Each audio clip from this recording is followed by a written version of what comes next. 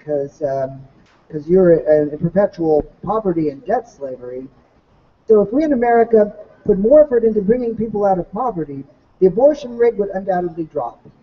And that's really the first thing, bringing people out of poverty and caring about how people are clothed and fed, providing good jobs for Americans. That is the quickest way to drop the abortion rate, because then people won't feel like they're backed into a corner, and they will be able to have children that they feel they can take care of, and the abortion rate will drop.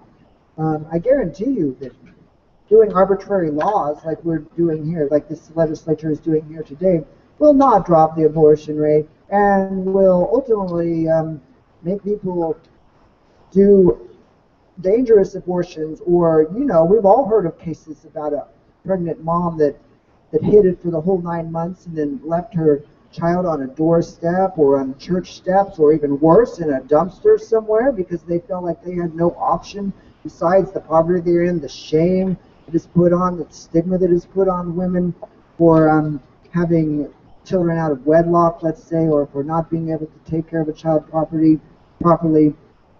So we need to realize that this cry out to just stop abortion at any cost will cost a lot, in the form of babies in trash cans, in the form of women that are messed up for life physically because of illegal abortion, or because they try to take a bunch of golden seal or some other herb or drug that would make them abort, or because they have to order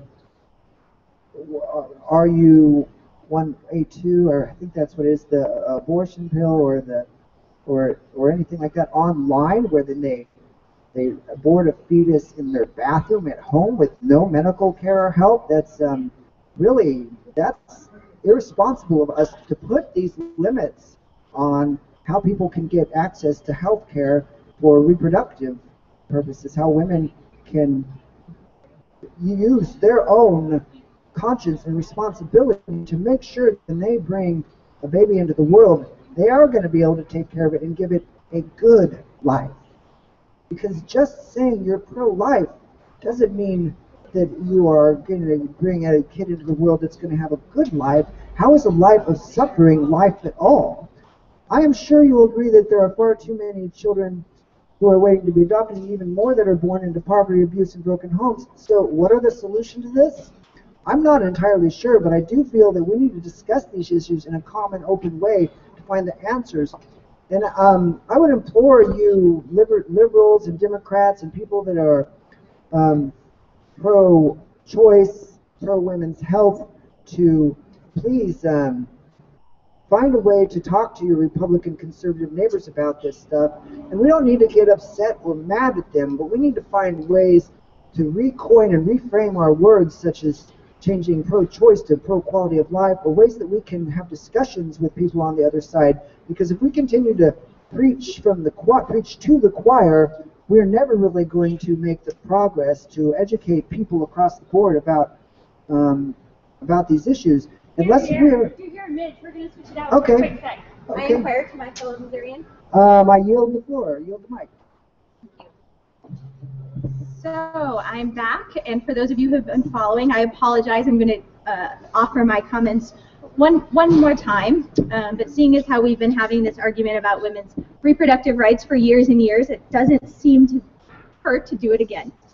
So good afternoon. My name is Dr. Colleen McNicholas. I am a practicing OBGYN in St. Louis, Missouri. I'm here today as a physician to express my deep disappointment in our legislative body. Yesterday, the Senate passed the 17-hour waiting bill along strict party lines that, if enacted, would require women requesting abortion to wait 3 medically unnecessary, that's right, medically unnecessary days before they can access the safe and legal medical care they seek. Not only are our elected officials grossly underqualified to legislate medical practice, they clearly have decided their ideological crusade against women's reproductive health is more important than the real-life implications of this crusade felt by their constituents. As a physician who cares for these women, I can tell you that unnecessary delays such as this do nothing to improve their care. In fact, exactly the opposite is true. More women will access care later in pregnancy. More women will resort to unsafe methods of pregnancy termination. I'm fortunate to say that I have not had to experience the days pre-Roe, but I have spoken to many physicians who have, and I fear that with this and other legislation like it, their horrifying stories of hospital wards filled with women dying from self-induced abortion will become a reality yet again. Although those supporting this legislation would like you to believe that this may seem extreme, we have already seen women trying to purchase unregulated medications online in an effort to end their own pregnancy. With only one freestanding abortion clinic remaining, the average patient is traveling nearly 100 miles to access care, and nearly 1 in 10 travel more than 300 miles. In nearly every other field of medicine, this is termed medically underserved, universally viewed as unacceptable, and raised to the attention of medical experts with the goal of improving access. Further reducing access, as this bill would inevitably do, only further burdens women seeking this care. By tripling the delay, women who are traveling from far distances are now faced with multiple lengthy trips, each of which requires additional child care, financial security, safe transportation, and potentially out-of-town lodging. It's curious to me that legislators are only interested in improving the safety of abortion, one of the safest medical procedures performed each year, with this onslaught of regulations, and no attention to other procedures that carry much higher morbidity and mortality. Why aren't we requiring patients to wait a legislatively prescribed number of days before their hysterectomy, or their vasectomy, or their hip replacement?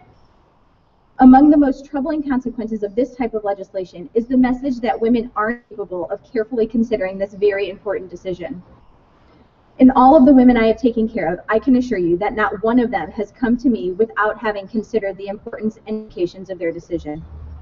I can also assure you that despite having cared for hundreds of women facing this decision, not one of them is the same.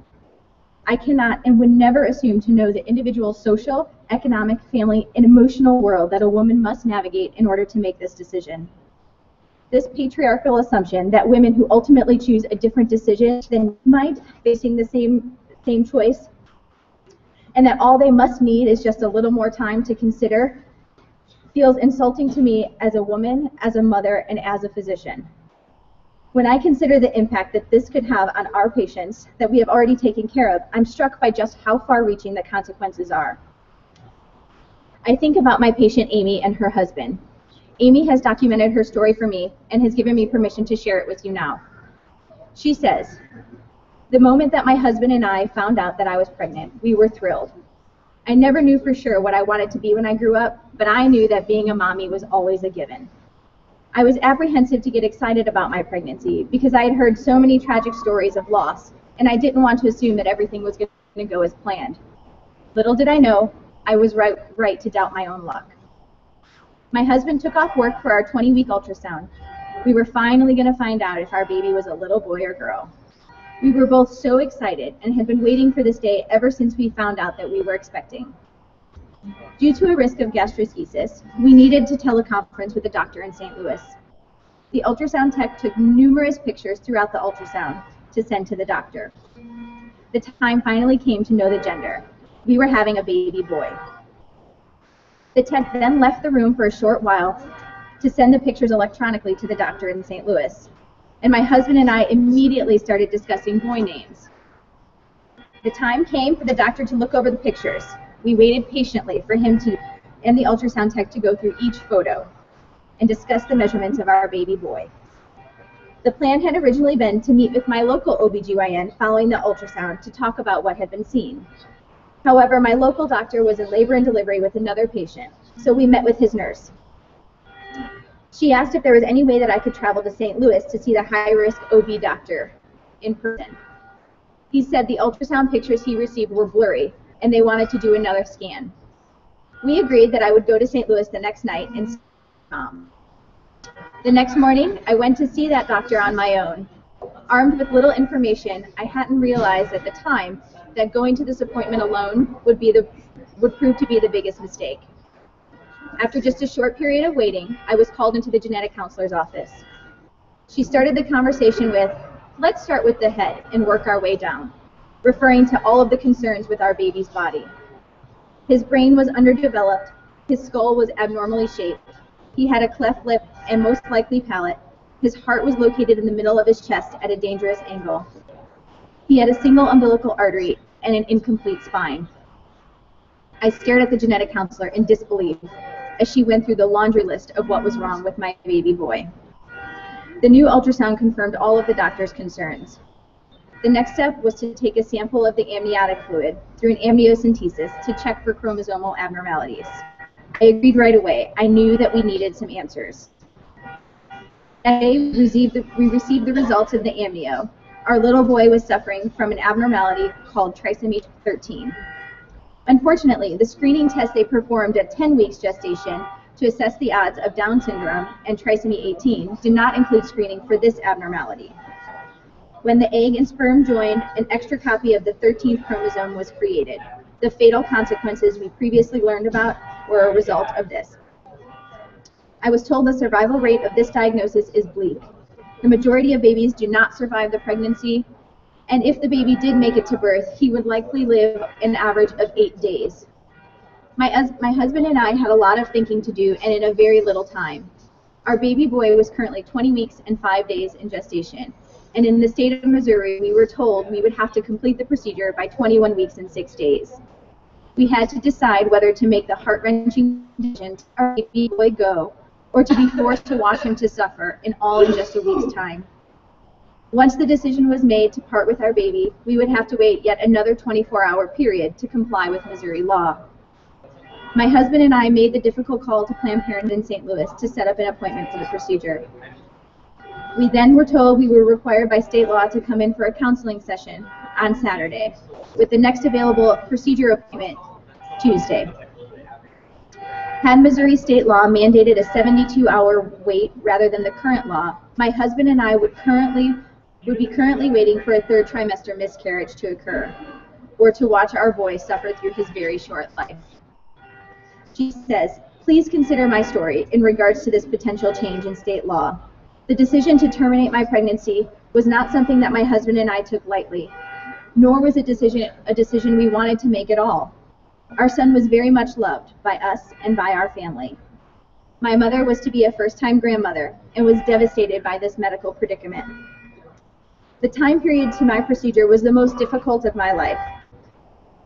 Experiences with my meetings such as mine, when changing a law that will affect all pregnant women and their families, regardless of their circumstance. I applaud Amy's bravery and candor, but the reality is she is not alone. For every woman willing to share her story, there are thousands more affected. I'm here today to speak for all of those unnamed women, for their partners and their families. I'm here as a woman and a mother to let you know that I am uninterested in you joining me for my next pelvic exam. And most of all, I'm here as a tool for non-medically trained legislators to dictate the care of any individual. Thank you again, and sorry for the repeat. I'm going to be followed by somebody here in just a second. Inquire of my fellow Missourian. I yield the mic. Hi, I'm Dr. Justin Diedrich. I'm an OBGYN in St. Louis. I'd like to applaud Dr. McNicholas for sharing her patient's story and for standing with us today in opposition to the 72-hour law. As a father, as a physician, as a brother, as a husband, this law doesn't make any sense. It doesn't make any sense unless you think of it as being punitive, as being a way to punish women, as being a way to hurt them when they're in their most vulnerable state. Having to make a decision about ending a pregnancy is not something that anyone takes lightly. Certainly not something that adding 3 days of waiting is going to help.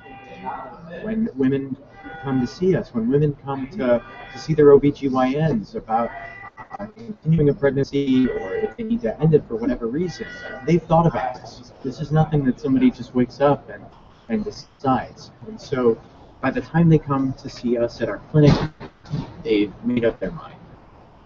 We talk about options, we talk about what the possibilities are when people want to continue their pregnancy, help them to do that in the safest way possible. When people in their pregnant, we help them do that in the same way. By adding 72 hours, it doesn't do anything that's going to help. It adds cost to people because they have to take off more work, they have to take off time from being with their families, they have to travel far distances, as Dr. McNicholas said. Many of our patients have to travel over 300 miles to get to our clinic.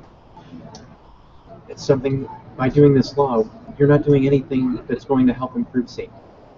You're making people wait longer, you are adding barriers, and you're making it more difficult to get care. By taking people that are marginalized, by making care more difficult and more costly, all it does is prevent people from getting what they need, from getting the help that they need. By enacting the 72-hour law, you're putting restrictions, and you're putting yourself as legislators, as the governor, you're putting yourself in the exam room. That's not somewhere that you need to be. You should be here on Capitol Hill. You should be here helping the people of the state.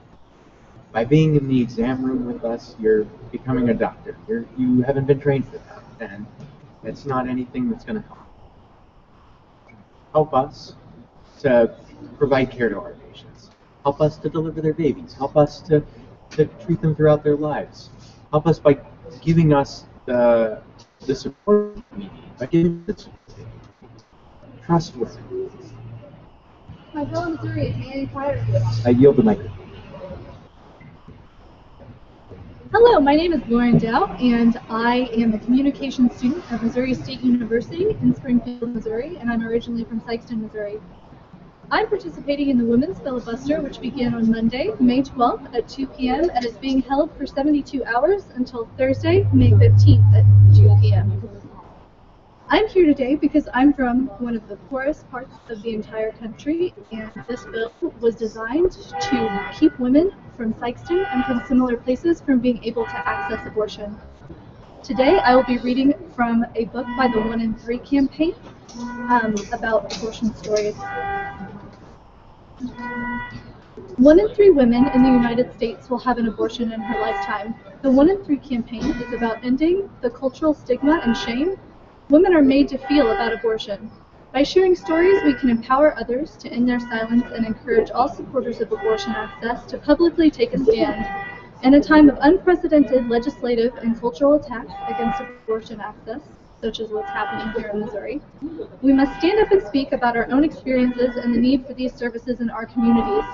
By telling our stories, supporting others to share their own, and sharing these stories among our family and friends, we can create a new conversation that puts people at the center of the discussion about access to safe abortion care. The following stories were selected from among hundreds contributed to the 1 in 3 campaign to mark the 40th anniversary of the 1973 Roe v. Wade Supreme Court decision that legalized abortion in the United States. These 40 stories illustrate the complexities of women's lives and the important role that abortion access has played throughout the generations. Read them, share them, and talk about them. We offer our grateful thanks to the courageous women and men who contributed their stories. These and other stories can be found at www.1in3campaign.org. The first story starts in 1995. At age 35, I found myself alone, pregnant, and caring for my 6-month-old son. My husband had gone to work one day and did not return. Weeks passed without word. For more than a month, I didn't tell anyone that he was gone. Not my family, not my coworkers, and not my friends.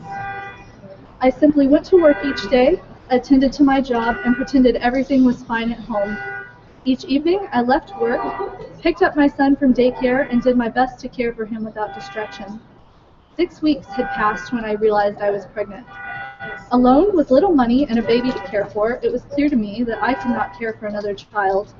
I did not know where my husband was. I did not know what would happen to my marriage. I wasn't sure how I could make ends meet.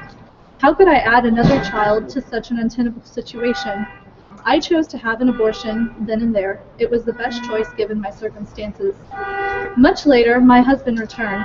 The following week, he was diagnosed with bipolar disorder, but refused to stay on his medication. We were eventually divorced, and a few years later, he committed suicide. To this day, I am certain that choosing an abortion was the most responsible action that I could have taken, for me and my son.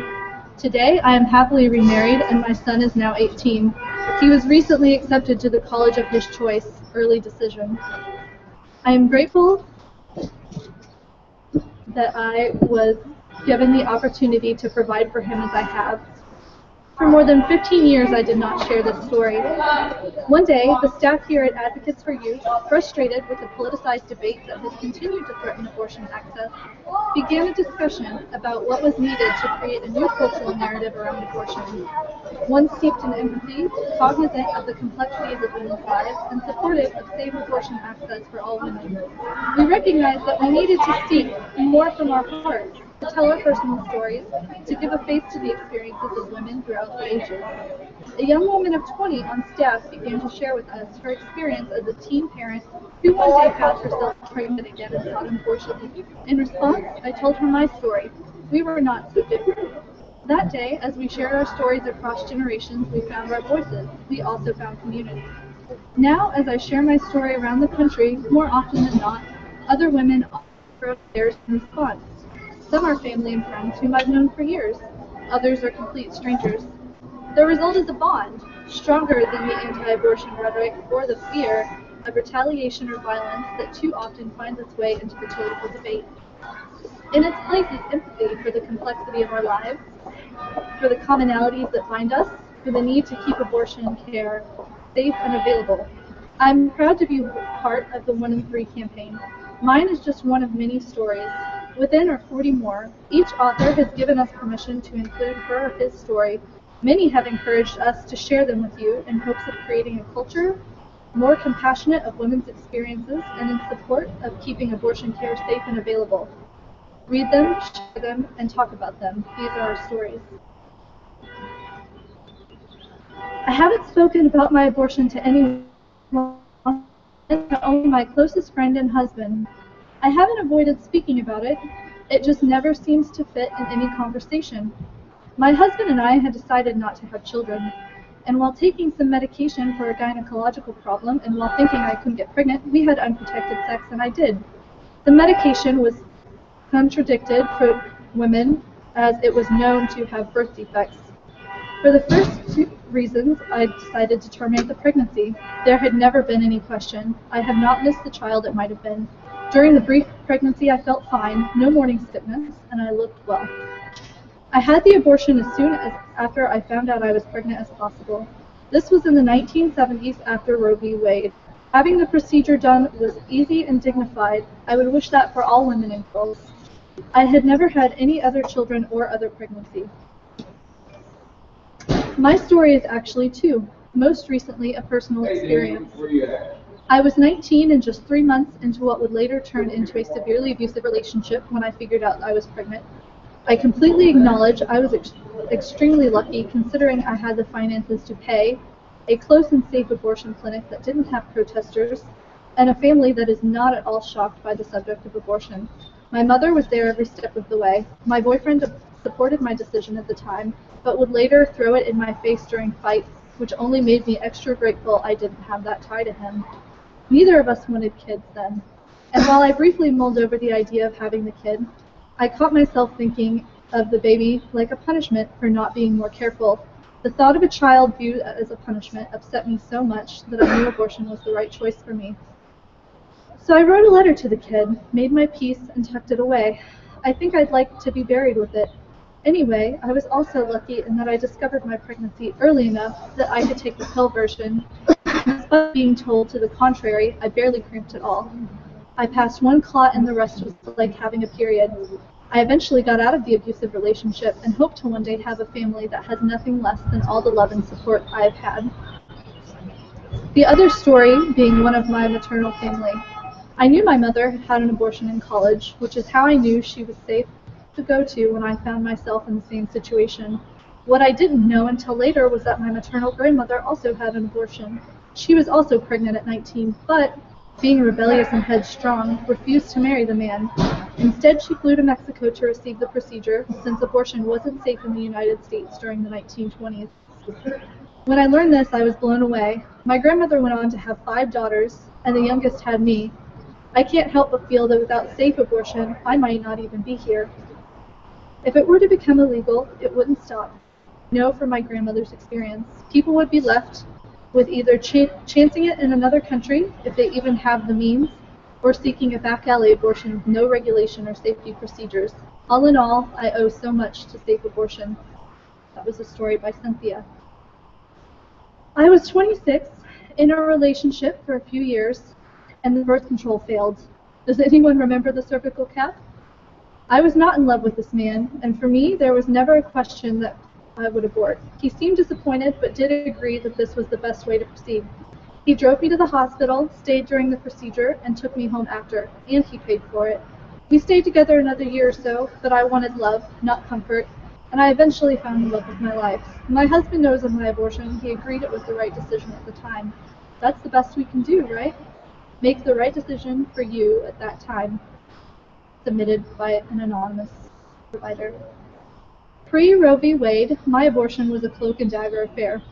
I was lucky though. I connected with a true abortion mill run by midwives who obviously had connections to someone who could supply drugs that hastened the procedure and fought infection afterwards. I counted nearly a dozen women with me in the waiting room of the dingy second-floor apartment in a horrible part of town. They took us one right after the other into a room with an operating table, and you could hear what was going on with each procedure. I only had nitrous oxide during the operation to dull the pain. It was 1969. I was only 18, and it was extremely scary and dangerous, but I have no regrets. Also submitted by an anonymous source. About 5 years ago, I got pregnant on continuous hormone birth control. I wasn't getting a period because of the pill, but I could tell that something was off. Turned out I was 8 weeks along. I was in a committed relationship and I loved my partner. Now we are married and the parents of a beautiful 19-month-old boy. But 5 years ago, I knew I wasn't ready to be a mother. I believed then, and I still do, that bringing a child into the world is a tremendous, unspeakably important act that requires incredible will and love and intention. I didn't feel ready to commit myself fully to that act 5 years ago, and I was afraid that doing so without full commitment or will would damage my relationship with both my partner and the child we would bring into the world. So I opted to end the pregnancy. It was a sad, strange experience, and while I don't think back on it with fondness, I do not regret my choice one iota. As a mom, I now know how hard and brilliant and intense motherhood is, and I'm proud to have exercised my right to choose twice. Once it ended a pregnancy. Once it brought a beautiful boy into the world. No regrets, and I will fight for my right and for the right of women everywhere to choose again. That was submitted by Sarah. I was 18 and it was fall of 2008 during my first semester of college when I found out I was pregnant. My boyfriend and I had been seeing each other for about a year.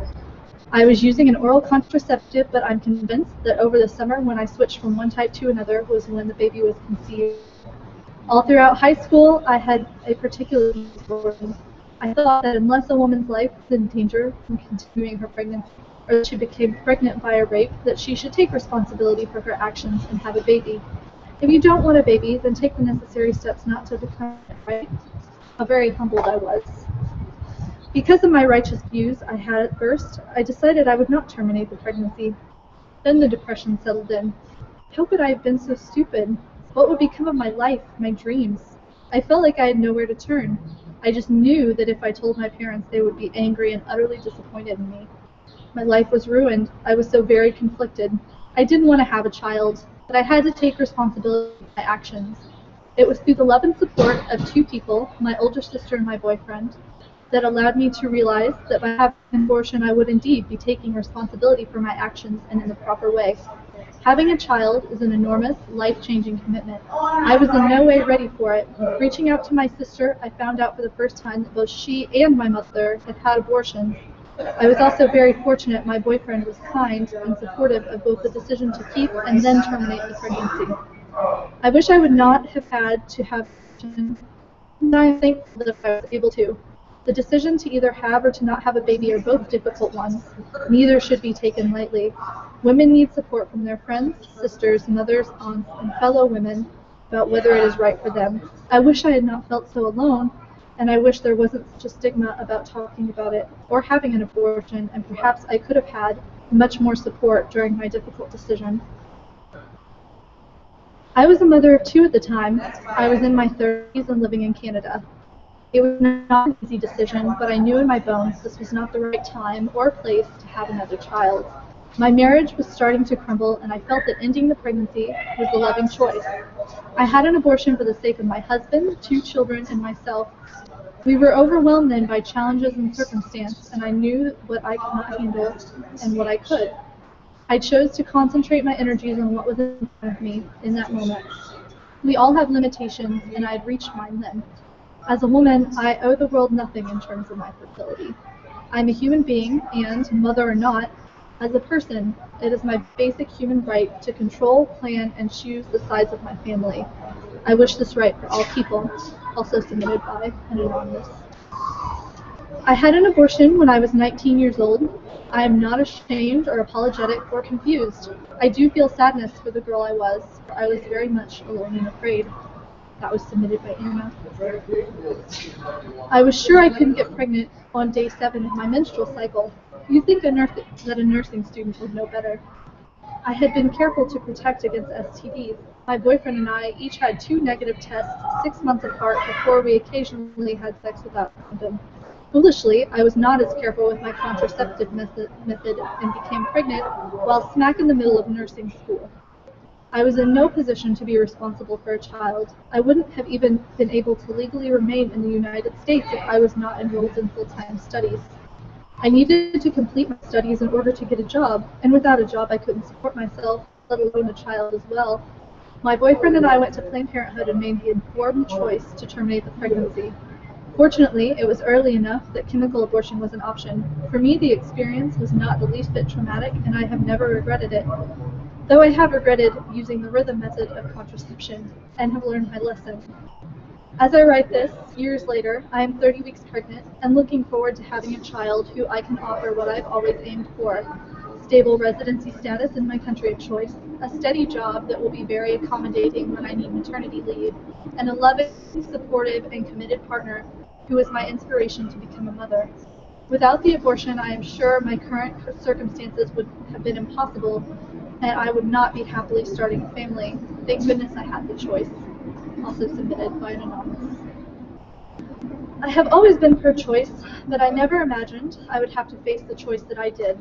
The pregnancy that I terminated was very much wanted and planned, but at 16 weeks, an ultrasound showed that there was not enough amniotic fluid. I spent the next couple of weeks on bed rest, but to no avail. By 19 weeks, there was basically no amniotic fluid. No fluid means no lung development. Even if I had carried that fetus to term, there is no way she could have ever breathed on her own. The choice that I faced was between waiting for stillbirth, possibly 20 more weeks, risking infection in my future fertility, terminating at 20 weeks, getting back on my feet, getting back to my job, and getting back to being able to care for my toddler. The appointment at which we found out it was hopeless was on Thursday, and we scheduled the procedure for the following Tuesday. At the time, I wished I could just go in on Friday and get it over with, but in fact that timing was probably deliberate. My husband and I spent the weekend going through the relevant medical literature, and thus were able to face the Tuesday procedure knowing we were making the right choice for us. It was only after it was all over that I connected that experience to the word abortion. As a younger woman, I wondered what choice I would have made with an unplanned pregnancy, and was diligent about birth control to reduce the chances of that. When my time in fact came to face my choice, I was and am still very grateful that it was just between me, my husband, and the medical professionals who advised us. And that is what I want for every woman: the freedom to choose in privacy and without stigma or pressure. Also submitted by an anonymous woman. When I became pregnant as a college junior in 1967, the closest legal abortion on demand was in Japan. A student nurse gave me a catheter, some antibiotics, and the name of a sympathetic doctor I could use in an emergency. Fortunately, I succeeded by the 6th week and did not have any complications, but it was the most traumatic experience of my life. Also submitted by an anonymous source. In the mid-1990s, I had an unwanted pregnancy. I was living paycheck to paycheck. I did not have health insurance, and I was working in a restaurant. My job was physically challenging enough without the burden of pregnancy. I also have pretty severe lower back issues from being hit by a car on my bike when I was a teen. I terminated the pregnancy at 6 weeks. I wish Plan B would have been on the market at the time. Plan B may have prevented the pregnancy. was submitted by Maggie. I had just turned 16 and had sex for the first time with a person who I thought meant everything. It wasn't bad, but I figured I wouldn't end up pregnant. After 1 month, I didn't get my period and was fainting on a daily basis. I took my first pregnancy test, and it was a false negative. As I continued to faint, I went to Birthright by my house. It turns out I was pregnant. I made the decision to get an abortion when I realized I had literally no idea how to raise a child, nor did I have the money to. Sophomore year is not supposed to end up with a baby.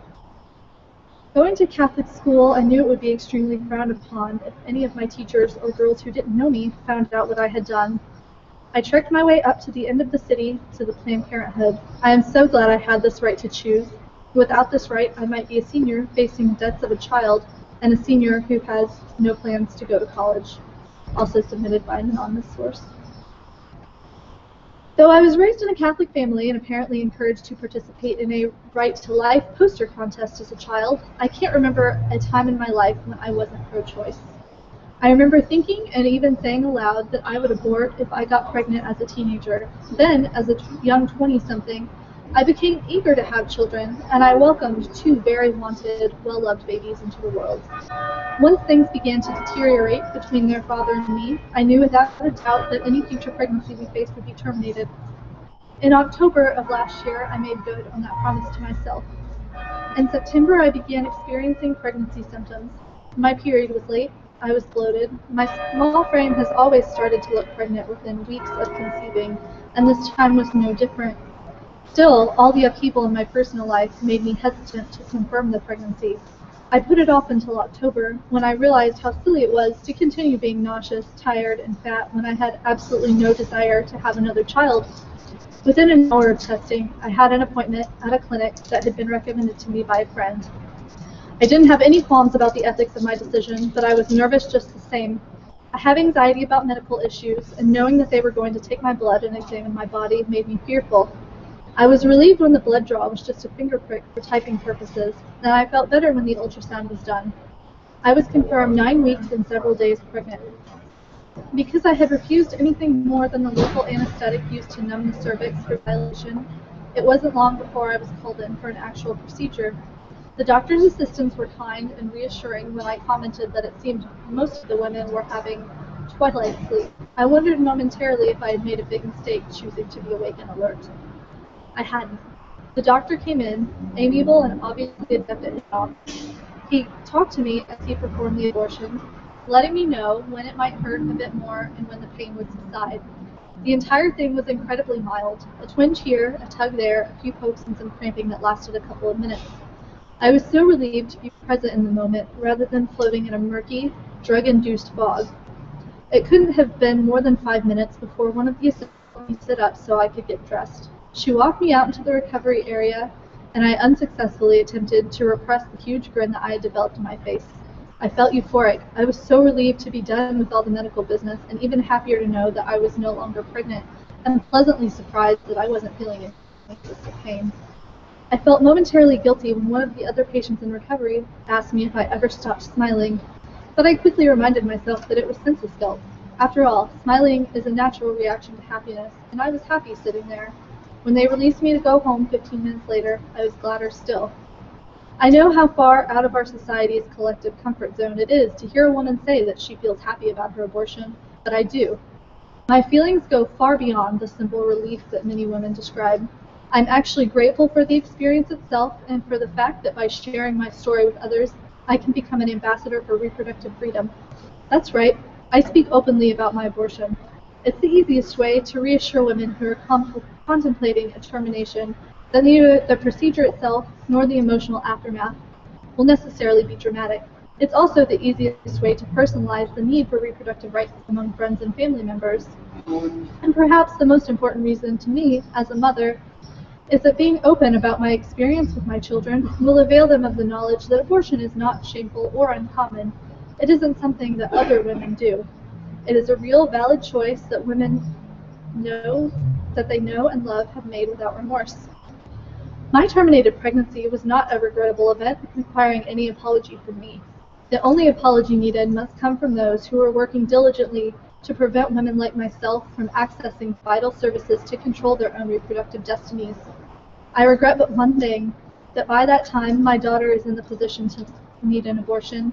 Factions of fanatical, misogynistic conservatives may have eliminated her right to choose.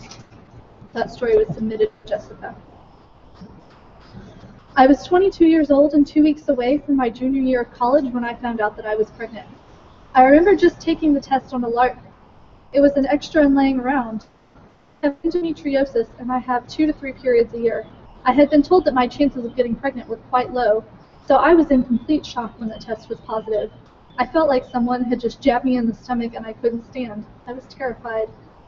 I knew right away I couldn't keep it. I was in college, didn't have a job, and my boyfriend of 2 years was older and still living with his parents. I would be a single mother making minimum wage and wouldn't be able to give my child what it would need. I also knew I couldn't put it up for adoption. The idea that my child would be in an abusive home or homeless on the street would haunt me forever. My boyfriend wouldn't help me with the money, even though he was excited that I was having the abortion. I had to use the money given to me by my parents for books that semester for the abortion, so I had to go without books, quite creatively, for a semester. Looking around the waiting room of Planned Parenthood in Tennessee, I saw other women just like me. Some of them had even brought their textbooks. They weren't able to perform the abortion the first time because I was taking prednisone. It was just a precaution, but it let me know that they really cared about my health. I felt safe for the first time. The only time I didn't feel alone in the experience was when I was around the staff. They answered all my questions and made sure I was completely informed. I'm not sorry that I had an abortion. It was the right decision for me and the fetus inside me. Whether or not to have an abortion is a very personal choice. I wouldn't wish any woman to find herself in the same situation that I was, but it does happen. It's important that all women are able to make their own health decisions. And that was submitted by Rachel. I was 27 when I had my abortion. I was in a very controlling and abusive relationship with a man who was 20 years my senior. It was a very bad situation. When I took the pregnancy test and realized that yes, I was pregnant, I told him about it. He was angry and verbally abusive, and when he started to calm down, he said, "Just what I need, another kid." Up until that point, I didn't know that he had other children. We had been dating for over a year. He never saw any kids that he had, and in fact, he was living off of me and my money. I was paying his rent, paying for his food, etc. He was working part-time and getting paid under the table. It was at that point I realized what he was doing in order to avoid paying child support for the kids he already had. Not the kind of situation I ever thought I would be in. I thought everything was over. I discussed it with my mom and decided I could not bring life into a situation like that. Could I have taken care of the baby? Probably. But I also didn't want to have a child with someone who never cared to know or cared about his own child, much less someone who was manipulative and controlling. I told him what I decided to do, and he said he'd go with me. I went to the clinic after the 3-day waiting period, and on my way in and out, I was shouted at by protesters. I made my decision and I wasn't turning back, no matter what they said. I recall being in the room. The nurse offered to hold my hand, but I refused. There was a poster of puppies on the ceiling. Then I lay in recovery for a bit and was on my way. We left and I started to drive away, at which point he said, "Could you drop me off at his friend's house so I can borrow his motorcycle?" I told him no way. I just went through one of the most difficult days of my life, and you want me to run you around? I missed the next several days of work, as I was an emotional wreck afterwards. He and I went our separate ways shortly after I had the abortion. He stalked me for a long while after I told him I couldn't see him anymore. Needless to say, I'm very glad he's out of my life. It took a long time for me to emotionally heal from that relationship and from the abortion. I have always hoped that someday I would have the opportunity to have children with someone who was really in love with me and not abusive. Here it is now, 11 years later, and I am in a loving relationship with a wonderful man. Last year, however, I had to have a hysterectomy due to fibroids. I never had and now will no longer ever be able to bear children. However, in the choice to have an abortion that I made in 2001, I still stand strong.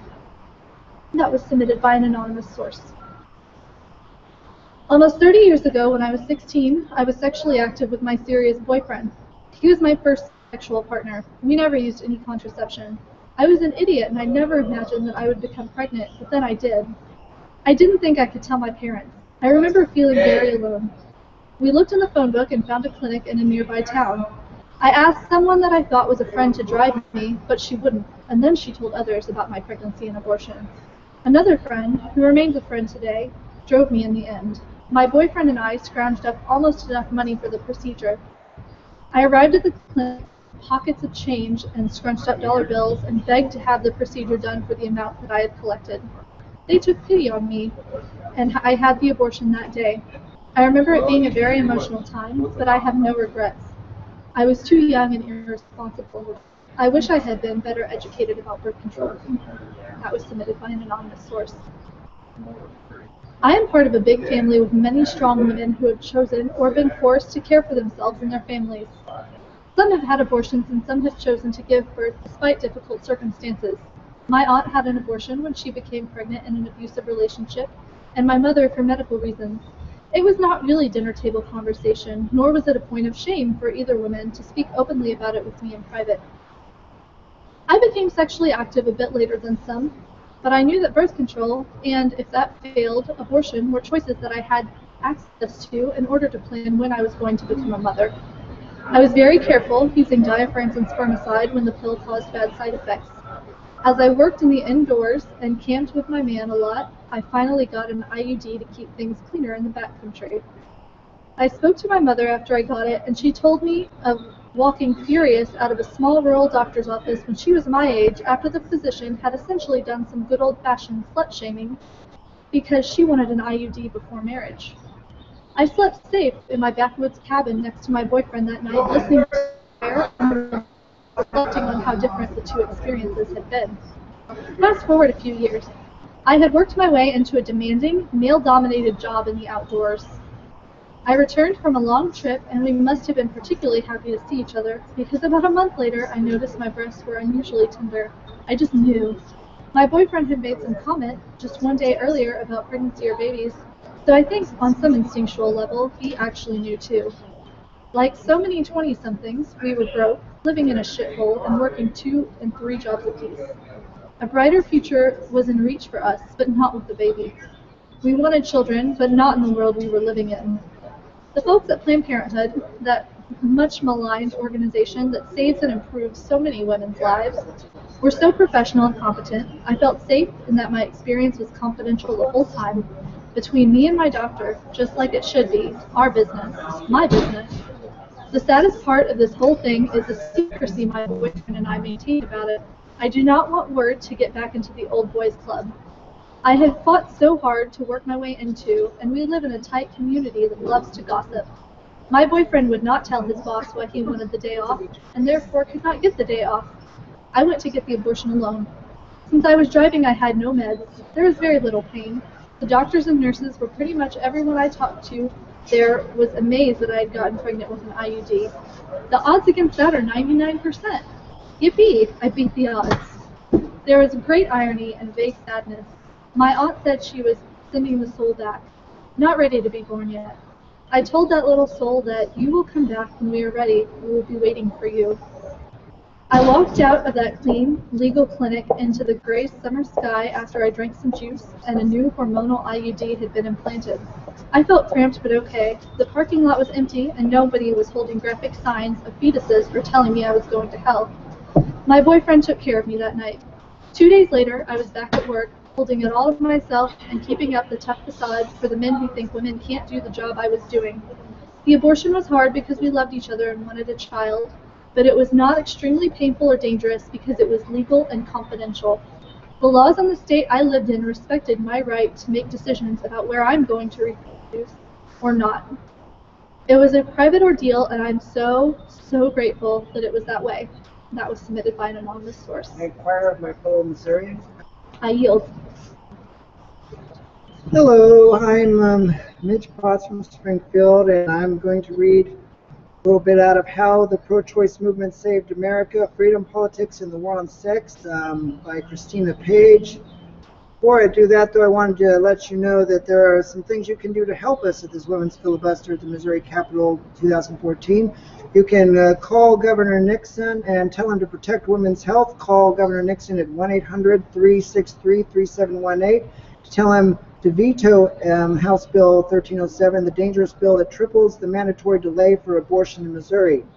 You can tweet about this event, check out our activist photo booth, and take a selfie with some of the Missouri senators who think they're going to be belong in women's private decisions. You can come up here to Jefferson City if you want, because this is going on through tomorrow in the afternoon. And so if you want to come here and join our effort, you can ask about how you can sign up for a shift to speak out during the Women's Filibuster.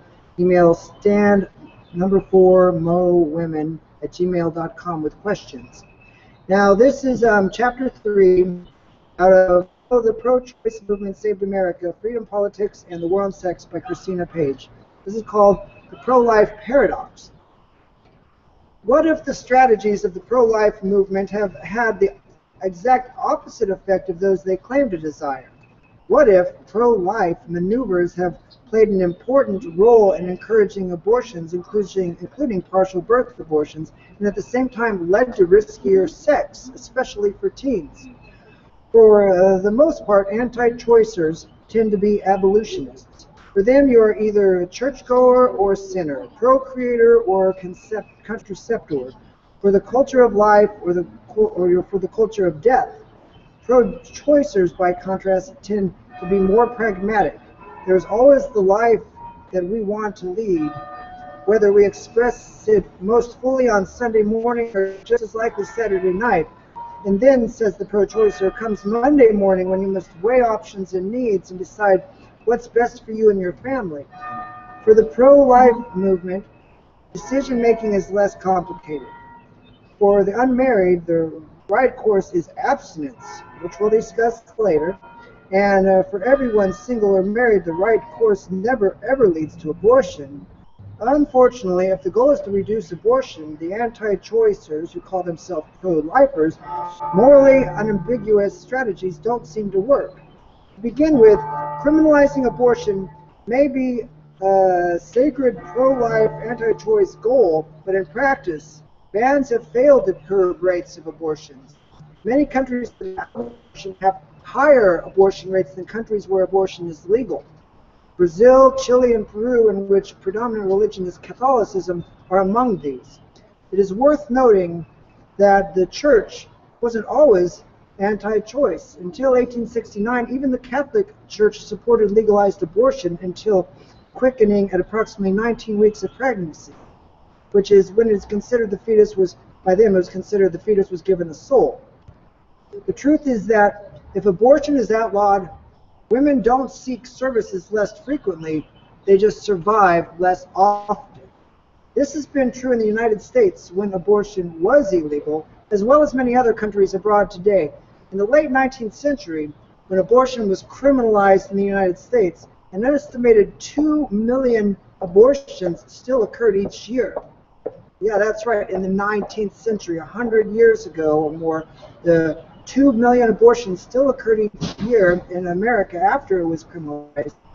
This isn't a new issue by any means. Considerably more can take place today. And this was at a time when the U.S. population was 1/4 of its current size. One study estimated that in the 1920s, 1 in 5 pregnancies ended in illegal abortion, approximately the same as the abortion rate today. And it's not just pro-choice women who seek abortions. It never has been. You can ask Sarah Palin's family about that. Most people would be startled to learn that even today, when battle lines are drawn, 40% of women who have abortions in the United States are evangelical Christian or Catholic. They're your average morality, your above-average churchgoer. In all likelihood, they call themselves pro-life, even though the great wish of pro-lifers seek abortions as irresponsible daters. The actual statistics are more forgiving. The majority of women in the United States, 61% having abortions, are already moms. Unable so far to criminalize abortions in the United States, the pro-life, anti-choice movement has taken up a strategy of incrementalism. It has strived to delay abortions, placing hurdle after hurdle in their way. The result has been, even by pro-life definitions, perverse. After all, the net effect hasn't been to stop abortions, but to postpone them until the fetus is more developed and the woman is at greater risk. This strategy is carried out even if It means forcing a woman to have one of those dreaded late-term abortions. Indeed, some of the later-term abortions, partial birth abortions as they're called by the anti-choice, the way they label them, no doubt occur as a result of campaigns waged by the pro-life movement to stall abortions. Let's take a look at how this works. One favorite pro-life strategy is to pass laws that require a waiting period before a woman can obtain an abortion. And that's what's basically going on right now in our Missouri Capitol. They're going to increase it from 24 hours to 72 hours. So 23 states have enacted what are called mandatory delay laws. All are coupled with mandatory counseling laws that typically require abortion clinics to dispense information designed to dissuade women from having an abortion. Once a woman receives the counseling, she must wait, usually 24 hours, before she can obtain the abortion. The 24-hour wait may seem inconsequential, but the effect on real lives is considerable. A series of small barriers often means scheduling 2 days of missed work or missed school, traveling long distances twice, whether or not you really can afford the gas. And don't forget, 80% of U.S. counties don't have abortion provider. In fact, in Missouri, there's only one remaining in the state, as far as I know. So many women have to travel hours to get there. And then if they're going to have to wait 3 days now in Missouri, they either have to make 2 trips or they have to afford to stay in a hotel for 3 nights. In fact, the statistics show that mandatory delays postpone the procedure much more than 24 hours. So in our case in Missouri, it's postpone the procedure more than 72 hours. A study of the Mississippi experience found that after August 1992, when the delay took effect, 53% more women had abortions in the second trimester. I'm going to read that again because I think it's really important. A study of the Mississippi experience found that after August 1992, when the law took effect, 53% more women had abortions in the second trimester than had had it before and would have been in the first trimester. If a Mississippi woman sought a procedure in a neighboring state where she could avoid the mandatory delay law, the second trimester rate increased only by 8%. An analysis of the Mississippi law in the journal Family Planning Perspectives concluded the proportion of abortions performed later in pregnancy will probably increase if more states impose mandatory delay laws within person counseling requirements. Mississippi is also an interesting state to examine because it has one of the toughest parental consent laws. A pregnant Mississippi teenager is required to obtain the written consent of both parents to have an abortion. The law went into effect in 1993, 1 year after the state's mandatory delay law. A study found little change in the number of teens getting abortions, but there was a bigger change when they got them. Second trimester abortion rate increased by 19% among teens. Texas has also moved to delay abortions whenever it can. One study of the Texas parental notification law enacted in 2000 found that 17-year-olds actually had fewer abortions as a result. This would seem to be good news, especially since 17-year-olds are the minors with the highest pregnancy rate and the group on which parental consent laws have the greatest impact. However, a closer analysis by the same researchers who had previously studied the Mississippi experience found a substantial spike in second trimester abortions among 18-year-olds. It seemed that many pregnant 17-year-olds in Texas simply decided to wait until they were 18 and legally adults to get an abortion, which of course is a riskier procedure in the second trimester, so it's really irresponsible to require this when it would have been healthier for everyone involved to not wait. As the researchers explained, this suggests that the law includes minors who conceive a few months before their 18th birthday to delay the termination. Forcing women later into pregnancy appears to be a cunning anti-choice strategy. After all, in a place like Texas, abortions after 16 weeks can be performed only at ambulatory surgical centers or hospitals, and not many of these provide abortions. As a result, many of those teens who waited until adulthood also had to leave the state for their abortion. Similar trend has been observed in Minnesota and Missouri. After these states enacted parental consent laws, second trimester abortions among teens increased in both states by 18% and 27% respectively. Another barrier to early abortion is money. Here again, the pro-life side has assiduously erected hurdles. The Hyde Amendment, named for its sponsor, Republican Congressman Henry Hyde, bans the use of public funds for abortion, meaning that poor women who rely on Medicaid to pay their health bills can't get this governmental insurance program to pay for an abortion. Indeed, half of women who had an abortion after 16 weeks say anti-choice restrictions were the cause, including needing time to raise money to pay for the procedure. In the war of words, these kind of outcomes may provide strategic advantage to anti-choicers. The pro-life side is able to say that it quite reasonably favors involving patients in this important decision. It endorses a mere 24-hour waiting period for reflection, or in the case that's being debated in the Missouri House of Representatives and our legislature, 72 hours. In reality, these small barriers, seemingly small barriers, have a significant effect, not in reducing the number of abortions, but in creating more late-term abortions. It is perhaps convenient for anti-choicers who, it seems, prefer to rail against late-term abortions rather than prevent them. Situations like these reveal the principles that guide these different movements. In the logic of the pro-life movement, there is simply no distinction between the latest abortion and the earliest. No difference between a 24-week-old fetus and a fertilized egg just implanted in the womb. Pro-choicers have a different view, and since at least Roe versus Wade in 1972, I believe, most Americans have agreed with it. For pro-choicers, pregnancy takes place along a kind of ladder, above a certain level. 24 weeks, abortion is almost never permitted. Below that level, it is. This is a moral gradation as well as a legal one, and it is deeply ingrained in those of us who espouse the pro-choice point of view. We make a distinction between a few cells that haven't yet been implanted in a woman's uterus and a 6-month-old fetus that might live outside the womb. An abortion earlier is better. It is because of this belief that the pro-choice movement has almost single-handedly provided women the ability to act at the earliest possible moment when a pregnancy is little more than a group of cells. Before the re-legalization of abortion in 1973 through Roe versus Wade, 1 in 4 abortions took place in the second trimester of pregnancy.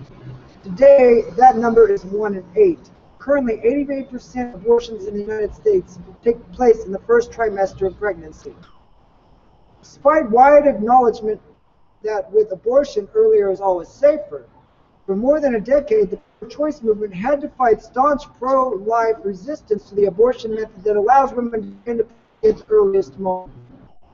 That method is medication abortion, commonly known as RU486. It is available in more than 29 countries.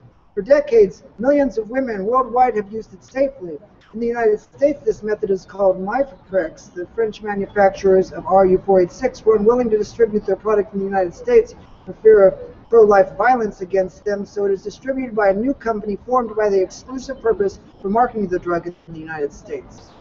With all the other methods of abortion, a woman must wait approximately 7 weeks after her last menstrual period, but Mifeprex, which depends on the action of a pill rather than a surgical intervention, allows women to end a pregnancy as early as 4 weeks after her last menstrual period, usually meaning she's really only 2 weeks pregnant. At this stage, the embryo is about the size of the letter T as it appears here on this page of a book, a little piece of capital letter on a type print. It's about how big the clump of cells are at that point. In 2000, after years of struggle, the pro-choice movement succeeded in getting Mifeprex considered by the FDA, which after extensive review approved it for distribution. Sad footnote to the pro-life movement's success in keeping Mifeprex out of the United States for years is that U.S. doctors were prevented from studying its other potential uses, like treating many of the fatal forms of cancer. long ago as 1993, the Institute of Medicine of the National Academies of Science, the government's scientific advisors, released a report on the potential life-saving medical uses of RU486, stating potential benefits of RU486, other antiprogesterones are extensive. Today, U.S. medical researchers are making lost time exploring mifeprex's potential in treating breast cancer, Cushing's syndrome, endometriosis, glaucoma, meningiomas, ovarian cancer, prostate cancer, uterine fibroids, brain tumors, and even bipolar depression. With breast cancer alone, it is believed that mifeprex, otherwise known as RU486, presents the opportunity to treat 40% of all tumors. Unfortunately, this new research may never reach fruition. The proposed RU486 Suspension and Review Act of 2005, legislation that originated in the Office of Pro-Life Concerned Women for America, would remove this earliest abortion method from the market indefinitely. The reason for wanting a ban, say, anti-choice groups, is that this simple medication is unsafe. With anti-choice groups, supposed safety concerns have become one typical way to advance an ideological agenda. After all, the facts suggest that this early abortion method is extremely safe. Of more than 350,000 American women have used this drug since 2000, less than 1% have had complications. The rate of death resulting from abortion is 0.085%, or less than 1 in 100,000. Compare this to the risk of dying during childbirth, which is 1 in 2,500. If every drug with a complication rate of less than 1% and a fatality rate of less than 1 10,000ths of 1% was removed from the market, very few medications in the United States would even be available. There have been 5 deaths in the United States, this is up 2005 I believe, in the United States of women who had taken medication abortion, including one that made news. Holly Patterson, a 17-year-old from California, died in 2003. The loss of their daughter led the parents to join the campaign by pro-life groups to ban mifeprex. The death of Holly Patterson is a tragedy, but the FDA investigation of the 5 deaths, including hers, concluded that a causal relationship between the drug and these deaths could not be established. In the case of mifeprex, RU486, it's difficult to see the pro-life concerns with safety as anything but a political ploy. Abortion is one of the safest medical procedures performed in the United States, with less than 1% risk of major complications. Though, as the pro-life movement well knows, risks do escalate later in pregnancy. For every 1 million abortions performed in the United States at 8 weeks or earlier, there is 1 death. That's right, I got to read that one again too. For every 1 million abortions performed in the United States at 8 weeks or earlier, there is 1 death, 1 in a million. That figure rises almost 40-fold to 1 in 29,000 after 16 weeks of pregnancy, 100 to 1 and 11,000 after 21 weeks of pregnancy, which again reinforces why we are standing up to our Missouri legislatures who are trying to pass a 72-hour waiting period, which often forces women into second-term pregnancies. Forcing abortions to take place later in pregnancy, one effect of the anti-choice agenda, almost guarantees that the number of complications and deaths will rise. Of course, if that happens, those who oppose abortion get to say, see, abortion is unsafe, when they're the ones who forced it into a later abortion by these hurdles and obstacles they're forcing on women through these laws such as 1307 that's being debated and voted on today and tomorrow in the Missouri House of Representatives. The pro-life movement does have a solution to unwanted pregnancy. It is like the Just Say No campaign against drugs, the monumentally unsuccessful program of a previous fundamentalist president. Pro-life movement argues, just say no to sex until marriage. This ignores the fact that many abortions, just like unwanted pregnancies, happen to married women too. Nearly 1 in 5 women having an abortion in the United States is married. But put that aside for a moment. Abstinence for the unmarried may sound like a lovely solution.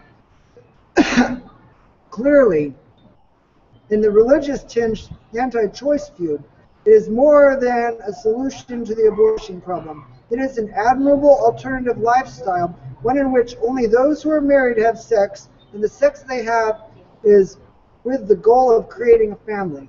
Nearly $1 billion in federal and state matching funds has been spent since 1996 on programs that promote chastity until marriage.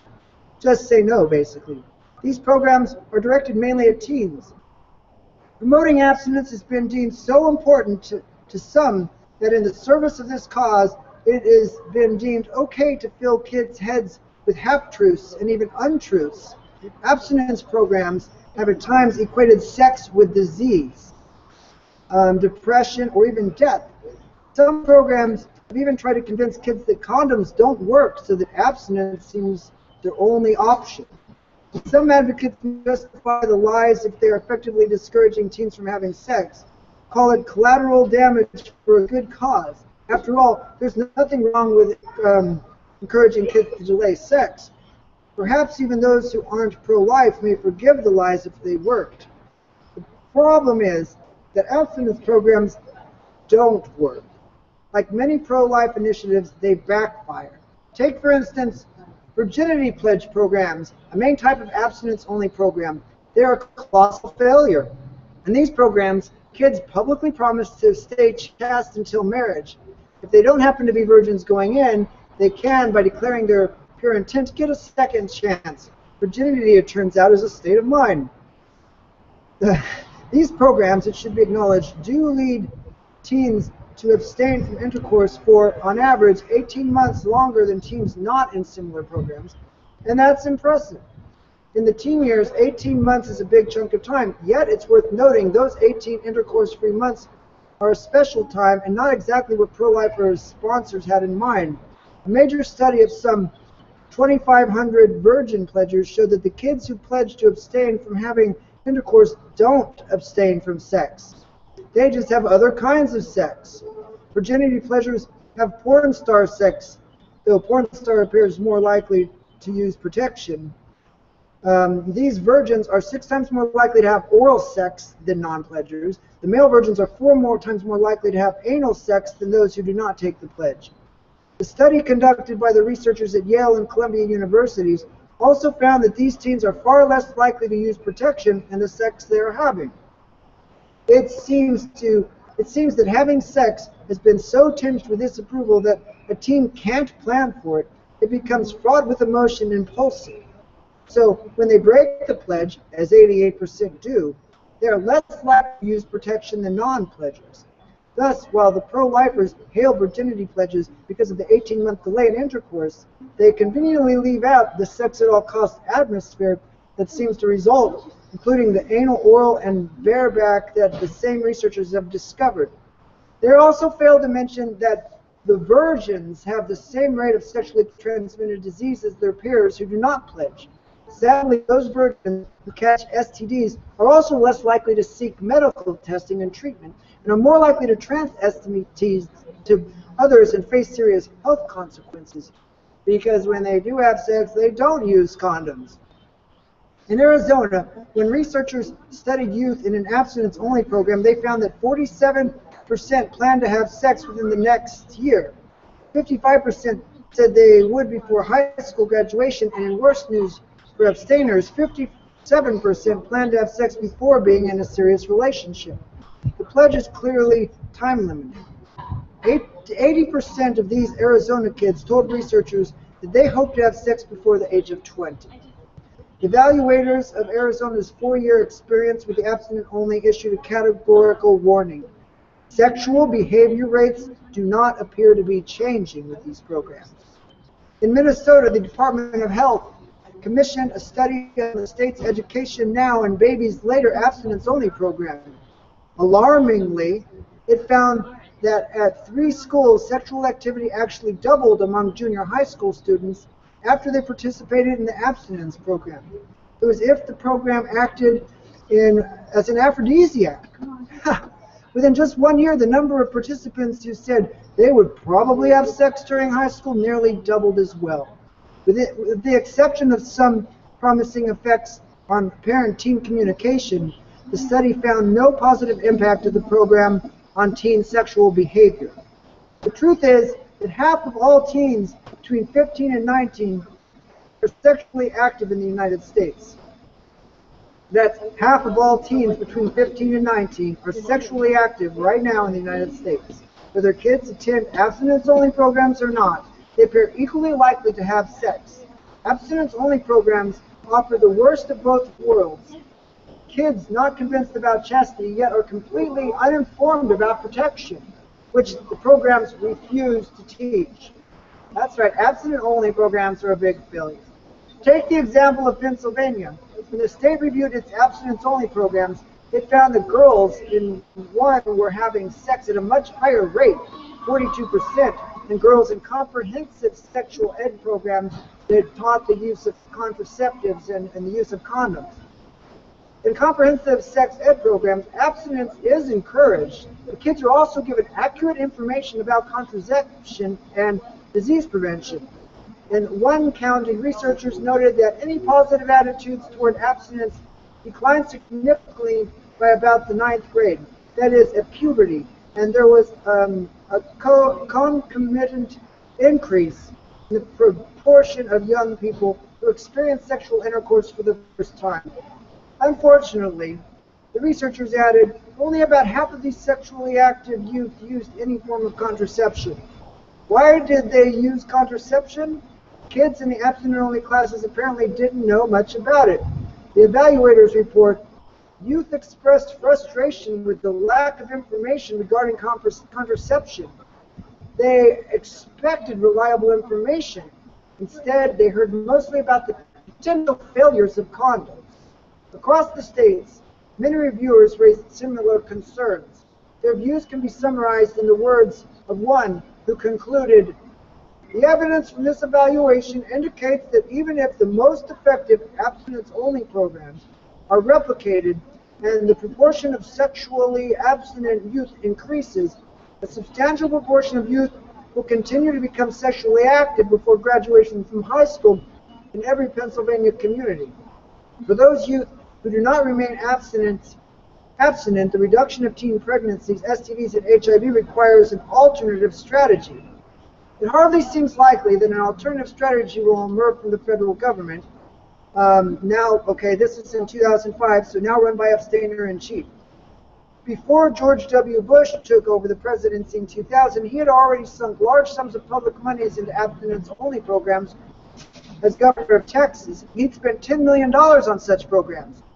Yet today, in 2005 that is, Texas is one of the most dangerous places in the country to be uneducated about safe sex. Texas has the 4th largest population of people living with HIV/AIDS in the United States. Despite the high stakes and hefty sums, Texas managed to keep most of its students in the dark about protection. Few, for instance, seem to know about the effectiveness of condoms. Indeed, Texas students reported to Human Rights Watch investigators reviewing the programs that they were completely unaware about how to protect themselves against STDs other than abstinence. One 16-year-old Texas girl concluded, I don't know any other way but abstinence to prevent HIV. Another teen, when asked whether he had learned how to prevent HIV, replied, other than abstinence, I have no idea. In Texas, the abstinence-only dogma is virtually omnipresent. All employees in one Texas school district, including bus drivers and janitors, were required to participate in abstinence-only training based on the notion that students might talk with employees other than their teachers about their sex lives. One teacher reported to Human Rights Watch investigators having confiscated condoms found in a student's possession. When the students asked, why are you taking condoms away? Shouldn't we be using condoms? The teacher replied that he couldn't discuss it and advised the students to speak with their parents. But in Texas, talking to your parents may not have been a viable option. Abstinence-only programs, not content with the control of school curricula, set their sights on undermining the advice teens receive from their parents. In fact, radio and television ads attacked parents who had strayed from the abstinence-only message. One ad posted, "In 10 seconds, you'll hear this father spread a lie. He's a good dad who is trying to help his son, but if he doesn't know the truth, he can't tell the truth." On the screen appear the words, "Here comes the lie," and the father's voice says, "They'll keep you safe. They'll keep you safe. They'll keep you safe." The announcer's voice then says, "Condoms will not protect people from many sexually transmitted diseases, and you could be spreading lies to your children." Sadly, many kids concluded that they didn't need condoms since they believed they don't work. By the end of Bush's term as governor in 2000, Texas ranks dead last in the nation, 50th out of 50 in the decline of teen birth rates among 15 to 17-year-old females. Overall, the teen pregnancy rate in Texas during Bush's term as governor was one of the highest in the nation, exceeded by only 4 other states, including Florida, which his brother governed, using the same approach.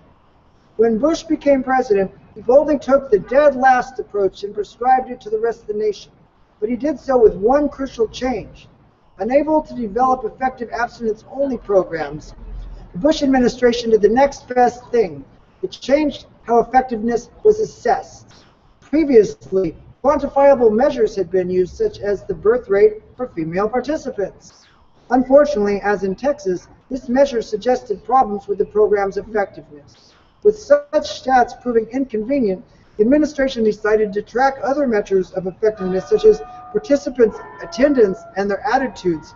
Or as one government document described it, the proportion of participants who indicate understanding of the social, psychological, and health gains to be realized by abstaining from premarital sexual activity.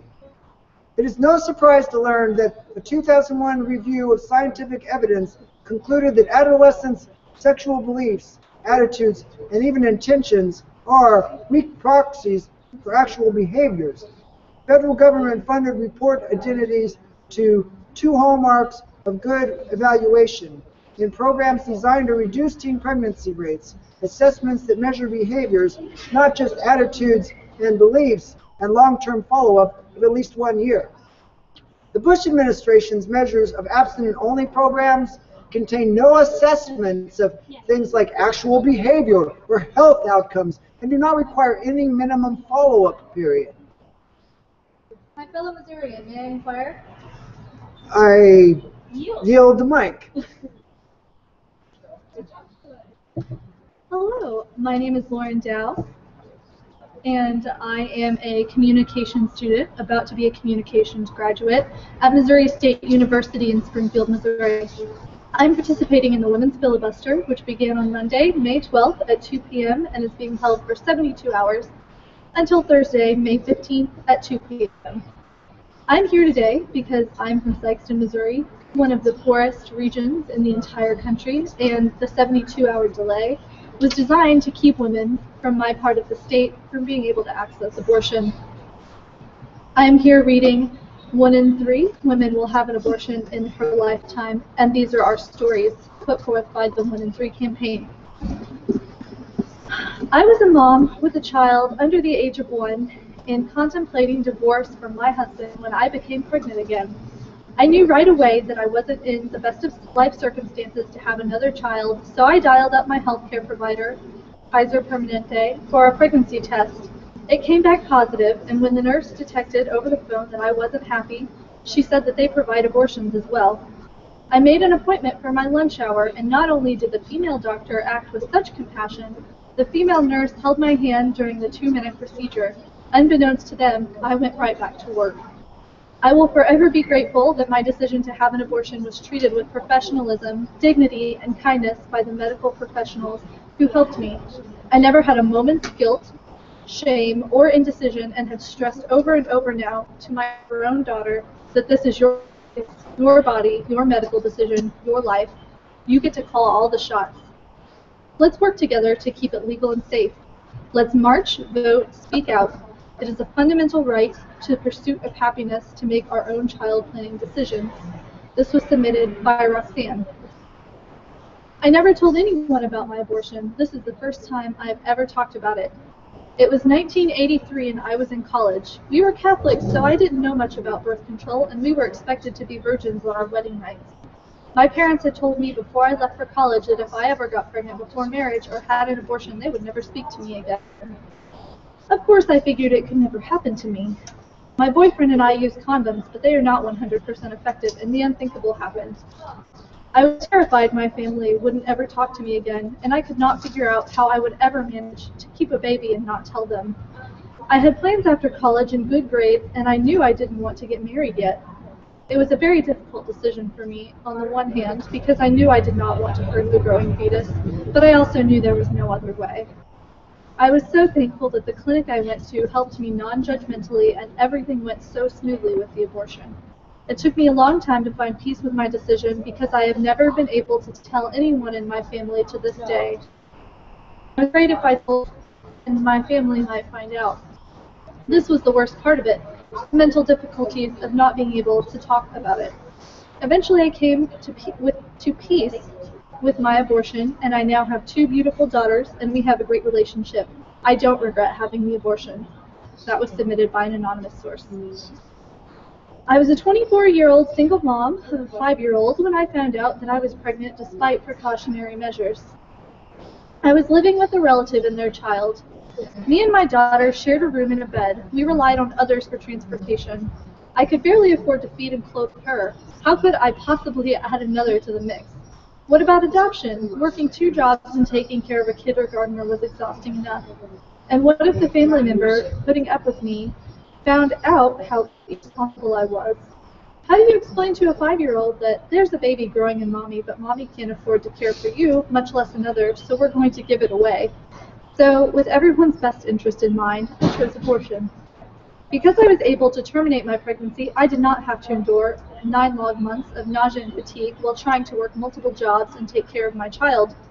My daughter was able to receive almost as much attention as she deserved without the stress of a mystery sibling, and the fetus never had to experience a life in poverty or the confusing world of adoption. This was also submitted by an anonymous source. I was so glad that I was able to have an abortion. Many people, if I had told them, see it as something sinful, wrong, evil, and I didn't want them to think about me that way. I broke my boyfriend's heart. A lot of people would see me much differently, yet no one understands how relieving it is after you have one, especially when you choose to. I was sure of my decision. I don't regret it. I just wish people would accept me and not hate me. That was submitted by Ashley. Hi, my name is Puzzled and I had an abortion. I never typed those words, with or without my real name, until last night. I recently have embarked on a journey toward openness, though not so open I'm ready to give up the relative anonymity of my blog, and sharing my story is the next step in that journey. I have been opening my life up to one particular friend and decided I would tell him what I referred to as my biggest secret on January 22nd, the anniversary of Roe v. Wade. I was afraid. My heart was pounding as I blurted out, "Can one actually blurt while typing?" A short version of what I'm about to write. Though he is kind and non-judgmental, I worried that he would not understand. His politics are much more conservative than mine. He is a churchgoer and he is adopted. All reasons I should have just kept my secret buried where it has been since I was 15. But I seemed compelled to share, so I did. Yes, I said 15. It was my first boyfriend. He was 16 and had a car. I was younger than all the kids in my group, and I thought I would never be cool enough or pretty enough to have a real boyfriend. I was at that awkward age, and my insecurities ran high. Well, the relationship progressed through that winter and spring. Grateful for his attention, I let him go farther than I felt comfortable with, and eventually one of our evenings ended with me being date raped in his car. I cried all the way home. Hurt and confused, I went in to talk to my mom. I can still picture her tissuing off her makeup as I stumbled over the words, "Steve raped me." She paused for a second, resumed her ablution, saying only, "Don't tell your father." I continued dating Steve. Couldn't tell you exactly why. Who knows exactly what goes on in the mind of a teenage girl? We continued having unprotected sex. I was not stupid. I knew the risks, but didn't know how to access birth control or even condoms. Of course, I ended up pregnant. I was at summer camp when I first realized I probably was. I was throwing up all day long, and when one of the counselors confronted me, I shared my suspicions with him. The look in his eyes told me I should have kept it to myself. When I got back, Steve took me to Planned Parenthood, where I got a pregnancy test confirmed what I already knew, and got a referral to an abortion clinic. I knew, and he knew, that it was the only option, although he was Catholic and his mother was very active in the pro-life movement. The day of the procedure comes back to me in pieces, like a slideshow. I can remember the waiting room, staring at the pattern in the carpet, palms sweating. The shirt I was wearing, red, jumping when the needle, which would deliver the anesthetic to my cervix, poked me, and the doctor admonishing me to keep still. Most of all, I remember the kind nurse who held my hand and spoke softly to me throughout the procedure. The ride home is a blur, as is the rest of that day. I remember cramping, bleeding, putting on a brave face to come out of my room and have dinner with my parents, because the lesson my mother had taught me, wittingly or unwittingly, is that we don't talk about things like this. I got up the next day and went to driver's ed, even though I was told not to drive for 24 hours because I knew I had no excuse and knew I couldn't tell anyone the truth. I never did tell my parents. This was before the days when parental notification became one of the strategies to make it harder for young women to get an abortion. Similarly, I didn't tell any of my friends, though years later, after I graduated college, I volunteered for an abortion referral services and shared my story with the director. But why should I have felt ashamed? Why, more than 30 years later, am I still reluctant to share my story? It should not, and this is another step in my journey. My friend, he accepted my story with grace and told me to let go of my shame and not worry about what I cannot change. Obviously, my trust in him was well placed. So judge me. Go ahead. I can handle it. I am no longer ashamed. I am 78. In the 1960s, I carried a dead fetus, knowing it was dead for 2.5 months before I was able to get an abortion because it was illegal. I spontaneously aborted at 7.5 months a 3-month developed fetus.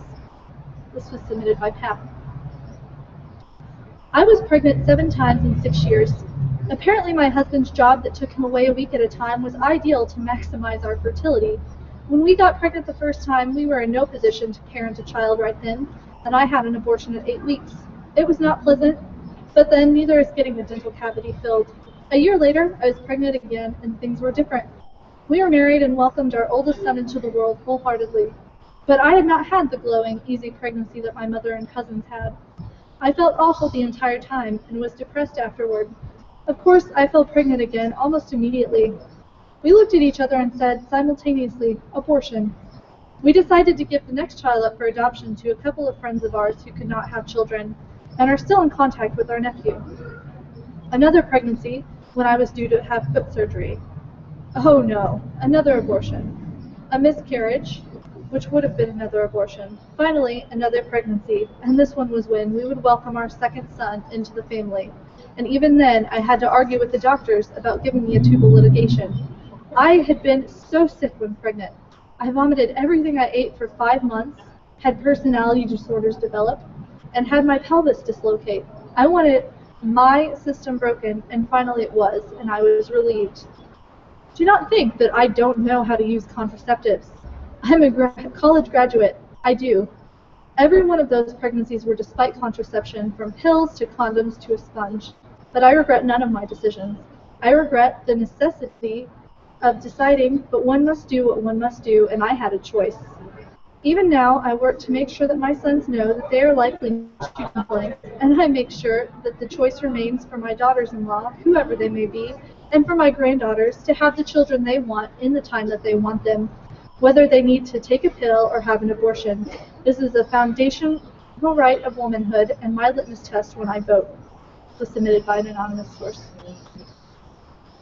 I had an abortion in my early 20s. In the subculture where I lived at the time, it was sort of an unspoken assumption that getting pregnant would be dealt with by abortion. My boyfriend and I had never discussed the possibility of pregnancy or what we'd do if it happened to us. We used what we thought was very reliable birth control, so it seemed like a non-issue for us. When I found out that I was pregnant, I was shocked. I never hesitated about my decision, but the whole thing was a lot harder than I expected. My boyfriend went with me for the actual procedure, but was no help at all. He just complained that I was holding his hand too tight. When he wouldn't let me hold his hand anymore, the nurse, bless her heart, held my hand. It was more painful than I expected. After the abortion, I fell apart for a while. I didn't realize what a struggle it would be to come to terms with it. I completely 100% did not want a child, and my boyfriend even less. But I'd been raised Catholic, and I guess I did feel, somewhat, that I'd never acknowledged that abortion was basically selfish and wrong. My boyfriend couldn't understand what my problem was, and ridiculed me, and became more verbally abusive and manipulative. I think he started hating me, but I was such a mess that I couldn't walk away from him for a long time. Now it seems to me that what got me was this cultural construction of the all-loving, all-sacrificing mother, and an idea that I should have looked harder to find that in myself. But you know what? If I'd had that baby, my life would have been a total mess for a lot longer than it was. I would have had that abusive guy in my life forever. I would have resented that child, and I wouldn't have had a clue how to raise him or her. My family would have shunned me, and I wouldn't have finished school. Most of all, I wouldn't have found my current loving husband, and I wouldn't have had my amazing daughter. I wouldn't have become the person I am now, loving life and myself and my family and my community. Having the skills and resources to help other people. I'm a trauma counselor now. I've grieved for my lost baby from so long ago, and to put him or her to rest, did the best I could. I now know I did the right thing. Instead of following a moral code that would have damaged my life, my boyfriend's life, and contributed another damaged soul to the world, I was able to follow my heart and become whole myself, help others heal, and raise a wanted child in a way that allows her to fully blossom into the best person that she can be. That was submitted by an anonymous source. I was 20 years old and recently married with an 8-month-old son. To say that we were struggling is an understatement. We were lucky if we made it through the week on our minimum wage paychecks. Thank goodness for our families and government-funded programs like WIC. I was on the pill the first time I got pregnant. After my son was born, I tried to go on the pill again, but it caused some pretty severe mood swings and regular bleeding. I was afraid of getting pregnant, so we really tried to be careful, used condoms, and tried to monitor my cycle.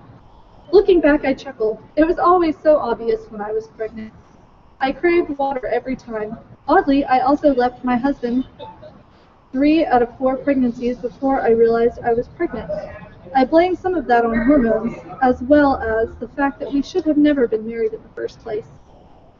Ethan was just 8 months old when my pregnancy test came up positive. I was absolutely devastated. I could not imagine having another child. I was also very scared of having an abortion. I knew friends who had them, but I didn't want to be that kind of person. At the same time, I was going to a fundamental Christian evangelical church. I knew God would never forgive me for even thinking of having an abortion. But I just couldn't imagine another baby. I wasn't against abortion, I just never thought that I would have one. To make matters worse, my husband told me that if I had another child, I would be a single mother of 2 at the ripe age of 20. I called an abortion clinic and set up an appointment. The actual procedure was easy. I felt a huge amount of relief when it was all done.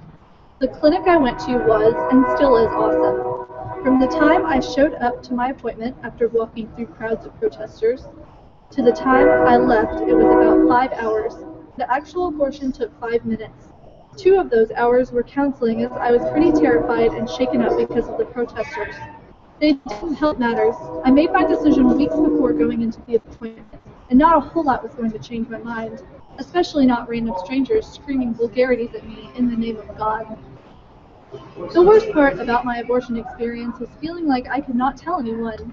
I hid it from everyone for a very long time. I struggled with the emotion of deeply loving my son and choosing to terminate this pregnancy.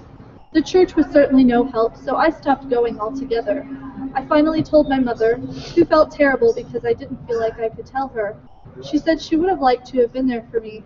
I was born in 1972 and often wonder if I would be here if Roe v. Wade had passed earlier. I have 3 children. When I found out I was pregnant with my 3rd child, I considered terminating, as my husband and I were separated and considering a divorce. Ultimately, I chose to go through with the pregnancy, and we worked at our marriage another few years. To this day, I am so grateful that I had the option of choosing a safe and legal abortion. My youngest son, now 14, is well aware that he has a choice. I do not hide my position about abortion to anyone, especially my kids. I have been with several friends through their abortions. All of these experiences have inspired me to get involved, becoming a clinic escort, starting a pro-choice organization on my college campus, and eventually joining the board of the nonprofit Faith Aloud. I am passionate about a woman's right to choose a safe and legal abortion. Motherhood should not be forced upon women, or men for that matter. This was submitted by Kelly. When I tell a friend that I aborted my third pregnancy in my 30s, quite often she'll share details about her abortion experience. It's more common than you realize. It's 1 in 3. This was submitted by Lisa. I was one of the lucky ones. I lived in Ohio, and I was a senior in high school. It was the day before prom, and I took a pregnancy test in a CVS bathroom with my best friend reading the directions. When the pregnant flashed onto the screen, I hyperventilated. I was supposed to go to Chicago and start college in the fall. I had been drinking on weekends and smoking marijuana. I had an eating disorder. There was no way I could have a healthy pregnancy or take care of a baby. I told my boyfriend the day after prom, allowing us one last moment of happiness. He was really mad about it and accused me of getting pregnant on purpose to trap him. He had joined the military and had little money, nor was he interested in parenting. He told me to stop contacting him immediately. I called my local Planned Parenthood, but it was told that since I wouldn't be 18 for another 3 months, just in time to make it too late, they couldn't help me without parental consent in the state of Ohio. So I got my best friend to agree to drive me to Illinois to have an abortion. Our guidance counselor overheard her gossiping about the road trip during school, confronted me, and insisted I call home and tell my mother what I was planning. I walked out of school and went home. My mother was livid. She had raised me to know better, and she was going to run for political office. But she was also supportive. She took me to a private OBGYN at a reputable hospital.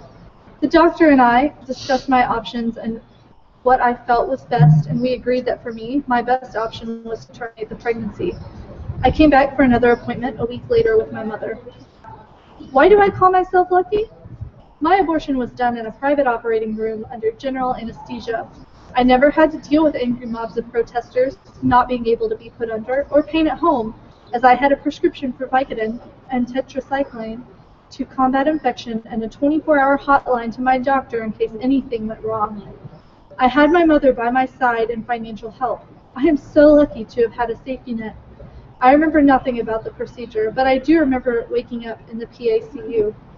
I felt horribly depressed and asked the nurse if I was a bad person for what I did. She took my hand and told me that I was a sweet girl and that she could just tell and I would never be bad. I would occasionally cry and feel horribly sad for the next month when I saw a small child or infant, but the depression faded as my hormone levels returned to normal and life went on. I graduated high school with honors, went off to college, and did everything that I set out to do, and went on to become a women's health nurse practitioner. It is a myth that abortion will emotionally scar you. It was not an easy choice, and sometimes I wonder in the back of my mind what life would have been like and what that child may have been, but my overall feeling is relief. Relief that I was able to go to finish my education and find a career that I am passionate about and love every day. Relief that I found a man who really loves me rather than the guy in high school who hit me and left me when I needed him most. Relief that I was given a second chance to grow up, recover from anorexia and addiction, and be able to help others, and most of all, relief that with my open future, I will be able to be the mother I want to be when I decide that I am ready. Forcing me to be a mother at that point in my life would have destroyed everyone involved, which is why I am so adamant that no one be able to take away our ability to choose. And that was submitted by an anonymous source. I was with my now husband, then boyfriend. I went back and forth between a diaphragm and spermicide. I was very faithful about using birth control. Still, I wound up pregnant. I probably would have continued the pregnancy if I thought my boyfriend would be okay with it, but at the time, he was not ready to be a husband, let alone a father. He did not offer his opinion even when asked, so at 9 weeks, I had an abortion. Though I regret getting pregnant, I do not regret the abortion and never have. I believe that it was the right thing for me at the time. We now have been married for 30 years. I have 1 child and 2 grandchildren. Thanks for giving us this opportunity. This was submitted by Jennifer. My fellow Missourian, may I yield? May I inquire? I yield. Thank you. My name is Kelly Robinson. I'm a 2008 graduate from the University of Missouri at Columbia. Go Tigers. I was driving here from St. Louis today, and it's been a long time since I made that long journey down I-7. And I got to see that sign, the 99 miles to Columbia sign that I always saw that when I was either running out to Chicago to visit family or just trying to scoot out to St. Louis to kick it with some friends. And I remembered every time driving on I-70 when I saw that 99 miles to Columbia, how I always had to go to the bathroom. I remember passing the sign for Troy, Missouri. That was the sign that I got, was the exit where I got my first speeding ticket. And I went back to Troy, Missouri to case passionately to the officer that pulled me over, and it was thrown out. And the victory that I felt that time around. I passed the sign for Warrenton, Missouri, which unfortunately was the home of my college roommate, my first college roommate, that I relentlessly terrorized with my coming of ageness in college. And I remember kind of how we first got to know each other, got to hate each other, and then got to really love one another as friends. And then I remember passing the sign for the exit to 54 that leads you down to Jefferson City and, of course, to Lincoln University, where I spent many nights in college running out to visit a friend who was battling depression and needed us at a time. And driving down 70, it was a time when I really started to, driving up and down 70 was when I started to grow up. It's my story of my life, driving down 70. It's my story of being in Missouri. And I'm really proud of that, but I'm saddened that the time that I'm making that journey back is for a situation like this, one where women's health, people's lives are really at stake right now. One where it is important, it is imperative that Governor Nixon take action to ensure that women have access to abortion care services. I grew up in Missouri, but I'm a Midwesterner through and through. I grew up with my folks out in Chicago, so I know exactly what it means to kind of like shovel your heart out in the winter and then put your lawn chairs out to save your parking spot. I know what it means to yearn for fried ravioli, and I also understand, coming from Mizzou, the healing power of a cup of Trops liqueur on a hot summer day. I grew up in the Midwest, and this is a place that's given me strength, resilience, and patience, and a sense of fight that sometimes is more fierce than lounging in an elevator. And I'm happy to see that modeled here again as I see the resilience of my fellow Missourians standing up and standing out for women's access, for the access of all families to abortion care.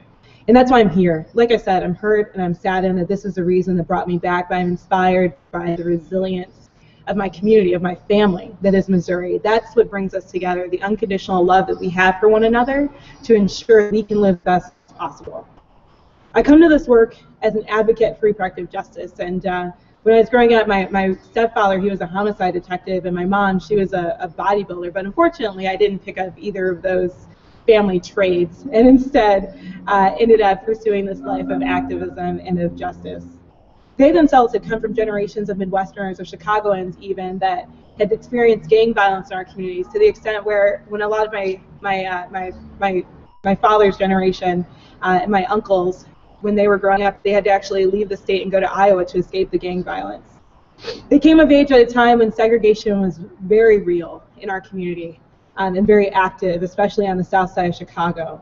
And even when I was growing up, we saw communities that were pulled apart by the criminal justice system, where we really started to understand the reality of what it meant when folks didn't have enough food but still had to go to school the next day, and what impact that had on their ability to learn.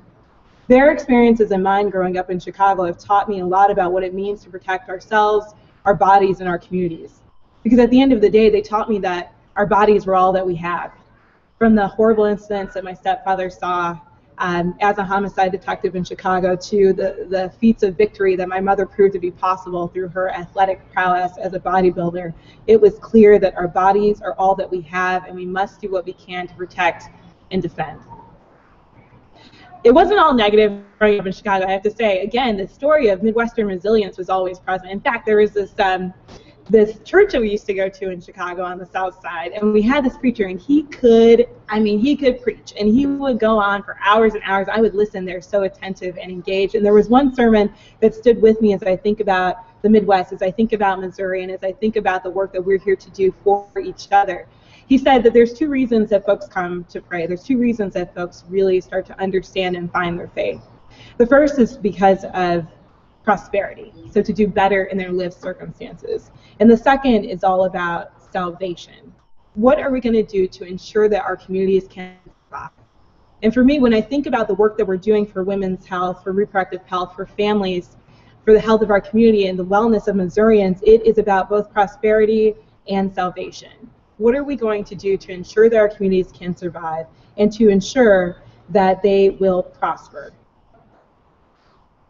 In case there is any doubt, we've seen this over the last 50 or so hours, and we will continue to see this. Women's health supporters across the state and the nation are counting on Governor Nixon. We're counting on you to push back against extreme legislation and an intrusive agenda that's going through our legislature at the moment. We need to take swift action because this isn't just a matter of women's health care. It's not just a matter of health. It is a matter of survival for us all. It's a matter of justice, and it's a matter of human rights. So just to break it down a little bit, like I said, I'm a reproductive justice advocate, and when I use that term, I don't use it lightly because it really does hold the lives of our communities within it, within the phrase. The term reproductive justice, we saw it first coming around in around 1994, and the definition that we use to define this term, for me at least, comes from Asian Communities for Reproductive Justice, now known as Forward Together. They define reproductive justice as a world where all people have the economic, social, and political power and resources to make healthy decisions about their bodies, their sexuality, reproduction for themselves, their families, and their communities in all areas of their lives. The economic, social, and political power and resources to be able to make these decisions. That's a powerful statement for me when we're thinking about legislation like the one that's on the table here, because this is taking away folks' economic, social, and political power to be able to make decisions. When we say to put an undue burden on women and shame them into these long 72-hour wait periods, it is unfair and it is denying them of their power to be able to be true decision makers in their own lives. Again, this framework is not my framework, it's the framework of my communities, and it is a framework that has been pushing the movement for years. A human rights-based framework, a justice-based one that we can all hold on to. The term reproductive justice first came around in 1994 at the United Nations International Conference on Population and Development. This is an event that took place in Cairo, Egypt, and brought women from around the world, people from around the world together to discuss how we can handle, in a nutshell, in this particular instance, the growing population of our Earth. What are we going to do about it? And in 1994, this was the first time where instead of focusing on the problem, focusing on women as the problem, we started to focus on women as the solution. How do we do this work and put the folks most marginalized at the center of the conversation? This was a fight that was led by women of color, particularly women of color from the global south, who in this particular case and at that moment were being blamed for the world's overpopulation, where their own interests around what was happening in their communities, around forced sterilization, around violence, around war, all of those experiences were being overlooked in the name of controlling population. And that wasn't the answer then, and that is not the answer now. The term reproductive justice put their experiences at the center and empowered us, those most impacted, to be the real agents of change. The term was created in the global community and spread throughout the world. We see it popping up in Chicago in the 90s, coming down to Missouri, coming all across the country, because this is something that resonated, people understanding our issues as one of justice and one of human rights, rather than looking at people as a problem, looking at people as a solution and the agents of change in their own lives, respecting people, honoring their decisions. This was a response to marginalization. It was a response to specific oppressions that had been waged by institutions and governments against people that should have been the problem and not, the solution and not the problem. This rhetoric has continued to push and challenge me as I think about the work that I have to do to protect my family, to honor my family's traditions and the communities that I come from. It means that when I think about women's health, when I think about reproductive health, I'm thinking about economic, social, and political power that enable people to make decisions for themselves. This framework has encouraged me to really start to consider the fact that justice is a true response to oppression and far more than simply a response to the taking away of rights. There are a lot of institutional barriers in place that prevent folks from having access to the full range of health care. There are governments controlling our bodies, there are institutions controlling our bodies, and unfortunately there are a lot of individuals trying to control and exploit the bodies of women and girls and all people, the labor of women and girls and all people, the reproduction of all of us. These are all at stake. Women's lives are at stake here, and the well-being of Missourians is at stake. We all want women to have the information and support they need to make carefully considered decisions about whether or not to parent. But this bill is absolutely not the answer. In Missouri, women already are burdened by 24 hours that they wait, the 24-hour wait period that currently exists. This bill is a further intrusion by politicians that's not based in real experiences of people's lives. This isn't about helping women. This is about blocking access to safe legal abortion, making it more difficult for real people to get the real care that they need. Again, I have to say it again, this is not about helping or supporting women. This is about blocking access to safe and legal abortion and making it more difficult for women. We have got to be honest about that for ourselves and for our communities if we're going to really respect Missourians and the fights that we've had to face throughout our lives to even get to this point. I want to read a little bit of an excerpt from an article that came out in early April. Reproductive justice advocates don't roll back sterilization consent rules. This article provides the historical context and lingering and information about the lingering reproductive inequalities for this fight that's being waged. And again, it really articulates the fact that this fight is being waged on the backs of women, especially women of color. The authors write, women of color created and defined the concept of reproductive justice, which is firmly rooted in a human rights framework that supports the ability of all women to make and direct their own reproductive decisions. These decisions could include obtaining contraception, abortion, sterilization, and/or maternity care. Accompanying that right is the obligation of the government and larger society to create laws, policies, and systems conducive to supporting those decisions.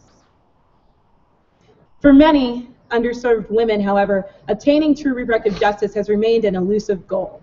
From the 1920s to the 1970s, the ultimate level of denial of reproductive freedom occurred when women of color, low-income individuals, and immigrant women were subjected to routine government-sponsored sterilization without their knowledge or consent. Underserved women in the United States continue to experience disparities that harm their reproductive health. Compounding this problem is the nation's track record of interference with the reproductive lives in these communities. Infamous legal cases also arose in this time period due to the harm caused to women across the country, such as in Buck v. Bell, for low-income white women in Virginia. Ralph v. Weinberg, where young African-American women fought in Alabama. And Madrigal v. Quilligan, where Latinas of Mexican origin fought in California. All of these cases focused on laws and policies authorizing sterilizations of certain individuals without their knowledge or consent for the quote-unquote benefit of society. Abusive sterilization practices became another type of intrusion. Some sterilizations occurred without women's knowledge or consent while they were under anesthesia or even during labor. Providers misinformed women about the permanent nature of sterilization or failed to counsel them about other reversible methods of contraception.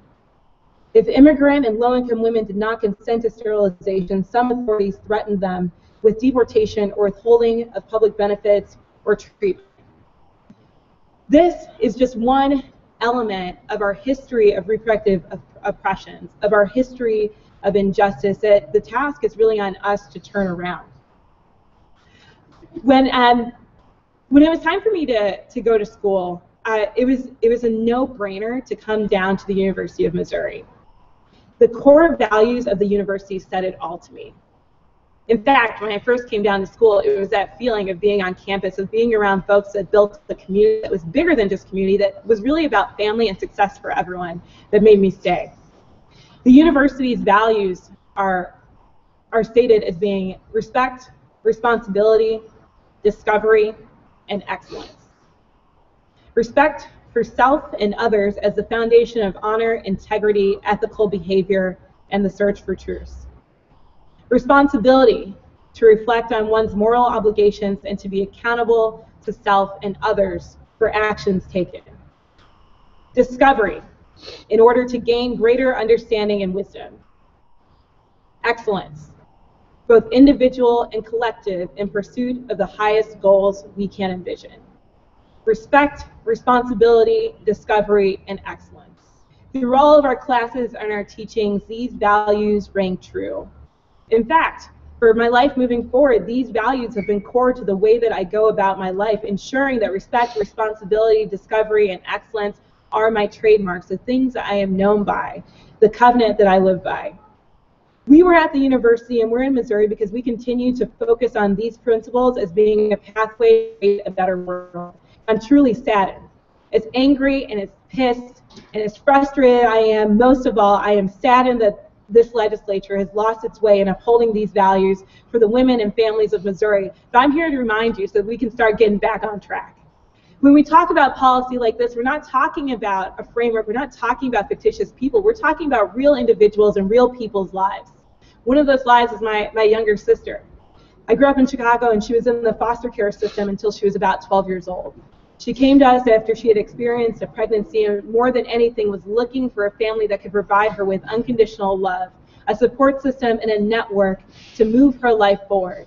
One that would not shame her or look down on her based on decisions she made, but one that would uplift her and move her forward and support her unwaveringly. Our legislature needs to hold on to these values of respect, responsibility, discovery, and excellence so that young women like my sister don't fall through the cracks anymore. So that legislation that prohibits folks from accessing abortion care and reproductive rights and health care aren't things that we're promoting. Instead, we're creating an environment that's conducive to everyone being able to seek the services that they need and is supportive of the wellness of all Missourians, of all of us.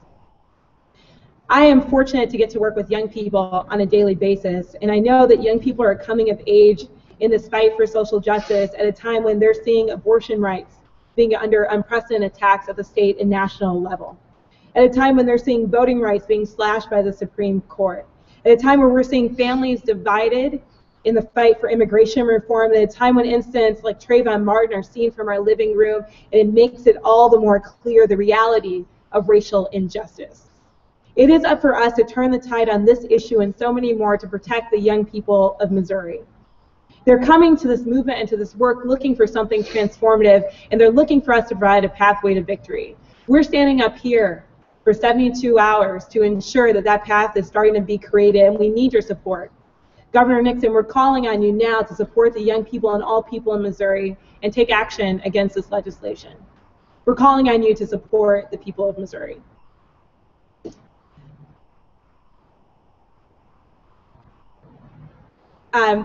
One of my favorite quotes by an activist is Lil Watson. And she says that she's a poet, she's an activist, she's a speaker, and she's got this great quote that I absolutely love where she says, "If you've come here to help, you're wasting your time. But if you've come here to fight because your liberation is wound up with mine, then let's work together." And that sense of togetherness and community is exactly the sense that we need to move the work forward. I inquire of my fellow Missourian. I yield to you. That was awesome. Appreciate that personal testimony. I'm going to continue reading out of How the Pro-Choice Movement Saved America, Freedom Politics, and the War on Sex by Christina Page. It's no surprise to learn that a 2001 review of scientific evidence concluded that adolescents' sexual beliefs, attitudes, and even intentions are weak proxies for actual behaviors. Federal government-funded report identifies 2 hallmarks of good evaluation in programs designed to reduce teen pregnancy rates. Assessments that measure behaviors, not just attitudes and beliefs, and long-term follow-up of at least 1 year. The Bush administration's measures of abstinence-only programs contain no assessments of things like actual behavior or health outcomes, do not require any minimum follow-up period. The performance measures seem designed to produce the appearance that scientific evidence supports abstinence-only programs. In fact, the best evidence does not. Worse, the administration has attacked programs that actually work, in particular, if it deems the ideology suspect. Indeed, the Centers for Disease Control and Prevention, the CDC, had a batch of curricula in what it called programs that work, which were scientifically proven effective in reducing risky sexual behaviors. That contributes to HIV and other STD infections and unintended pregnancy. Unfortunately, they were comprehensive sex ed curricula. None were abstinence only. At the request of higher-ups within the Bush administration, in 2003, the CDC removed all information about these programs that work from its website. Instead, the CDC was directed to contemplate the wisdom of abstinence. Wow. According to the Union of Concerned Scientists, top staff scientists of the CDC were required to attend a day-long session on the science of abstinence. As one scientist who left a high-ranking CDC position reported, out of the entire session conducted by a non-scientist, the only thing resembling science was one study reportedly in progress and another not even begun. Although there were no data showing abstinence only was an effective message, CDC scientists were regularly reminded to push the administration's abstinent-only stance. And that just reinforces what we've been saying here and what the doctors that spoke earlier are saying, that politicians, for the most part, aren't doctors and should stay out of positions that should be regulated by scientists and doctors, not politicians with no scientific or medical background. Not content to stop there, the administration decided to deliver its message more forcibly. In 2004, OMB Watch, a watchdog group that monitors decisions of the White House Office of Management and Budget, published 2 reports on intimidation by the Bush administration against those who made the mistake of championing comprehensive sex education for teenagers. Take Advocates for Youth, a national group that favors comprehensive sex education. In 2001, the Washington Post published a leaked email from the Department of Health and Human Services, HHS, in which Advocates for Youth was described by the agency as ardent critics of the Bush administration. What the group's president, James Wagner, had said in the summer of 2003 was that abstinence-only programs censor young people's access to information about the health benefits of contraception. Soon after Wagner's statement, his organization, which had received federal funding for 15 years, was hit with its 3rd HHS audit in a single year. 2 previous audits had found no wrongdoing. As Wagner notes, if they can't bury our heads in the sand about abstinence only, they're going to try to bury our organizations in audits. The Sexuality Information and Education Council of the United States, another national comprehensive sex education group, was audited 3 times in 2003. As with other audits, no wrongdoing was found. Isn't this a waste of taxpayer money? Even if virginity pledges and other no sex until marriage programs don't work, they do serve another purpose. They have stuffed the pro-life movement full of taxpayer dollars. $1 in $4 in the 2004 federal budget earmarked for abstinence until marriage programs went to anti-choice groups. Even more money is on the horizon. Indeed, the Bush administration requested $206 million in funding for abstinence until marriage programs just for 2006, more than double what was spent in the fiscal year 2002. Lately, the abstinence movement is often the pro-life movement acting as federally sanctioned educators, and I use that term, educators, loosely in this case. As such, they have unfettered access to our kids to promote inaccurate, flawed lessons. Focus on the Family is one of the pro-life groups behind the No Sex Until Marriage movement. Its founder, Dr. James Dobson, has called sex the hydrogen bomb that permits the destruction of things as they are and a simultaneous reconstruction of the new order. Starting in 1992, Focus on the Family ran an ad entitled "In Defense of a Little Virginity" in more than 500 newspapers in the United States. Though it's difficult to know what a little virginity is, the group's strategy was to promote it as a positive, spiritually restorative cause. In doing so, it not only pushed a positive message of spiritual and sexual redemption, but inevitably attacked sex outside of marriage as both sinful and unsafe. Indeed, much of its energy seemed to go toward a fire and brimstone appeal that convinced people that safe sex was a dangerous myth. Comprehensive sex educators were derided as condom promoters and condoms were attacked as meaningless protection, a devilish trick of the condom pusher. To prove this claim, the group's ads distorted the facts. The ad cited a study of latex and noted that the AIDS virus is small enough to pass through gaps in the material. What the ad didn't say was that the study was of latex gloves, which are very different from latex condoms. Condoms are double-dipped in latex, and in any event, according to a study cited by the CDC, a condom, even of the poorest quality, reduces the chance of exposure to the AIDS virus 10,000 times compared to using nothing at all. A condom, even of the poorest quality, reduces the chance of exposure to the AIDS virus 10,000 times compared to using nothing at all. Wow. It's important, huh? Important information we should be sharing with our teenagers.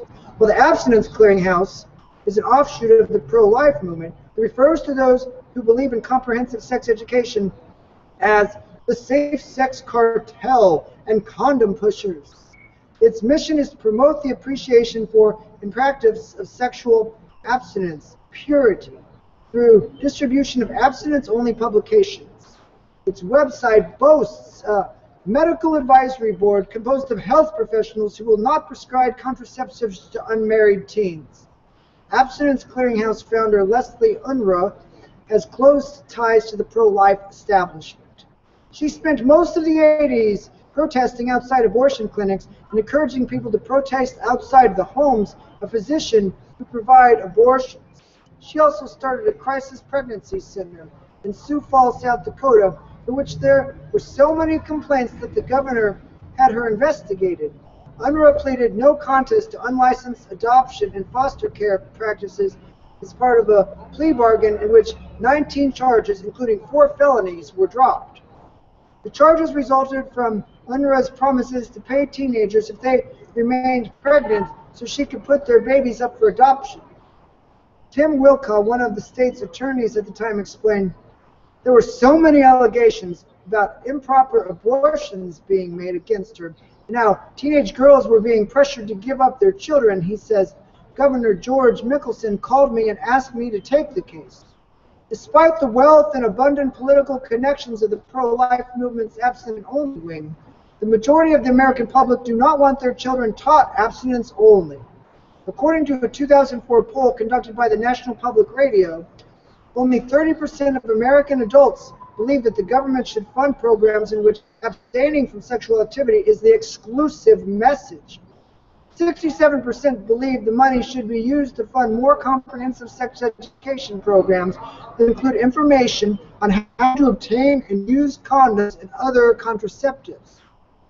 Not only is the federal government sanctioning abstinence-only education against most parents' wishes, but it refuses to even review the content of the programs. It refuses to even review the contents of the programs. We know the programs don't work, but you know that as long as educators claim to teach abstinence, they can pretty much teach whatever they like. But in 2004, a report titled The Content of Federally Funded Abstinence-Only Education Programs examined these programs. The results were startling.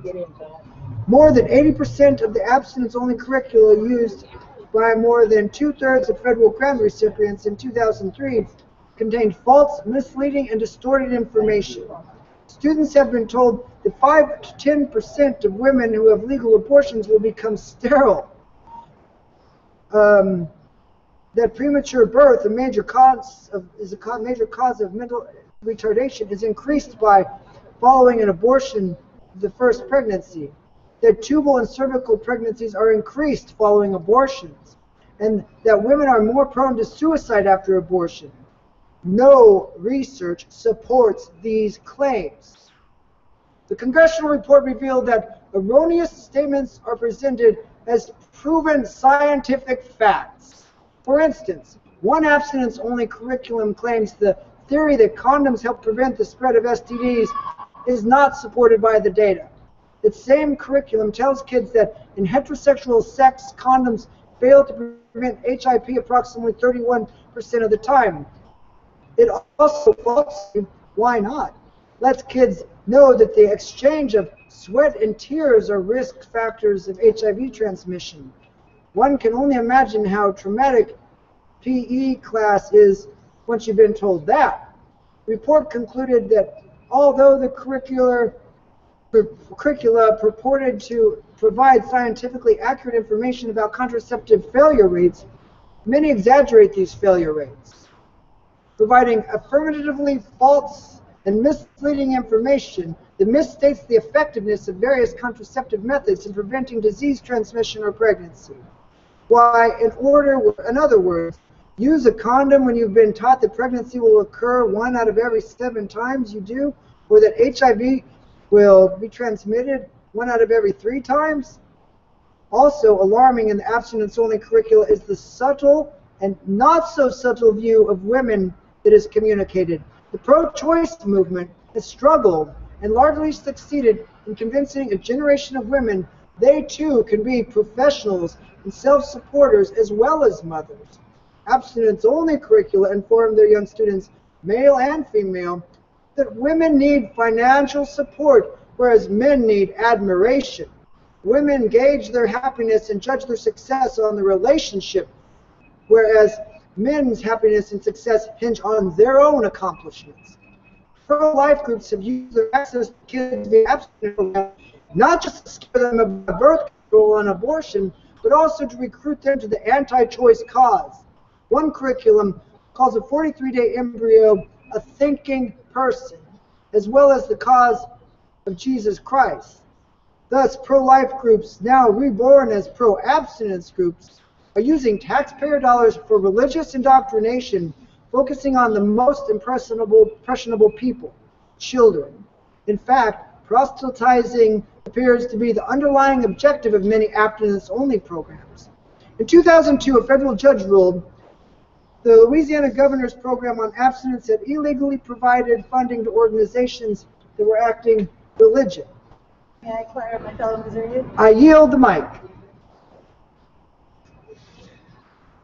Hello. First of all, let me introduce myself. My name is Dina Vanderzalm. I am a Master's of Social Work and Public Health student at the University of Missouri. And my name is Kayla Jackson. I'm also a Master's Social Work student at the University of Missouri. We're going to do something a little bit different today. We're going to have a conversation with each other. Before we get started, we wanted to offer a trigger warning to those of us who are listening. Yeah, we're going to be talking about very sensitive topics. Survivors will come up, rape culture will come up, discussions about sexual violence and prevention work will come up. So if you feel you need to check out at any time, please feel free to do so and take care of yourself.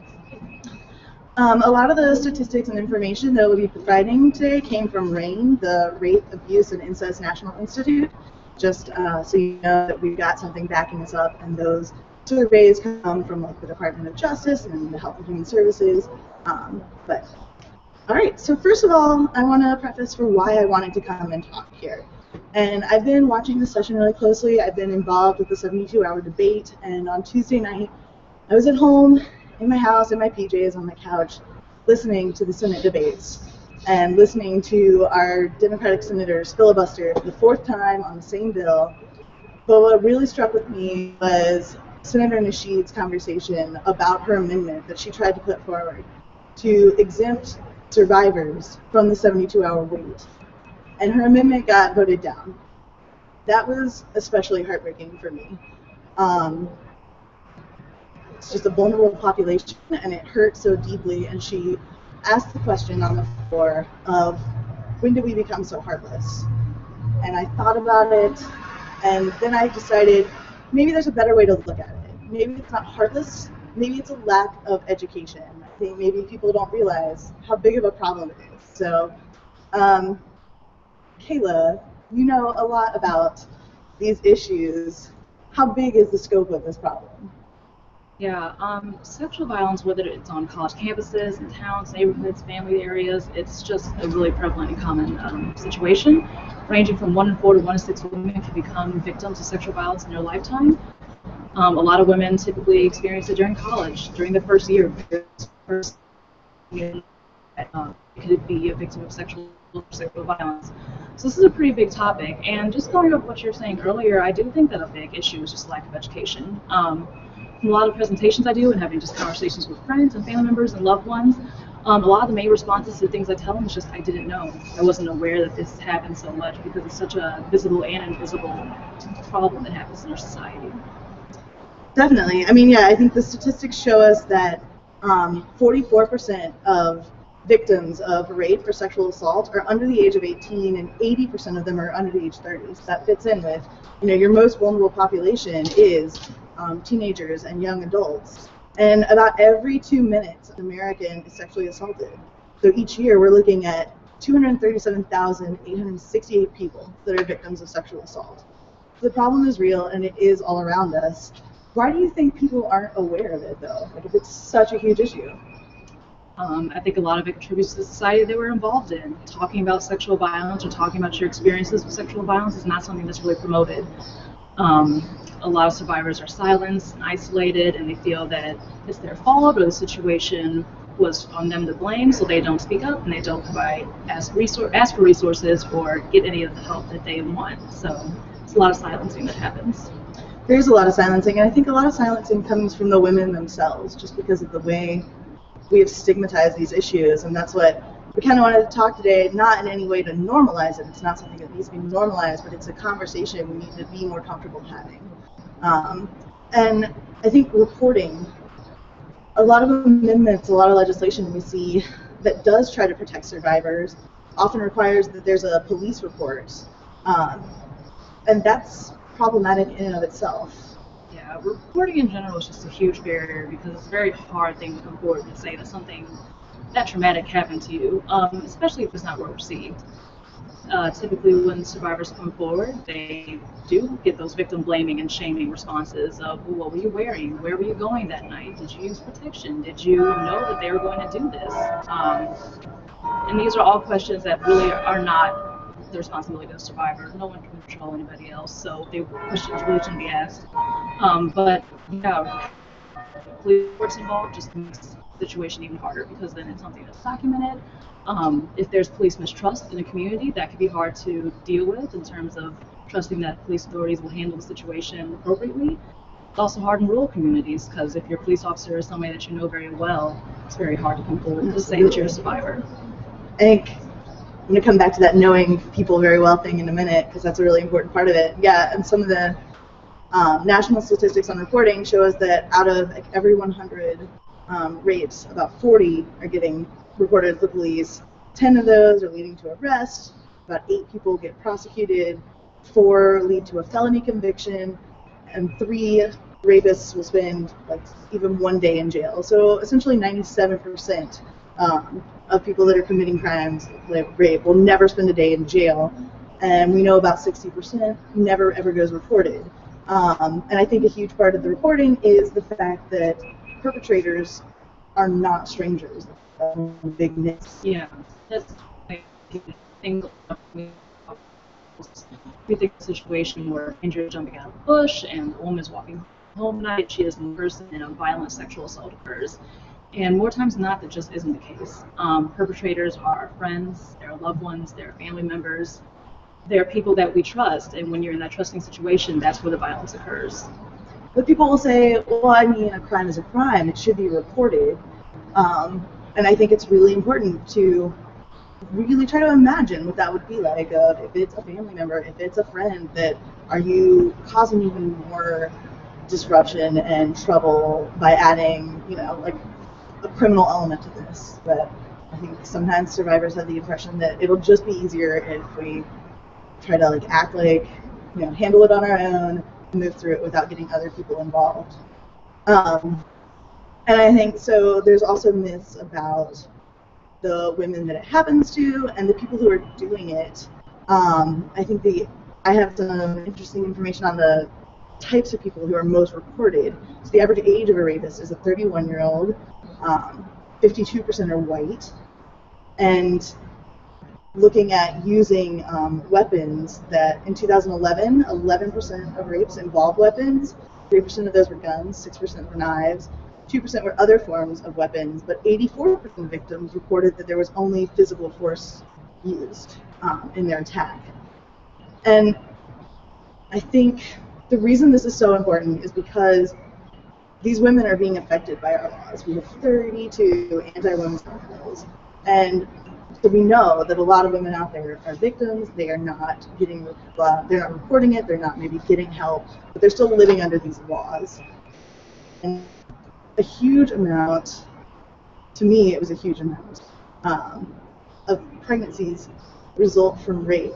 There's an estimation in 2012 that 346,830 women were raped, and then working on medical reports, the incidence of pregnancy for a one-time unprotected sexual intercourse is about 5%.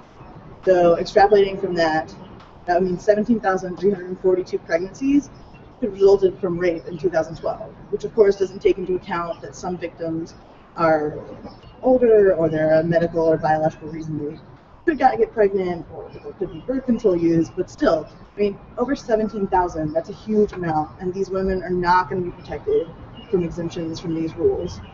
And another huge thing is children. I mean,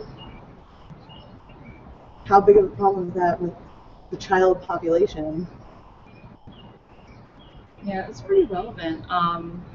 About 1 in 6 to 1 in 12 men who experience sexual violence before they're at the age of 18, typically before they enter high school. So it affects children in many ways. Also, growing up in violent households, typically victims that are survivors of sexual assault also are familiar with it because in their past they've had abusive relationships or abusive parents or abusive grandparents. It's just a cycle of violence that keeps going and going because we're not talking about it and because we're not stepping in with preventative measures. And just to touch on your statistic about 17,000 survivors potentially being pregnant from a sexual assault, experiencing that just further confounds the just traumatic experience that happens when somebody experiences sexual assault or sexual violence in any way. I think it just is that much harder because then you have to have a conversation about how you got pregnant in the first place and how it wasn't consensual sex that you had in the first place.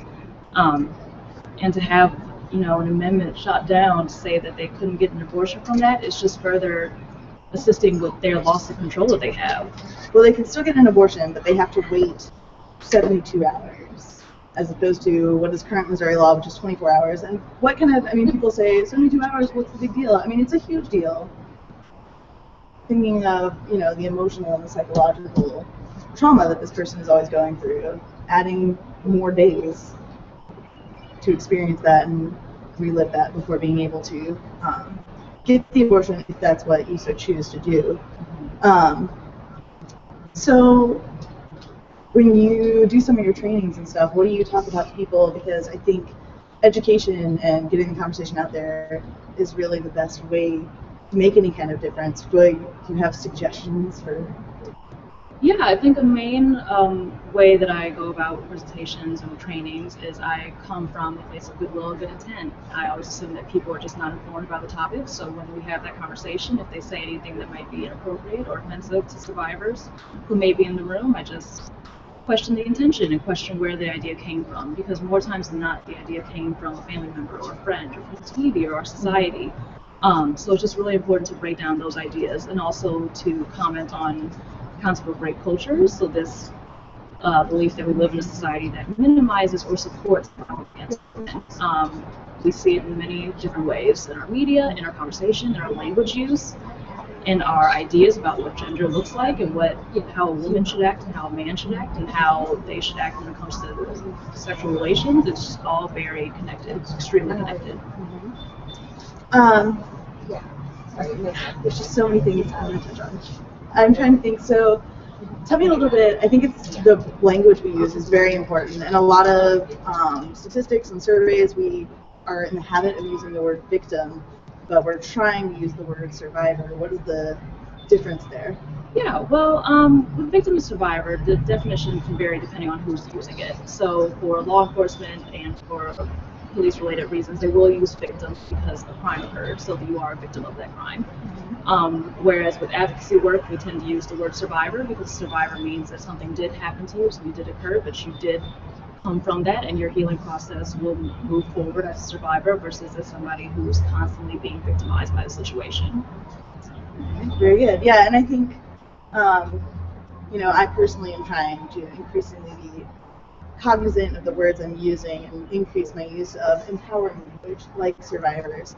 And these survivors, again, are just like in a very vulnerable position. We know that survivors of sexual assault of any kind are 3 times more likely to suffer from depression, 6 times more likely to suffer from PTSD, from post-traumatic stress disorder, 13 times more likely to abuse alcohol, 26 times as likely to abuse drugs, and 4 times as likely as non-survivors to contemplate suicide.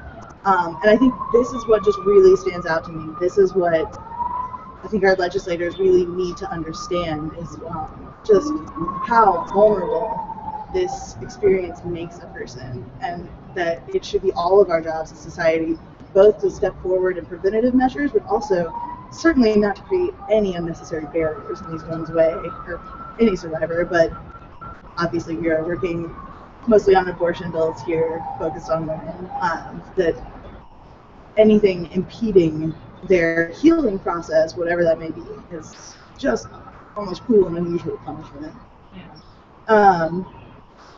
I think another unfortunate aspect of this problem of sexual assault and rape is the problem with children that nobody wants to really talk about, because that's a very sensitive topic and it's very close to most of our hearts. But again, I think if our legislators understood how widespread this problem was and how it is touching women in Missouri and families in Missouri, it is a problem in everyone's life, whether you know it or not. You likely know a survivor, just haven't felt the power to come forward and talk to you. And keep in mind, we can't get statistics on children under the age of 12, but 15% of sexual assault and rape victims we are estimating are under the age of 12.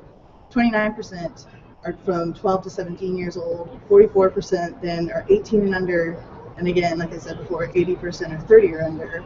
So these are high-risk populations, and these are our sisters, these are our children, these are our friends and our neighbors that we need to be doing more to protect them rather than harm them, really. Yeah. Failure to act. Yeah, and I think just touching on the protection, one other thing that I would advocate strongly for is just giving survivors choices. One of the biggest things that survivors lose during the incident of sexual violence or during an ongoing violent relationship is just their control and their ability to make choices in their own lives. And I think that it would just be more helpful if we were more open to letting survivors decide their own paths. They're the experts of their own lives. They are the people who know what's best for them in terms of their healing process, in terms of what steps they need to take. And I don't believe that anybody should impede or get in the way of that. Absolutely. And I mean, that could definitely be said of all women. I think that's part of the big outcry we've heard, that these bills are, you know, a 72-hour wait or increased regulations and increased parental consent and control. These are all adding like another step to the process, another barrier, another obstacle. And any woman's right to exercise her legal right to get an abortion. That I understand it's a very complicated issue. I understand that people will likely never fully agree, but we could at least have respect for what is the law and not just keep getting in the way, because each person is the expert on their own experience in their own lives. And I think the self-determination is a huge part of it, because so these women, your biggest risk group of like girls that are 16 to 19 are 4 times more likely to be targeted than the general population as a victim of sexual assault, be that assault, rape, attempted rape. And we should want more for them, like understanding like the mindset they are coming from of feeling vulnerable, feeling powerless. We can empower them in whatever way possible. I wondered, so how did you get so involved in the realm of working? You're so passionate about this population. Violence prevention work has always been a huge passion of mine. I think just because I'm so connected to the issues. I have family members, I have loved ones, I have friends, I have people I've just met throughout my life who are survivors, and I kept finding more and more that I kept meeting more and more survivors, and it was very comforting that they felt safe enough to share their stories with me, and also very just kind of unsettling that that many people experience something so traumatic, and that they all believe that it was their fault, or that they all believe that they could have done something to stop the situation from happening. We all know that isn't the case. I agree, and I mean, yeah, just anyone I think that works with this population and in this field is struck by, people start coming forward and sharing with you, and you're just heartbroken and overwhelmed, and you want to get out there and do whatever you can. I think another part of these bills that are targeting women so much, there's this idea out there of if you've gotten pregnant, if you were reckless enough or irresponsible enough to have an unwanted pregnancy, that you ought to deal with those consequences. And that's representative of a much bigger societal impression of women. I just wondered if you had some thoughts on that. I know that's a huge, the shaming and finger pointing. Yeah, I think the shaming is just really unfortunate. I think that it's such a hard thing to judge someone else's life and to tell them that they weren't making a decision, or that they were reckless, or that they chose to do a certain thing willingly and they now have to pay for it. I just have a hard time putting myself in that situation of telling another woman that. And in the other sense, I just have a hard time with the idea that we are fighting so hard to protect unborn babies. We're not also fighting to protect these babies who are alive right now, children who are alive right now, who don't have access to proper education or food or just love and care from family members. I think that that's a bigger issue, and I think that that's a huge concern that needs much more attention than women's health and women's bodies. Yeah, we are both working in social work, so we see that. I mean, you can't work with populations and see them struggling with the fallout of this and agree that any attempt to force an unwanted pregnancy is going to somehow make the world a better place. That's one of the big frustrations for me. So, how do you initiate that conversation? I mean, we can talk to people here and we can talk amongst ourselves, but it is such a big societal thing. Are there movements that are out there that are trying to really push this conversation? Yeah, plenty, and I think that it could easily be found just through social media. I mean, get on Twitter, get on Facebook, get on all of these pages, support organizations and agencies that are fighting for the rights of marginalized communities. I think that's the best way you can go about doing it. Get informed, look at the information on your own. Keep talking to your friends, keep talking to your family members and loved ones. Absolutely, and that's what I am newer to the world of having these sometimes what feel like less comfortable conversations, but I've been really inspired by them, and this is the first year actually that I saw the Vagina Monologues that was put on at the University of Missouri, and I know that you have been involved in that. I feel like that whole production is about empowering a new generation of women. What has been your experience performing in it and advising for it? My experience has been really great. It's been really great. It's also been really intense. Like I said, it was in those settings, in those situations where I got to speak to survivors and I got to hear their stories, and also where I learned to help advocate for myself and help others to advocate for themselves. So it was just a really awesome experience. To be able to read someone's story and to hear someone's story, I feel is just such a huge honor. And I was super humbled to be a part of that experience, and I learned so many amazing things. And it was just one of my key experiences at Mizzou. So. Absolutely. It was very empowering just to watch. I want to touch on briefly the idea of things being unevenly affected, like minorities being unevenly affected by problems of abuse and whatnot, that I think there's a lot of, if we think of women and we think of the movements that have come through, and we hear more and more that we haven't given just voice to minorities, and then you hear the other side of it's not as big of a problem as we think it is. Do you know any of the numbers on that, of how unequal participation or how unequal the problem is? I don't have specific numbers, but I mean, there's definitely dynamics that come into play when you look at marginalized communities and sexual violence, particularly Black women. There are many stereotypes about Black women's sexuality that comes into play in terms of sexual violence. The idea that Black women are just hypersexual all the time, so they cannot possibly get raped. That comes into play a lot when a survivor is Black. I also am aware that Native Americans among women of color are the highest rated in terms of becoming victims, survivors of sexual violence. So to say that race or ethnic identities don't come into play is kind of hard to ignore. We look at the facts, you look at statistics, and you look at who's reporting and who isn't, whose stories are believed and whose stories aren't believed for whatever reason. Do you think so? Reporting is less likely in minority populations?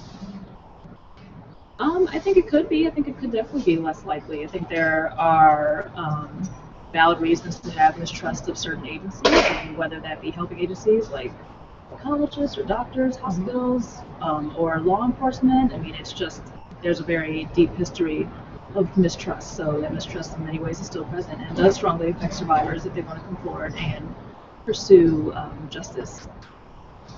Absolutely. And do you have some numbers on the lifetime rates broken down by race for survivors? For women, sorry, men and other genders. But women, it's for overall all women, it's 17.6%, 17.7% for Caucasian women, 18.8% for African American women, Asian Pacific Islanders are 6.8%, and then jumps to a staggering for American Indian and Alaskan women, 34.1%, and for mixed race, 24.4%. So I think, yeah, I mean, that's a part of the conversation that's comfortable to broach, but it certainly needs to be part of the conversation because that is a massive difference. And we also see, so we think of, you were mentioning the American Indian women, and through most people, the perpetrator is known. It's not a stranger, but that's kind of a flip for American Indian women. So they are, in and of themselves, twice as likely to experience rape or sexual assault compared to all other races, but their offender-victim relationship is almost backwards, with 41% of them being strangers. So again, think of what we know, that it's perpetrators are largely white men, and then minorities are disproportionately affected by this, and what that says about the conversation that needs to be out and about in the public. Yeah, the topic of sexual violence and sexual violence prevention work, as we've shown through statistics and just through our conversation, is extremely intersectional. When you're talking about a survivor, you're not just talking about the fact they survived sexual violence, you're talking about their race, you're talking about their gender, their sexual orientation, their age, their income, where they live, how they live their life, family experience, their own life background. That all comes into play, and each survivor story is completely different, which is why this conversation needs to be so comprehensive and honestly ongoing. We won't just find one solution with one survivor story. We have to have a collective of everyone's voice being involved. That's what I loved about the aspect of the vagina monologues, that I loved that it was a collection of so many different stories on women of all races and sexual orientations and ages, and that's what makes it powerful, is like it really captures that this is an everybody problem. And one of the stories from the vagina monologues that really struck with me was the interview with the prostitute who was, proud of what she was a prostitute by choice, and that was not something that people were prepared for in general. But also that there's just this idea, I think, that with sexual assault, we don't expect, people are surprised that a prostitute could be raped because as a sex worker doesn't she want it. Yeah, there's a lot of conversation around sex work and just the idea that because you're engaging in it, any type of interaction you've had will always work, and that it's just impossible for sexual violence to ever occur excuse me, within that realm, but it's completely possible. It's completely true for sexual violence, for women in prostitution to experience sexual violence. And yeah, there are plenty of women who are in prostitution by choice. And I think also the flip side of that is looking at all the women who are not in prostitution by choice, right? to look at human trafficking, to look at what it means that 14-year-old girl who runs away could potentially be trafficked in by a pimp who was under the guise of her boyfriend. Again, it's another situation that's extremely complex, and it's not just as simple as saying that because they were in prostitution, they could never be raped. And that's another thing of, we like to think of it, I think it's so easy to retreat into your comfort zone or your bubble, and again, if people haven't come forward and shared with you, you can operate under this assumption of like, I don't know any survivors. This is not a thing that's part of my world. But I think that in and of itself is our problem here in Jefferson City, is just too many people can easily run away into their little sphere and feel like it's not a problem, and or we identify a problem as being like an international thing. I think sex trafficking is one of those things where we're all like, it's not a problem here, it's not a problem in Missouri. It's a huge problem in Missouri, especially along I-70. Yeah. Yeah, intersections, highways, I mean, they're just huge, huge trafficking areas, and it isn't just an international problem. It happens in our own backyard every day. And just to comment on the fact of people saying they don't know survivors, there's just overwhelming statistics that prove that you do know a survivor, you just don't know that you know one yet. They haven't come forward to you, and they haven't told you that they experienced sexual violence, but yeah, you know one. If it's 1 in 4, then there are more than 4 women in the room, and there's one survivor present. And I think that's one of the things of, in the field of social work, there's probably a disproportionate amount of survivors working in that field that, people who've been personally affected are drawn to the idea of, let's prevent this from being a problem for anyone else moving forward. And I've been really empowered. I mean, obviously I don't want to share anyone else's story, but I have been really motivated by the women who have come forward, and even in this session, the people who have come forward and testified and shared their stories in the hope of convincing our legislators and our senators that the problem is real and there is an easier solution. Given that reporting is a problematic thing to keep in into a law, like into a statute, what could we do to protect survivors a little better without mandating that they have to get involved, since that's so uncomfortable? Yeah, definitely. I think mandating reporting would be a very short-term solution. So I think that making the space safe is the first step in terms of supporting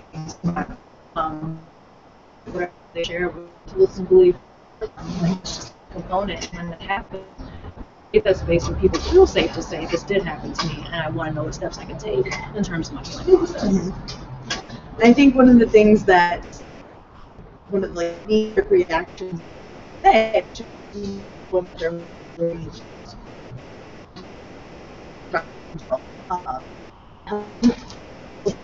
everyone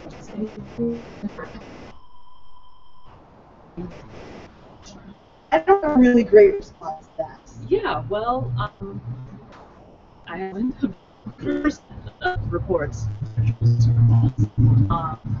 Survivors are more likely to fake their own death than they are to fake a sexual assault that occurred. One of the weird ideas that we have in our society, because we see that there's so much shame and blame that happens to a survivor when they do come forward. So you just have to wonder how that idea came forward that somebody would want to be in the spotlight and receive that much shame and blame. Not something you would eagerly jump for. Yeah.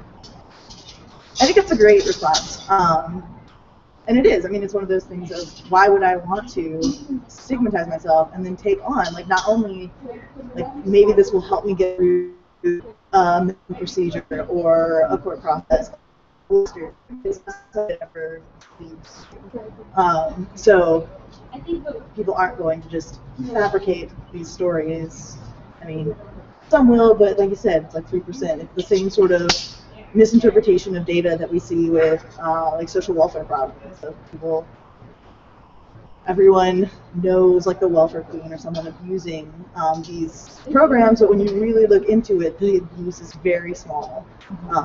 Especially when you put it side by side with the amount of people that are benefiting and using the system correctly and things of that nature.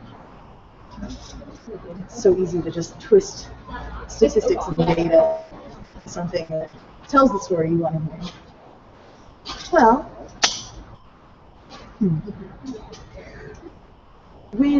What are some of the common things you see at trainings? I think it's a wide range. I think some of the common questions are the false reporting. I think that's the main one that I get a lot. I believe people false report, which is just not nearly as true as people make it out to be.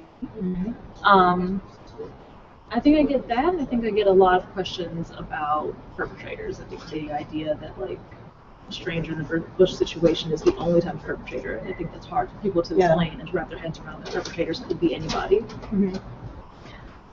There's also an idea really that not only who the perpetrators are, but where it's happening. Don't most crimes actually happen like very close to homes? It's not like you're out drunk at the bar and you're going home with strangers.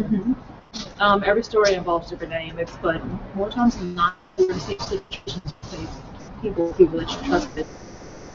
It's not a situation where somebody is running and then somebody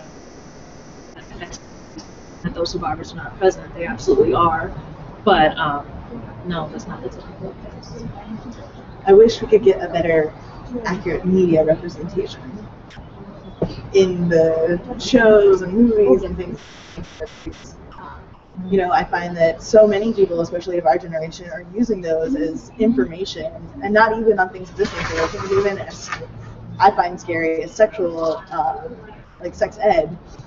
They're not getting it from like schools and teachers and programs. They're like, well, I watch movies and I talk to my friends, and that's just a very easy way for misinformation to be spread very quickly. Absolutely, especially with like the double-edged sword of social media. I mean, it's so amazing and powerful, and the fact that it can be accessible to so many people and providing resources, and also that's the same space where you get that false information that the survivor is lying, or that they aren't telling the truth, or that the woman was in a situation where she shouldn't have been, and that's why that happened to her. I think that that's a very important thing to tackle and deal with. Absolutely. Are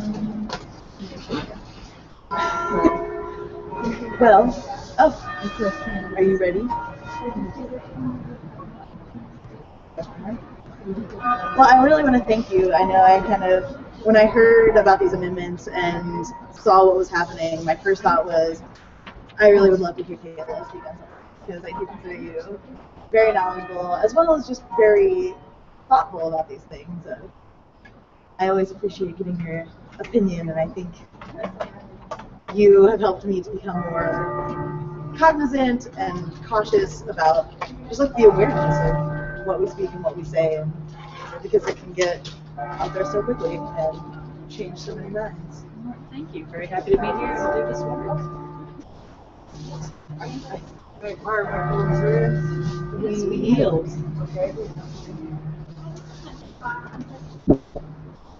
I'm Mitch Potts from Springfield, Missouri. I'm proud to be up here with people from other parts of Missouri, speaking at this the women's filibuster, as our legislators are debating and most likely passing a law to increase the wait time for women seeking abortions to 72 hours.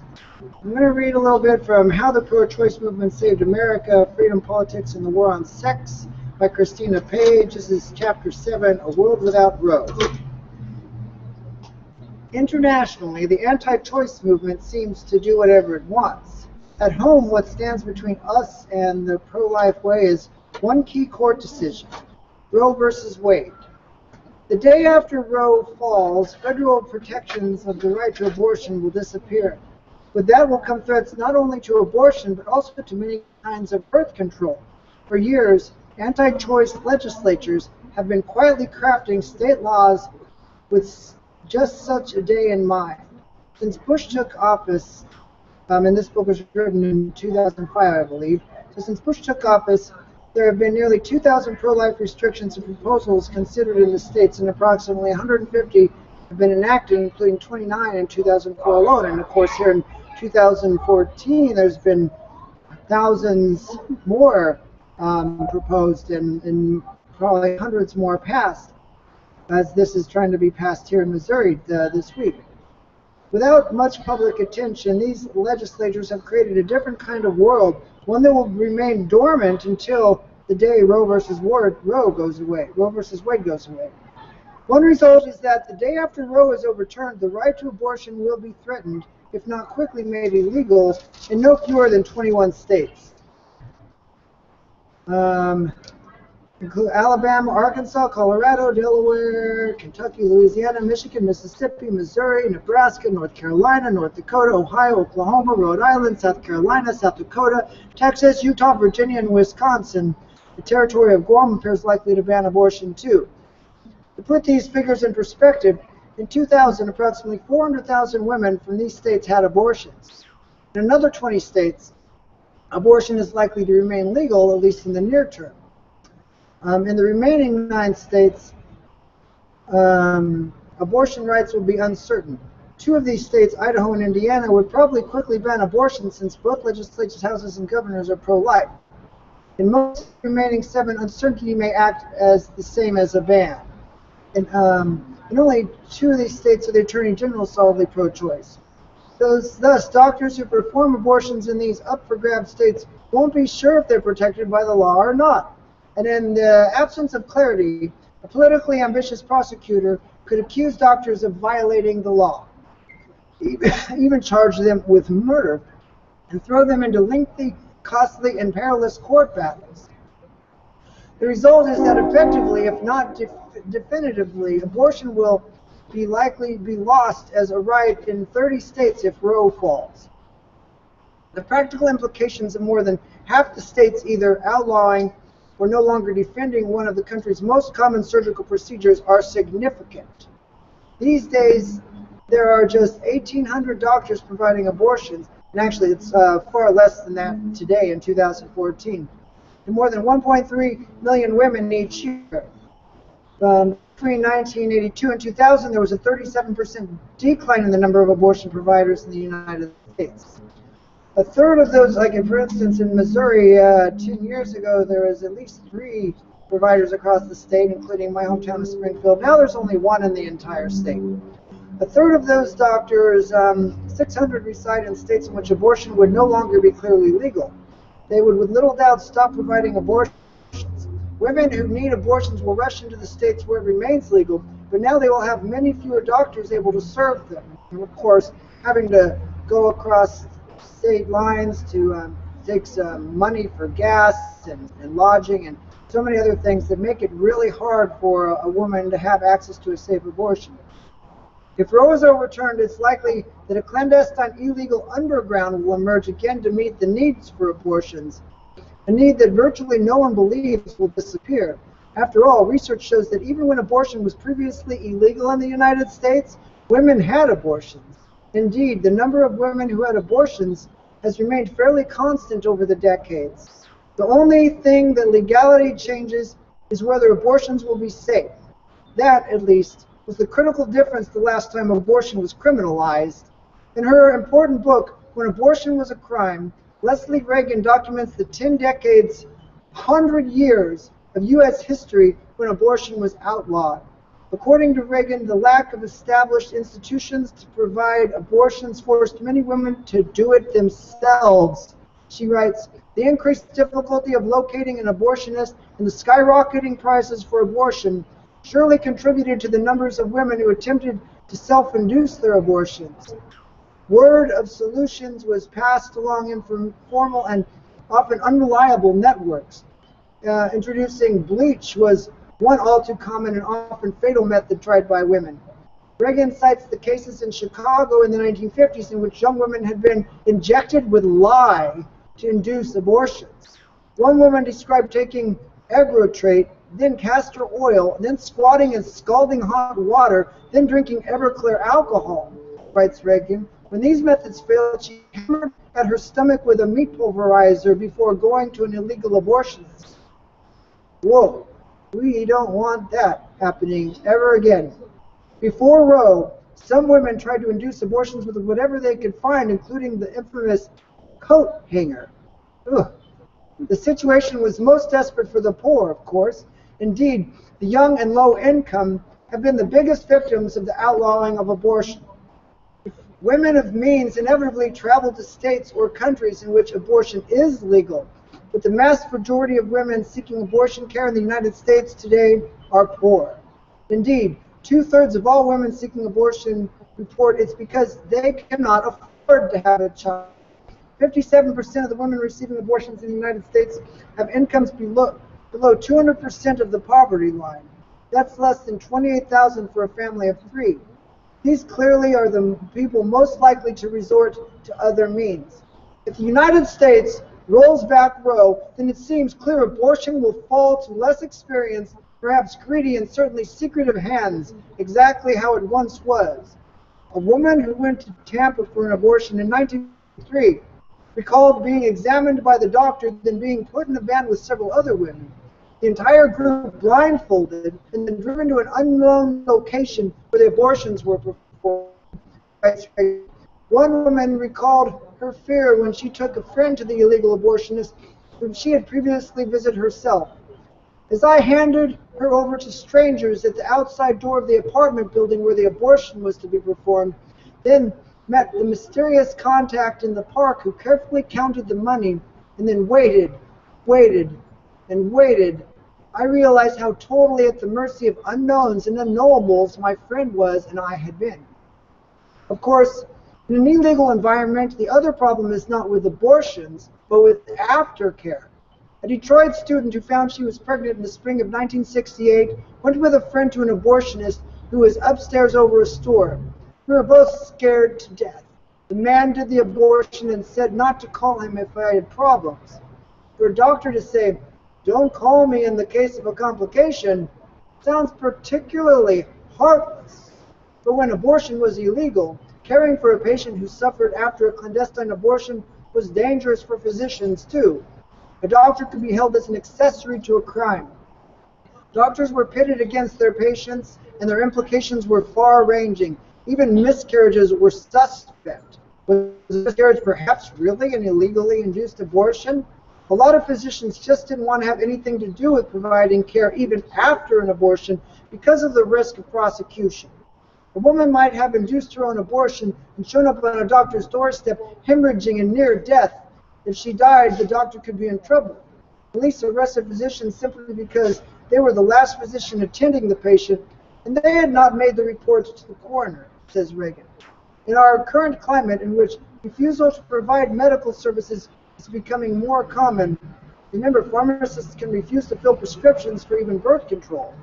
It's easy to imagine that physicians could refuse care for women who are miscarrying either naturally or unnaturally. If Roe were reversed and abortion became a crime, the situation the doctors faced would very well be worse than the last time it was illegal. Before the 1970s, those who performed illegal abortions were typically prosecuted only if the woman died. And even if she died, few of those cases, in one state less than 25%, resulted in prosecution. In the future, however, the danger could very well be broader. Those performing criminal abortions could be tried not for injury to the consenting woman, but for murder of the fetus. A raft of new anti-choice laws passed since Roe protects the fetus from injury. 34 states have passed unborn victims of violence legislation and fetal protection laws. In many states, these laws apply to the early stages of pregnancy, and in some even before pregnancy is established. In some states, the legislation finally protects not only a fetus, but even a fertilized egg, even before it implants in the womb, the transition that makes it a pregnancy. According to the National Conference of State Legislatures, at least 15 states have fetal homicide laws that apply to the earliest stages of pregnancy, any state of gestation, conception, fertilization, or post-fertilization. The real problem with the legislation is that there's no way of knowing whether an egg has been fertilized until it implants in the womb. While abortion remains legal, doctors and women are mostly shielded from these statutes. If Roe goes, it's anyone's guess how laws protecting fertilized eggs would be applied.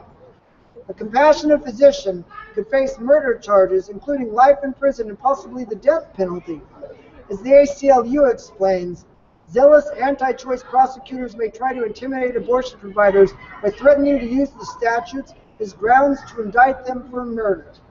Anyone contemplating a post-Roe world should bear in mind that most of us haven't experienced anything like it. Almost the entire current population of women of childbearing age has grown up with a legal right to abortion. A woman who was 15 in 1973 would now be at the end of her fertile years. The Roe decision was the beginning of a fundamental societal shift. Indeed, it is, by now, part of our idea of what we're entitled to as Americans. The greatest evidence of this is that most Americans believe Roe should remain intact.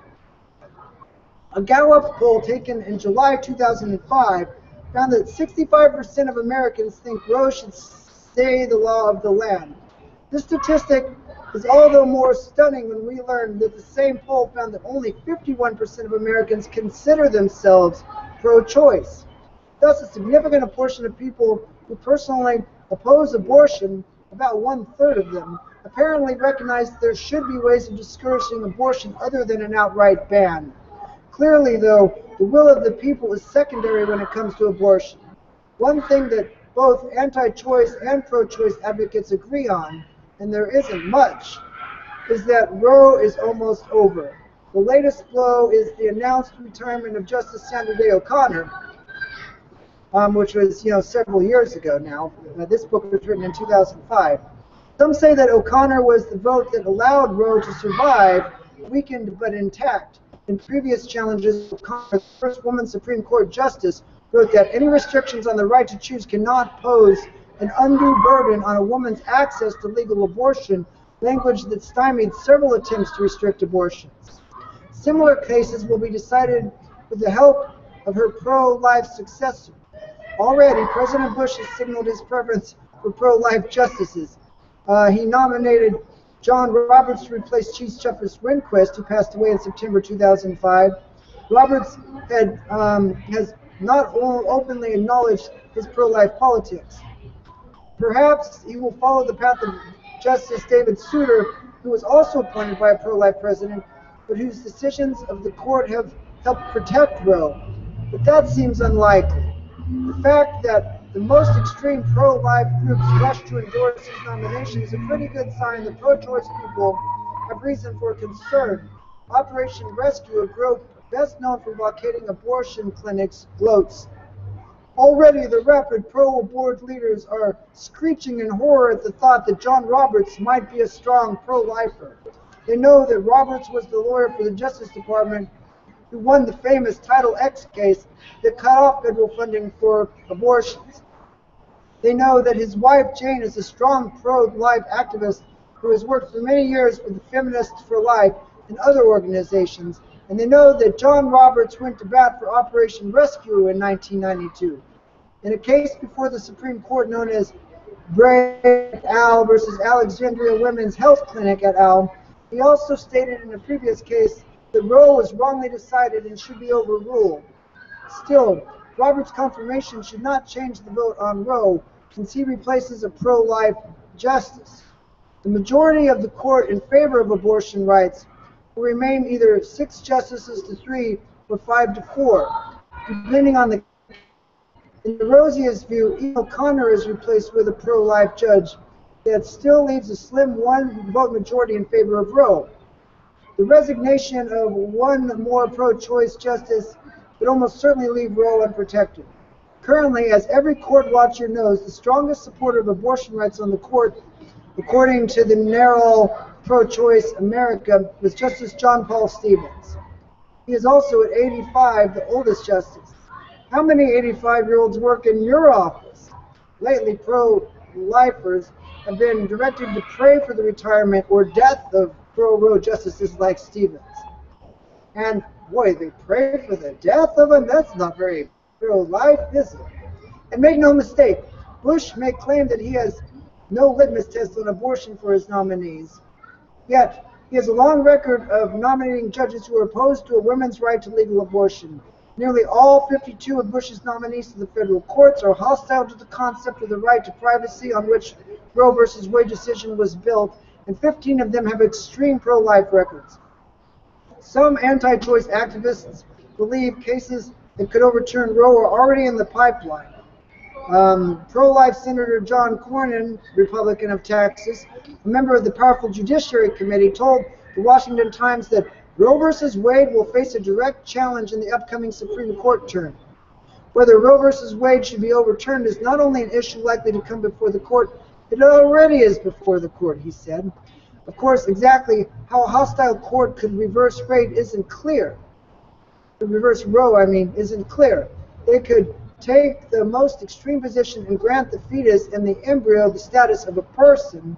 This would theoretically make it murder to perform an abortion as early as the moment of implantation. However, what appears more likely is the court will attack the theory on which Roe is based. In 1973, the Supreme Court found that abortion is constitutional because it concluded that privacy is a guaranteed right that protects, among other things, a woman's right to make private decisions about her own body, including the decision to have an abortion. The right of privacy is, however, not explicitly listed in the Constitution, unlike free speech or free assembly.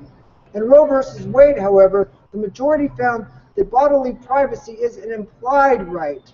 A new court can determine that nothing in the Constitution explicitly or implicitly guarantees this general right to privacy, or it might agree with abortion opponent, Chief Justice William Rehnquist, who wrote in his dissent to Roe, "I have difficulty in concluding, as the court does, that the right of privacy is involved in this case.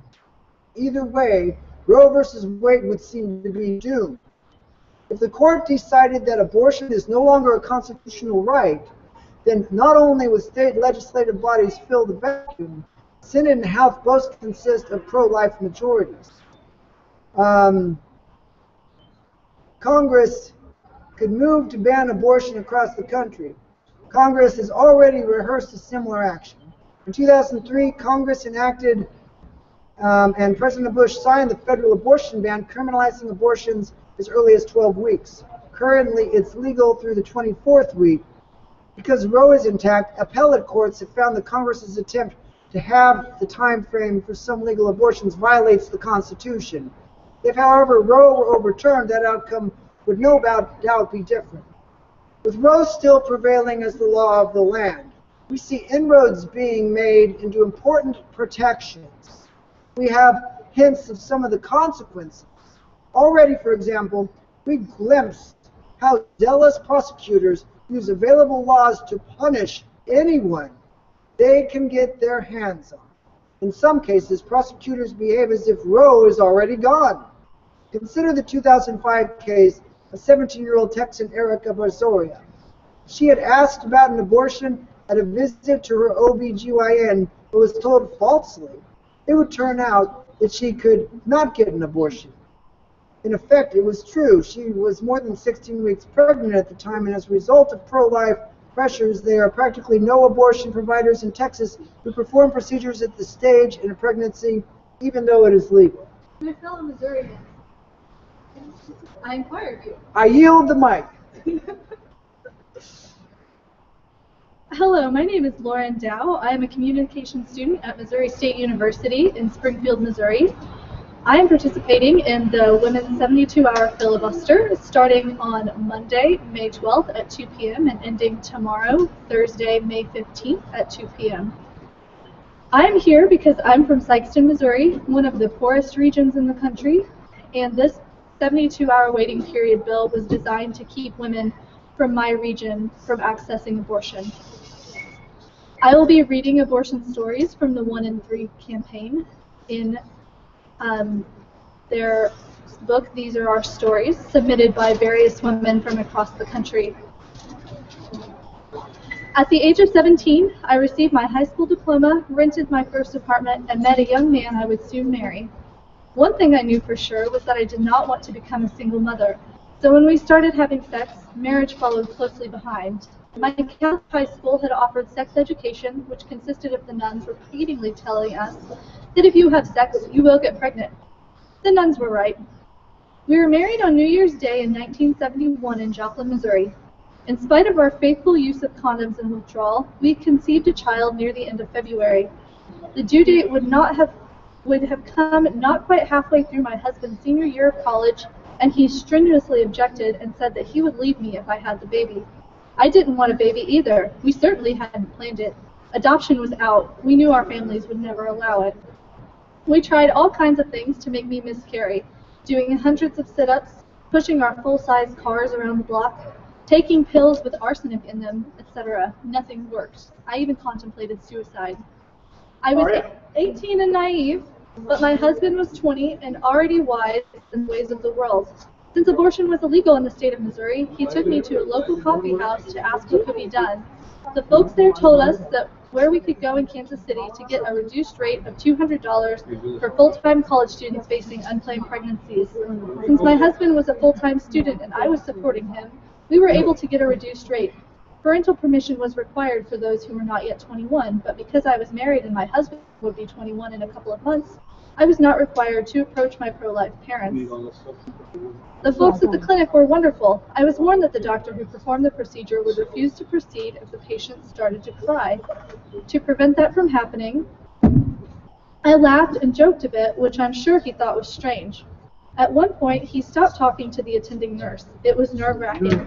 I had the procedure without any anesthetic because I was driving. My husband didn't drive in city traffic, but he did go with me. I'm Catholic and I've had an abortion.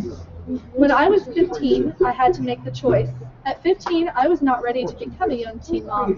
At 15, I could not afford to take care of myself. How could I care for a child? Now at 30, I'm a mother of a daughter and I want to protect her right to choose. I believe in not judging others, and I know God loves me. If it weren't for my choice, I would not be where I am today. This was submitted by Elaine. Occasionally when discussing pregnancy with people, and morning sickness in particular, I just tell them I had a miscarriage, because that's how I look at it, as a self-induced miscarriage. This was submitted by an anonymous person. My name is Stephanie. I am 51 years old, a minister, married with 3 stepchildren, and I have had 2 abortions. One at the age of 18 and the other at 21. Both pregnancies were the result of rape. In both instances, I was in such denial about what had happened and about the potential for pregnancy that I did not seek medical attention or counsel until it was almost too late to make a decision about what was going to be happening to my body and to my life. I chose abortion over suicide twice. Those were the most difficult decisions I have ever made. I commemorate them each year with great sadness, but also with tremendous gratitude for having the freedom to make that decision for myself, and for having had access to impartial and non-moralistic and safe medical attention. I don't want anyone to have to go through what I did, but I want all women to have the freedom to make their own choices about anything that affects their bodies. This was submitted by Stephanie. I would ask you to yield the floor when if you have time. I yield. Thank you. My name is Bill Otto, and I'm a state representative from the St. Louis County area, the 70th House District. I will tell you right now that it's always been, when I first decided to run for office, I was going to struggle with this question, with the question of women's rights. And not that I struggle with the right, but I struggle with the question of abortion because it's nothing I've ever had to deal with or ever feel like I would ever deal with. But the fact of the matter is I've always believed that these sorts of questions and so many things in this world should be left to the individual. Individual rights, individuals, women that need to make decisions upon their own personal livelihood or their own personal lives, what they do. It should not be up to the legislators. It should not be up to me. I have no bearing and should have no bearing on what anyone else does. I applaud this opportunity. I applaud these folks who are going to be here all night to bring attention to this 72-hour wait that is simply there to interfere with a woman's rights. And I'm here. I'm glad that I'm here. I'm proud to be here. And for a little bit, I'm going to read just a few stories here. First one is I have 3 children, all fairly healthy, except they are nervous. But then how they can help when their mother and their father are nervous, all I think from overwork. My husband is at his work bench 6 a.m. until 5:45 p.m. Then we do extra work in the evening until 10 p.m. It is poor pay, but every little bit helps. I do all my own housework, including the washing and ironing and sewing, and a little extra. Is it any wonder why we are nervous? And the worst of it is that we are all not holding out. We want to try to give our children a fair chance. which I think every child should have. I expect to go to the shop when my children are a little older to help out. If we don't have any more, and right here is where you can all help, if you will. 17. I'm a young mother of 27 and have 5 children, the oldest only 8 and the baby 1 year. I married a farmer when I was 17 years old and have had to work hard ever since to live. I've worked out in the fields every summer, taking the children with me to save money on hired help. I've sat on a mower 2 weeks before my baby was born. It seems no use because we are no better off now than we were when we started. I would die before I'd have to have another child. I am a nervous wreck. I am so nervous that I almost go out of my head when I am in the family way. My husband feels sorry for me, but he can't do anything to help me. I weigh about 95 pounds and I'm always tired and worried sick for fear that I will have another one. We are poor and I have to make over old clothes the neighbors give to clothe my children, and they never get care because I am always sick. I have heart trouble caused from tonsils, but we cannot afford to have them taken out. It really is a sin to neglect my babies like I do, but I can't help. I am not fit to do any better. I only hope you can help me. Oh, how happy I would be. My heart is just sick. Now I can hardly write. 18. I am dropping you a letter. I am 27 years old and my husband's 28. We have been married 9 years. My oldest child is 8 and I have 6 children. The last were twins, 2 girls. One died at 2 years old and the other 5 months yesterday. Only weighs 9 pounds but is improving in looks. My husband is very good to me, but his health is poor. And I am so dragged down by the children that some mornings I think I can't get up and start another day's work. We own a farm, but we are just getting started, and it goes hard when you have to buy one little thing at a time.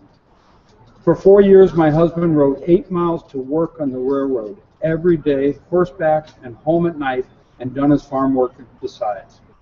I have milked all the way from 1 to 3 cows, summers and sometimes in the winter, and raised over 100 chicks in the summer, besides my children's care and the garden. I am nearly to the end. I tell my husband if I have to go through what I did again this 2nd of last October, I never will live. I have worked to myself to death and nearly had my twin babies at 7 months. But as I couldn't stand up to it, why I quit for a couple of weeks on doing so much until they were born. One had convulsions and a broken hip. It was born double. I don't see how I can ever stand to have any more children right away again. If I do, I know it means death, for I nearly died when they were born. This fall, my husband has worked like a slave to support us, and I have joined in with all the help I could give him. I have to drive myself to keep up with every day's work. 19. I'm the mother of 5 children, 3 boys and 2 girls. The youngest, a baby boy, 22 months old. I have just weaned him, and I have nursed him so long for just the reason that I should not get caught. I never menstruate while the baby nurses, but I was getting so weak and nervous I just couldn't stand it any longer. Now I worry for fear I'll get pregnant again. We are putting in cotton this year, so I'll have to chop and pick cotton and raise chickens and care for the kitties. What can I give them as we have no money to hire anything, as we can scarcely buy enough to eat?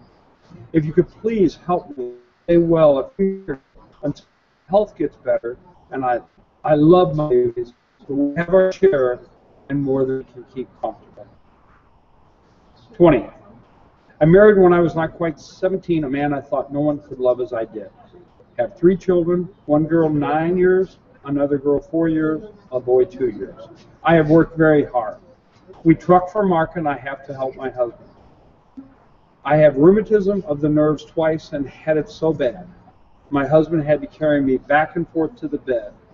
I have been right good so far this time till here last week I got my menses for the first time since the baby was born. Hoeing, I feel so tired all the time. I don't suppose all women are alike. I don't know, as I could get in family way as I always worry, and I think of consumption, but my husband has a head of his own and will listen until it's too late. Then he gets mad and tells me it's no fault but mine, and I still have to work with it all. Some people tell me they don't see how I can do my work, and tend to my children and still help outside like I do. I tell you that I have some grit, and that my little children don't get looked at after like they should. I'm writing you for help, like many others. My husband is a very hardy person, but I cannot help it. I am not. I want to tell you that, again, I'm proud to be part of this. And it is hard for me to fathom why anybody wants to interfere with somebody else's rights. It makes no sense to me. And I give you today, Charlie North. Good evening, everyone. My name is Charlie North. I'm a state representative from Springfield, Missouri. Oh, no, I'll be back. I'm in my sixth year up here, my third term, and I can go back 35, 40 years. I'm 70 years old, and I got out of the Navy. I was 21, so believe it or not, that's almost 50 years ago. And at that time, my young wife and myself, we had a bad pregnancy, and we lost the baby, but the doctor informed us that my wife had to be on birth control. I was 21, she was 19. We really didn't know where to go or what to do. So Planned Parenthood in Baltimore provided us with the help that we needed, and I'm forever grateful for them to allow my wife to get her health back. And at that time, there was no charge for it. And I just believe that Planned Parenthood is just a fantastic organization to help women, to help them with their health needs, their exams, and really, it's very affordable. And the neighborhood I live in Springfield, in that area, there's a lot of need for services like Planned Parenthood. So I'm going to just read a few things to you, and I appreciate you listening, and I appreciate you supporting Planned Parenthood. I'm married when 28, and after 11 months had a splendid little boy who is now 11 months old. And I'm expecting another at any minute now. The father who lives with us is 85 and beginning to need quite a bit of care. My husband is just a splendid fellow, 10 years older than I, a carpenter by trade, but he had nothing to do all winter and not much so far this summer. So our funds are getting pretty low. We live on a small piece in the country, and I try to do all I can to make ends meet. We have quite a patch of asparagus, and I punch it all up and take it to the market. I also do all my own work, including washing, ironing, and most of the time I hardly feel able to get around. Of course, I have to. I get so tired at night I can't sleep. It isn't that we don't want children, for we both love them dearly. But we don't want more than we are able to care for financially and physically. I certainly don't want another in 11 months again, or I'm afraid I couldn't stand it. But I can only wait 3 or 4 years. I would be more than glad. I think this story is repeated a lot, and I hope you all listening will take heed to these stories and think about Planned Parenthood and what they do. Another story goes, I'm one of the many thousands who dread sexual intercourse simply because my husband is not able to provide a home for the child we now have. We live on a ranch. It's just a shack with no conveniences whatsoever, and we cannot afford to hire help. I have to work out with him, just like other field workers, and I also have time for the family. When my first baby was born, 18 months after I was married, we had planted 10 acres, and both getting along in years. Well, let me skip the page, sorry. We had planted 10 acres in tomatoes, and it was necessary for me to work at the picking, packing, lifting the heavy boxes until the time the baby was born. As I was not reared to this kind of work, it injured my health very much, and I never got back to my former self, especially as a proper nourishing food was not available or obtainable. It is a continual struggle to meet the bills and interests that are due. I have since had to undergo the terrible ordeal of an abortion, and now live in continual dread. One of our boys seems fairly robust, but my husband's mother informed me that my husband was tuberculosis and is a constant nightmare to me. These stories are just, they're really tragic, and they happen every day throughout the country. And I'm just glad that Planned Parenthood Hope is available to everyone who can seek it out. Another story is from a woman that she says, I have 4 children, and I think I've got all I can take care of, as I run a small grocery and meat market, and as I work and my husband in from 5 in the morning till late at midnight, as I cannot afford to keep a maid or anyone to help, I must work day and nights till I'm almost dead. No matter how I watch myself, I'm always in trouble, and just last month I went to someone and it almost killed me. I cannot keep this up. I cannot afford it. I cannot stand it, as time will certainly kill me. And I think I'll read one last story. As you know, I'm at the Capitol in Jefferson City, and we're in recess now from session. I have to go back in a few minutes. Well, thank you all for listening. I'm going to close with one more story. I was married 3 years ago and have 2 children. One, 2-year-old, and the other almost a year. Before I was married, there was no other girl in the community that was stronger or healthier than I. I did not know what it was like to be sick. We rented a house, and my husband intended working in the mill, but the mill shut down, and he could never get no work anywhere. I was in a family way, and of course we tried to live as cheap as possible. Having no work, I worried all day and couldn't sleep at night. I would worry all the time. When my baby was born, it only weighed 3.5 pounds and constantly cried. My husband still had no work. When the baby was 3 months old, we got a chance to work on a farm. I kept house and him to work on the farm. I got up at 4 o'clock and went to bed at 10. Once again, I was in a family way. The last spring we came up to my father's house. I kept his house and my husband worked in the mill. I had lots of work. I'd get up at 3 and go to bed at 9. My father and 6 brothers and sisters, myself and 2 children. I do not want any more children. If I get in the family way again, I have no idea what I will do. When I'm in the family way, my periods are every 2.5 to 3 weeks apart, and then a whole week at a time. And the terrible pains I must suffer, I have all the time. It's enough to set one crazy. I never used to be that way, only since my first baby. When I am in the family way, I'm sick enough for bed instead of working like I have to. I weigh 108 pounds now, and before I married, I was 135 to 138, and it felt good all the time. Now it seems I've lost all interest in life. I sometimes feel that I'd be glad to die sooner than to have more children. Folks, remember Planned Parenthood. Remember these situations, these stories are read to you, and please support Planned Parenthood as much as possible. Thank you. This is Charlie Noor. Have a good evening. Will you yield for a question?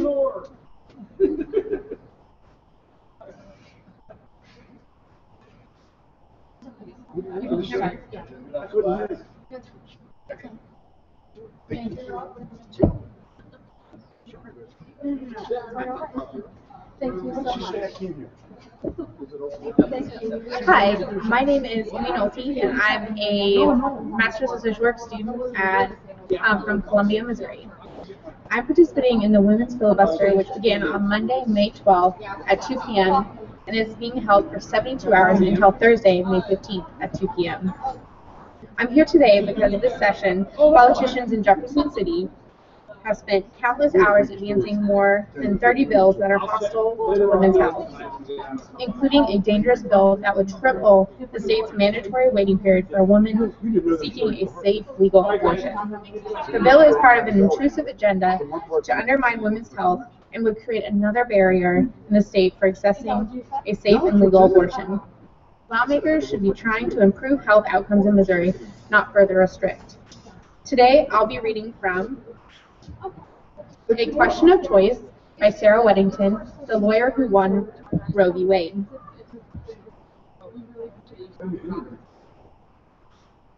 Three scenes summarize my life. Picture those the public knows. First, a triumphant young woman 5 years out of law school, celebrating the victory of a Supreme Court case she has won, Roe v. Wade, which overturns Texas anti-abortion statutes and makes abortion legal throughout the United States. Second, a worried, mature woman 2 decades later, writing and speaking with every ounce of energy to prevent what she hoped and believed American women would never again know, the horrors of a time when abortion was illegal. This book tells the story of those scenes and of the years that surround them. It is the story of Roe v. Wade, which has been called one of the most significant Supreme Court cases of this century. It was won by the cumulative efforts of many, but the spearhead of the final assault that legalized abortion in the nation began in Austin, Texas. The final outcome of the story of legal abortion in America will be written in the future, perhaps by one who has read this book. It is likely to be a political outcome.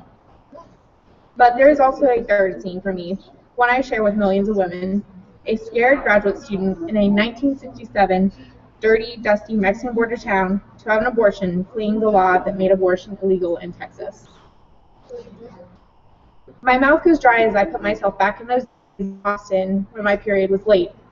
I was in my third year of law school, going to school full-time and supporting myself by working several jobs. I was seriously dating Ron Weddington, who was finishing his undergraduate degree after returning from the Army. He was planning to start law school the following summer. I had been celibate until our relationship progressed to the point that we started talking about marriage. Each day, I kept hurrying to the women's lounge in law school between classes, hoping to find that something had happened. Each day, I was disappointed. I had to fight to maintain my routine, to work on my class assignments and complete the demands of my jobs. I had to fight to keep my mind from being incapacitated by the questions that haunted me. What if I were pregnant? What would I do if I were? I had law school to finish and couldn't do it unless I was working. My parents were supporting 2 other children in college on a minimal income. I was not emotionally ready to commit to marriage. Even if we married, Ron had years of schooling ahead, and I wanted to work to contribute to our support. My parents would be very disappointed in me. What would people who knew me think? The only person who really knew my dilemma was Ron. There are many reasons we were together. We had similar backgrounds. Both of us had spent our early years in Albion, a flat, dry Texas town, and longed to be part of a wider world and experience more than the usual events in West Texas. I had led a very proper life, but Ron had seen more of the world. I enjoyed talking to him about my studies, his travels, and military service and politics. I loved his sense of humor and his eagerness to explore the world. It also pleased me that he was taller and smarter than I, and that we both had been student leaders in high school. He had few stereotyped notions about the appropriate roles for women. He did not think it at all strange that I, a woman, would want a career in law. Ron went through those anxious days with me. He had already made it clear that he did not want children. I had no strong feelings either way, and had told him that if we got married, whatever he wanted was fine with me. We began to worry over the possibilities. Abortion was one, but we were worried about the risk of an illegal procedure. Ron said that he would help me whatever I decided to do, and that the final decision was mine to make.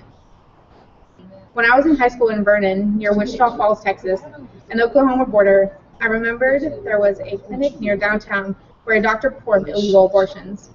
The more adventurous teenagers would drive by late at night to check the license plates of cars in the area. They were from Oklahoma, Arkansas, and other nearby states. I could remember news stories from 1962 about Sherry Fine, a television personality and young mother of 4 in Scottsdale, Arizona, who had taken thalidomide while she was pregnant. When I was announced that the drug could cause mutations of the fetus, it might be born without arms or legs, for instance, she defied an Arizona court by traveling to Sweden to abort her severely deformed fetus. I thought what she had to go through was awful. Ron had heard stories of women who had abortions, but abortion was something I never talked about with friends or family. If we decided on abortion, the next problem was where to go. There were no ads in the phone books or newspapers. This was all undercover. We had to find someone who knew a name, a place, and I refused to tell anyone my situation. Fortunately, Ron was not as humiliated about this as I. He offered to make some calls and talk to a few select acquaintances. I made an appointment with a gynecologist under a false name. By the time I learned the test was positive, I knew I wanted an abortion. Ron heard about Dr. Impedras Nigres across from Eagle Pass, Texas, who had some medical experience in the United States and who did abortions. Abortion was illegal in Mexico, but the woman Ron spoke to told him abortions were done in many places. She assumed the doctors paid off the police to keep things quiet. She said several women she knew had been to this doctor, and everything turned out fine. He charged $400, cash only. My entire savings got us nearly there, and Ron made up the rest. He called for an appointment, made the necessary arrangements, and planned a weekend away. He obtained a powerful painkiller from a doctor's son, and the name of someone who might help if I ended up in medical trouble. We left Austin early on a Friday, full in fall, drove to Eagle Pass, checked into a motel, and went across the border to the meeting place. I was scared of the unknown, but mercifully, I had been spared the horror stories I was later to hear from so many women. I could still see Ron and me following a man in brown pants and a white shirt down dirt alleys to a small white building, two young Americans trying unsuccessfully to blend into the background. I was grateful that at least the inside of the building was clean. I could not read what appeared to be a medical diploma on the wall, but it made me feel better. Beside the staff, we were the only ones there. Soon a nurse motioned to me to come through a door. Ron squeezed my hand, and I was on my way to put my life, my future, in the hands of strangers. I was one of the lucky ones. The doctor was pleasant and seemed competent. This made me feel more at ease about being there. He explained the D&C, dilation and curettage procedure, then motioned to the nurse and anesthesiologist to begin. I did exactly as I was told. When I felt the anesthesia taking effect, my last thoughts were, I hope I don't die, and I prayed that no one ever finds out about this. My first memory afterwards is waking up in our motel room with Ron by my side. It was the one time he had to play nurse for me, and he was wonderful. He told me that the doctor had reported to him after my surgery that everything had gone smoothly. I had walked out of the clinic and we had driven back across the border without incident. I felt woozy, but felt no more than the cramps the doctor had told me to expect. Ron checked, and I didn't have a fever. I was filled with gratitude for the doctor and his assistants. Ron and I turned to Austin and plunged back into our usual routines, but the memories have always been with us. Now I know there are countless others living out there with their own private scenes when abortion was illegal. Some of them were not as lucky as I. They ended up in awful places. They were operated on by people with no medical skills. Before abortion became legal in California in 1967, the county hospital in Los Angeles had a ward called the IOB, Infected Obstetrics Ward. It had about 60 beds for women suffering the results of botched abortions, and sometimes abortions they had performed themselves. Doctors and nurses who worked at public hospitals in the days when abortion were illegal remember women who died in their arms. After I gave a speech in Dallas not long ago, a nurse told me about her best friend who bled to death after her womb was perforated during an abortion. Another told me about a licensed vocational nurse who had 5 children and could not face having another one, who died from an infection resulting from an illegal abortion. From mid-1970 through 1972, nearly 350,000 women left their own states to obtain legal abortions in New York, one of the few states where abortion was then legal and available to non-residents. Lady, are you willing to give the floor? Yes, ma'am. Thank you. Thank you for your We just heard a story about women whose bodies were perforated, whose wombs were perforated because they needed to have illegal abortions because they were not available. In Missouri, we only have one place, it's located in St. Louis, where abortions are, where women are able to get abortions. And what we do when we impose a 72-hour waiting period is several things. First of all, we tell the women that we don't have confidence and trust that they can make decisions about their own bodies and their own families without this length of time, this imposed length of time that has no real meaning, no basis in anything other than someone's view of how much time a woman should take after she has initially made the decision and gone to the Planned Parenthood center where she can have an abortion. So once she's gone there and met with her counselor, she has to wait a full 72 hours, and she, with her partner or her spouse or her friend or her parent, whoever's there with her, if they're from a different part of the state, if it took them 2 hours or 3 hours or 4 hours or 5 hours to get there. Then do they stay in a hotel whether or not they can afford it, or do they turn around and drive back home only to wait those several days before they have to come back again to go through this? And do they continue to think about, my gosh, I need to be able to be beyond this point. I needed to take care of my family situation, my health, and the state legislature in the state of Missouri has imposed this artificial 72-hour waiting period on me. So it's disheartening to think that someone once described the Missouri legislature as a bunch of old white men. Now that's not the case, but there certainly are more men by far in the legislature than women, more white people in the legislature than people of color, and those are the people who are making decisions for all Missourians, whether they are rural Missourians, whether they are suburban Missourians or urban Missourians. They are telling women from all over the state, we don't trust you to make a good, informed decision on your own. We hope by making you wait that we will put such a burden and imposition on you that perhaps we will change your mind and you will go through with an unplanned, unwanted pregnancy. I heard a story excuse me, of a woman, and I don't remember all the details and specifics, but she was going to give birth to a child that who had no brain development. This child was not going to be able to live a normal life. This child could not even live beyond being out of the womb. She and her husband had decided that the only alternative for them was to abort the child. She made the decision, and they went to their abortion clinic on a Friday. We're told they had to wait. They had to go home over a weekend and live with this, knowing that this woman was not going to be able to keep this non-person, this baby that was going to be born brainless, that was never going to survive outside the womb, that this imposed waiting period would have made them wait over that weekend and beyond before this woman could go back and have an abortion, and she and her husband and their family, their other children, could get on with their lives. This has real impact on women in the state of Missouri, on families in the state of Missouri, and for us to impose this based on no scientific research, on no rationale other than some legislators believe that 72 hours is the right amount of time for a woman to make this important, after she's already made this decision, to wait after she's made this important decision for herself and her family, I think is unconscionable and stepping far beyond what the government should be doing. Talk about big government getting in the way of people's health care decisions and choices. So I'm going to take a little bit of time today and read some stories that have been provided in a booklet, and I'm going to start with story 23.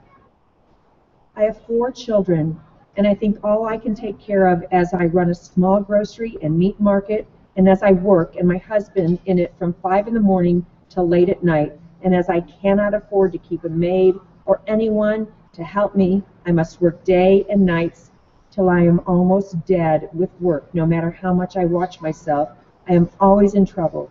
And just last month, I went to someone, and it almost killed me. So I cannot keep this up, as I cannot afford it, and cannot stand it, as it would kill me in time. And these are from the books of Motherhood in Bondage, Voices that Gave Rise to the Planned Parenthood Movement. And this book was published by Planned Parenthood of Northern Michigan. It's written by Margaret Sanger, and it was published, it was copyrighted in 2000. Chapter 24. I was married 3 years ago and have 2 children, one 2 years old and another one almost a year. Before I was married, there was no other girl in the community that was stronger or healthier than I. I did not know what it was to be sick. We rented a house, and my husband intended working in the mill, but then the mill shut down and he could get no work anywhere.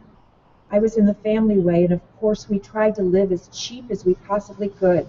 Having no work, I worried all day and couldn't sleep at nights. I would worry all the time. When my baby was born, it weighed only 3.5 pounds and cried lots. Then my husband still had no work. When baby was 3 months old, We got a chance to work on a farm. I to keep house and him to work on the farm. I got up at 4 o'clock and went to bed at 10 o'clock, and I was in the family way again. Then last spring we came up to my father's house, I to keep house and husband to work in the mill. I had lots of work. I get up at 3 o'clock and go to bed at 9. There is father and 6 brothers and sisters, myself and 2 children now. I don't want any more children. If I get in the family way again, I don't know what I will do. When I am not in the family way, my periods are every 2.5 to 3 weeks apart, and then a whole week at a time. And then the terrible pains I have that time is enough to set one crazy. I never used to be that way, only since my first baby. And when I am in the family way, I am sick enough for bed instead of working like I have to. I weigh 108 pounds now. Before I was married, I weighed 135 to 138 pounds and felt good all the time. Now I seem to have lost all interest in life. I sometimes feel that I would be glad to die sooner than to have more children. You know, we talk about the 72-hour waiting period. This same legislature has tried to put roadblocks in front of women who want access to affordable contraception. Women who pay their monthly bills for their health insurance and then have to pay an additional copay in order to be able to afford the contraception that they need. We know Missourians of all faiths care deeply that women have access to contraception to help them prevent unwanted pregnancies. When the legislature limits their ability to get contraception and then imposes a 72-hour waiting period on women before they can have an abortion, what the legislature is doing is saying, we know best. They aren't representing the constituencies out there. I know the women in my district and throughout the state and men believe strongly that women should have access to contraception that they need to be able to afford it, that children need to be able to be educated fully on matters of health and sex education, and that women should not have a 72-hour waiting period imposed upon them once they make a health care decision for themselves and their families. I was 39 years old, October 28th, and have 4 children. My oldest is 10 years old, and I had a terrible time, and the doctor didn't think I would have any more, but in January 1921, I had a nice baby boy, and in April 1923, I had a baby girl, and the doctor said I shouldn't have any more. But in February 1925, I gave birth to a baby girl, and the doctor said, I must not have any more. But they won't help you out. Of the 4 children, I had 1 natural birth. But I am so miserable all the time. I carry a child. I can hardly walk, only with the use of a cane, and then at times, I can't walk at all. My husband will have to carry me up and down the stairs so I can watch the children while he is at work, as he can't afford to keep help only while I am in bed. It seems like as soon as I would wean one baby, I would get that way right again. I have nursed all my babies so far, and as my girl will be a year old the 16th of this month, it is time to wean her, and I am so afraid I will get that way again. Now, we love children and wouldn't take anything for those we have, but my husband is past 42 years old and works every day as a railroad switchman. We want to raise our babies right and give them a good education, but it is almost impossible on our wages. I do my own work, and we are trying to pay for our home, and besides the care of my house and babies, I have a brother who is almost an invalid that I take care of. I am so tired at night, and the nights are so short as I do a lot of work after the mister comes home to take care of the babies, and it seems like I never get rested. I am 5 foot 2 inches tall and weigh 140 pounds, short and stout, and seems like I get caught so easy. Now, I don't want to burden you with my trouble, but there are so many things I could tell you that it is hard to write. I surely would be grateful if you would help me, as we have more than we can take care of properly, and don't want any more, as we are both getting along in years. Sometimes I feel like I'm about 100. Everybody says I look so much older than my husband, but I can't help it. I try to keep neat and clean, but I never get out to get away from the cares of the house. It surely makes me look and feel old.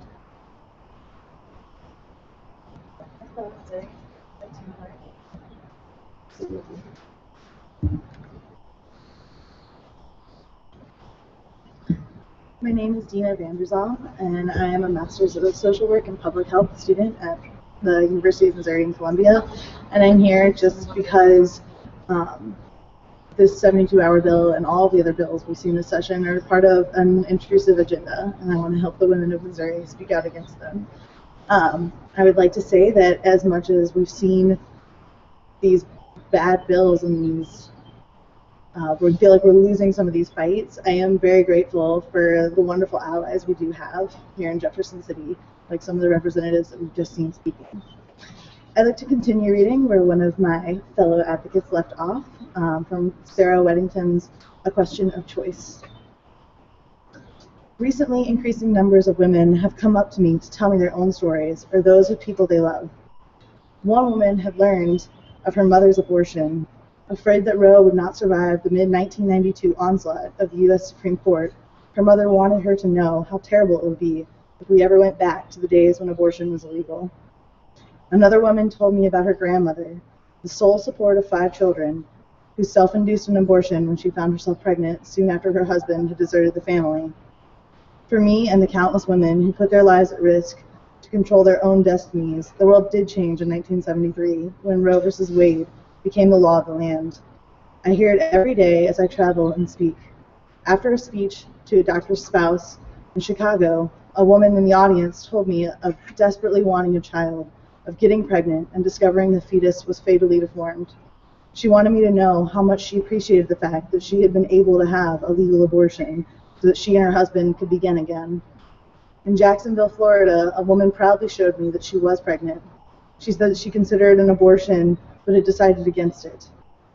She felt good about her choice and the fact that it was her decision to make. College students have told me how lucky they feel to be maturing at a time when abortion is legal. Roe v. Wade made the country a better place for women. But I'm getting ahead of myself.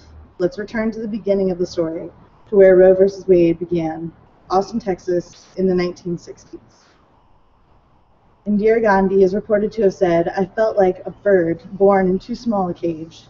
That is just how many of us women born in the 1940s felt in the 1960s. We were born and grew up at a time when social and legal restrictions forced women into narrower roles than we long to occupy. We were told, "Women don't, you can't, that would be too strenuous for you." Texans have always been an independent breed, and in the 60s and 70s, many women in Texas began to reveal their own streak of independence. Ours is a state now known as one where men are men and women are elected officials. When I travel, people ask me how Texas has produced such strong women as Governor Ann Richards, former Congresswoman Barbara Jordan, and the journalists Liz Carpenter, Linda Ellerby, and Molly Ivins. I tell them that Texas is a place where the basis for acceptance is never who your parents are or where you come from. Instead, what is important is a frontier ethic of individual worth and accomplishment. Sometimes I use Molly Irvin's line that the chauvinism was so powerful that only strong women survived it. It is said that we Texas women love riding horses because the only time we felt in control as youngsters was when we rode. In control of a huge animal of power and grace, and free to explore the boundless acres spread out beneath the sky. Everywhere else, others sought to control us. When I was young, I rode on the plains of West Texas, the land stretching out to the far horizon with not another soul in sight. I wondered what lay beyond the world my eyes could see, the world in which I had grown up. Texas did not become known for its women with a can-do attitude overnight. It took years of struggle and effort.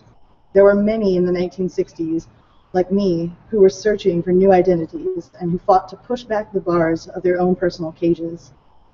My first quest for that wider world was in moving to Austin when I was 19.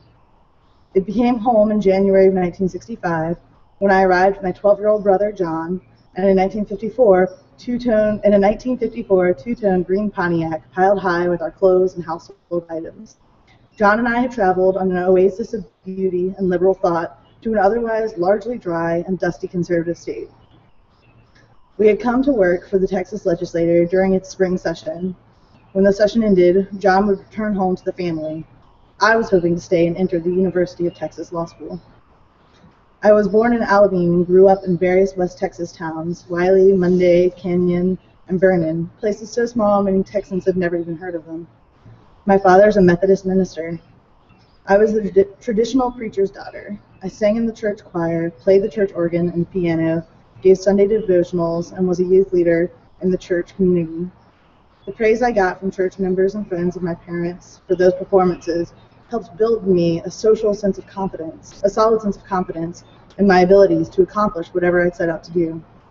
However, I was non-traditional in that I did not envision marriage and children as my primary future, as my parents and friends knew. Barbara Jordan, I believe, observed that to be a leader, you must be comfortable feeling different. As a preacher's kid, I always felt different. Also, I was an independent thinker. I was not invited to participate in many of the activities of my peers. When I look back, it seems just as well. I grew up being an officer in the Methodist Youth Fellowship, drum major, not a majorette, of the Canyon Junior High School Band, and president of the Future Homemakers of America of Canyon High School in my sophomore year. At McMurray College, a small Methodist liberal arts school in Abilene, I continued to be a leader. I was active in a social organization, participated in productions of the drama department, and was elected secretary of the student body. I followed a traditional route, graduating with secondary education teaching credentials for English and speech, but I harbored the dream of going to law school. During my senior year, I went to talk about this with the dean, who told me that I should not even think of it. His son was in law school and finding it very difficult. No woman from McMurray had ever gone to law school. It would be too strenuous for me. That was when I decided I was going. I had already begun to chafe under some of the other restrictions I faced growing up in West Texas. At the time, women's basketball teams were composed of 10 players, 5 on each half of the court. The players on one side of the court would work their way 2 dribbles at a time to the center of the court, where they would pass the ball to teammates 3 inches away who would head for the goal 2 dribbles at a time. I could never understand why we could not run full court or why it was considered traveling, a technical violation, if we failed to pass the ball after 2 dribbles. When I persisted, I was told that running full court would be too strenuous for women. A high school physical education instructor told us, young women must preserve their reproductive capacity. After all, it is their meal ticket. I took a silent vow that I would have a meal ticket other than reproductive capacity.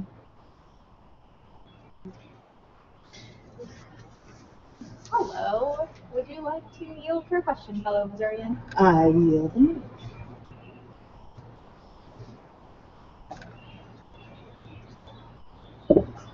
One day, during an education class at McMurray, we were discussing the custom that if a woman teacher became pregnant, she would quit, and if she did not, she would be fired. My teacher wanted the class to consider whether a pregnant teacher had a moral responsibility to tell the principal as soon as she knew she was pregnant, or whether she should wait until the principal figured it out. I saw no reason why she should have to quit at all. I thought that the question should be, why shouldn't she be allowed to return after giving birth?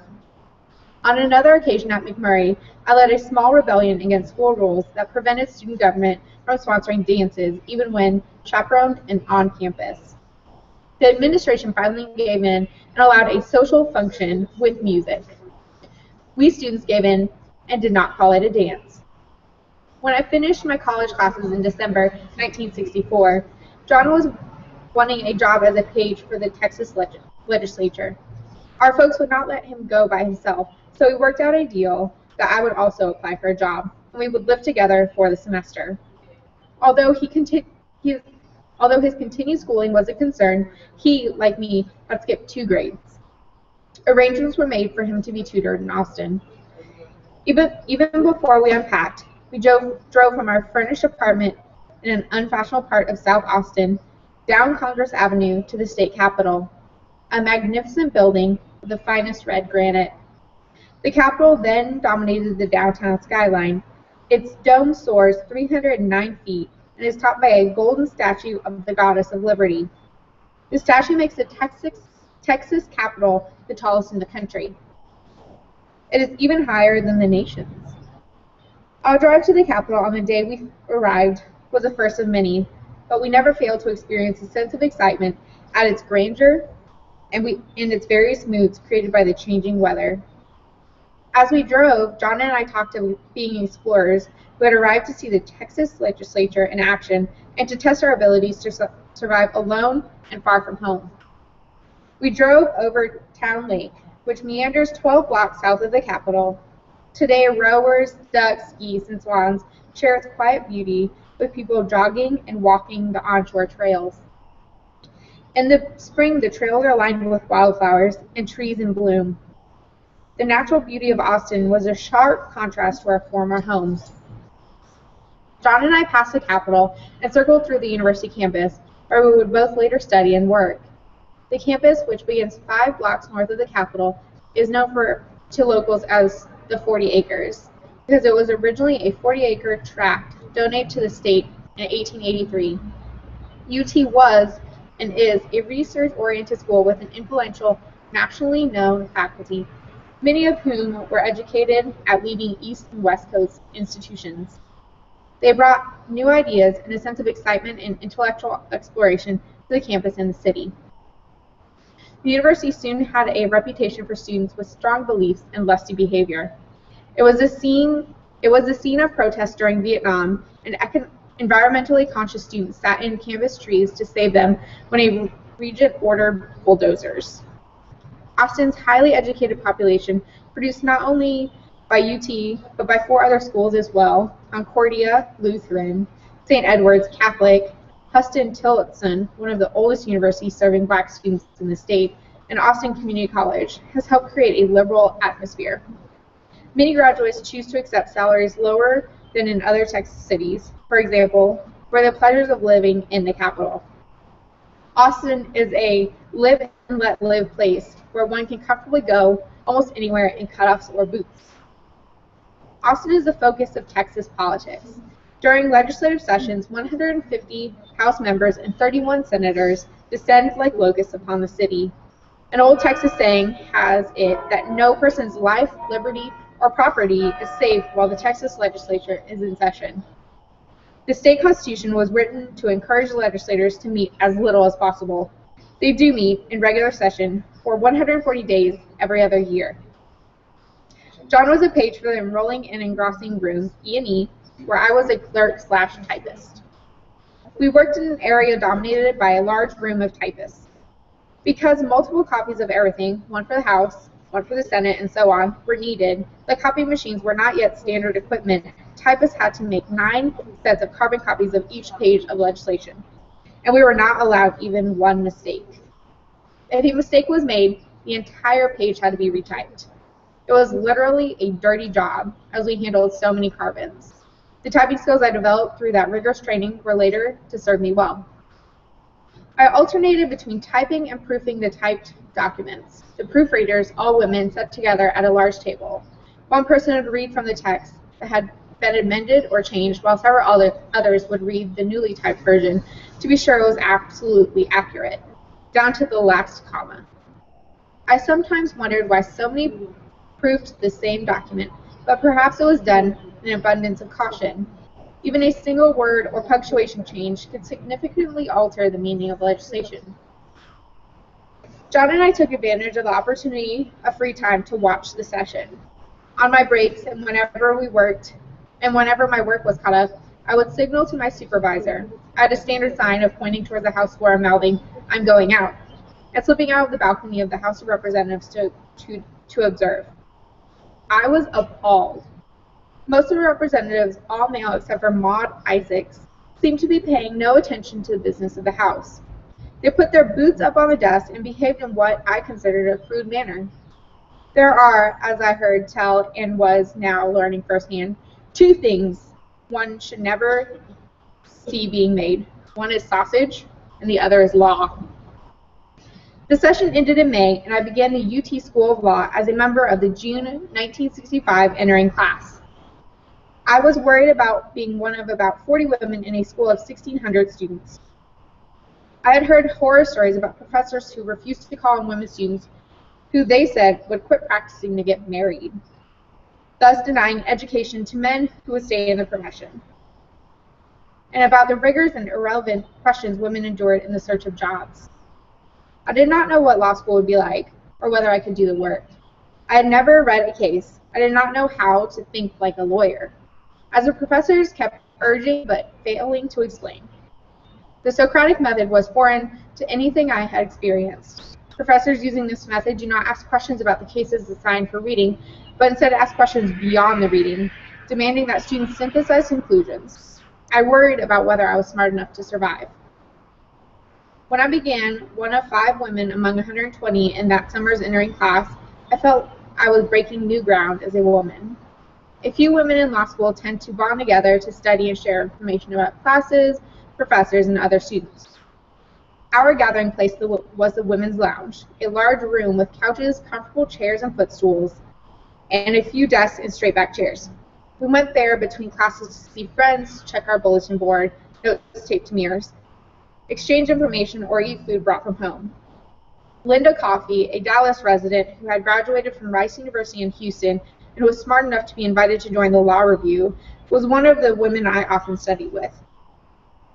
When, 2 years later, the first round of job interviews for the graduating class began, I interviewed for months but received no job offer of any kind. Since I was graduating the top quarter of my class and was a hard worker, I believe the reason I could not get a job with any law firm was that I was a woman. Law firms, by and large, were not yet prepared to hire female lawyers. One of my professors saved me. John Sutton, a former FBI agent and attorney in San Angelo, was a man with a quick laugh, an incisive mind, and the willingness to spend extra time to encourage female students. I took as many classes from Sutton as I could. One day during my last semester, miracle of miracles, he offered me a job assisting his work with the American Bar Association's Special Committee on the Reevaluation of Ethical Standards. I jumped at the opportunity. The committee's task was to revise the canons of professional ethics, the document that governed ethical standards for lawyers, into a new document called the Code of Professional Responsibility. Ron finished his political science degree and started law school in June 1968. We married on August 25th and took a penny-pinching honeymoon, delaying his summer finals to Bampo, a sleepy Mexican fishing village. It was during those years when Ron was in law school and I was working for Sutton that I became involved in the Austin women's movement and in the efforts to overturn the Texas anti-abortion statute. There are moments in your life, aha moments, when for whatever reason you suddenly see the same facts in a different light. I had always struggled against conventional wisdom, but none of my West Texas friends seemed to share my discontent. However, in law classes, we had discussed legal problems unique to women. Women law students wondered how to change the laws, but there was little talk about the overall patterns of discrimination women were experiencing. I remember applying for a credit card after I had become a lawyer. The man who took my application said it would not be complete without my husband's signature. I tried to explain my situation, that I had always supported myself and was providing more than half the household income, that I was a lawyer, but the man insisted I needed my husband's consent. I refused to apply under that condition. For me, this type of discrimination or unfairness always got put in the category of that's the way it is. I secretly resolved to find a way to fix things in the future, but it seemed a big waste of energy to throw a hissy fit over my own experiences. My energy began to flow, however, when I sat with a conscientious raising group and saw that many other women were experiencing the same injustices. Judy Smith, whom I had met through Ron's classmate, Jim Willis, invited me along to one group meeting.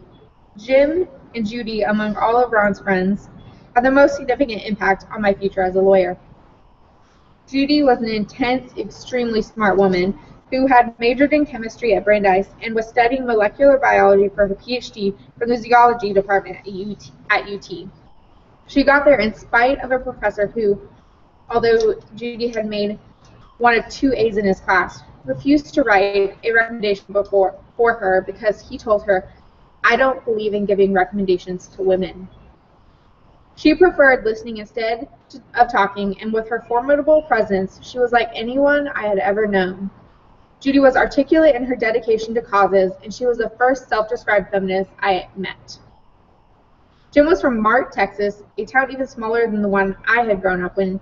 Incredibly bright, he had attended Harvard for a year, but did not like it, dropped out, and completed his undergraduate chemistry degree at night school in Alabama while driving a truck and working for a veterinarian. He was always cynically insightful. Ron liked Jim because he was a soulmate in political causes. I liked him because he was a gentle person who always treated me with respect and listened to my opinions.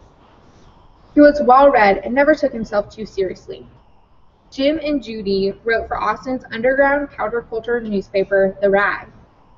Judy was also active in a variety of women's activities, including the Conscientious Raising Group and an abortion referral project.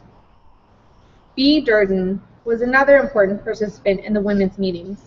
Bea, who had her PhD in biology from Yale and was in Austin with her husband, a science teacher at UT, and their 2 children. She was president of the Austin Spider Club and also wrote for The Rag. She had an incredibly diverse storehouse of knowledge, yet she was not able to find a job. The conscientious raising sessions had begun after someone brought to Austin a pre-publication mimeograph of Our Bodies, Ourselves. A group of women graduate students held meetings to talk about the book, and the conversations went on to cover the general status of women's society. The group expanded to include a variety of women who, each in her own way, were searching for more choices. Many of the women who participated in the meetings were writers for The Rag.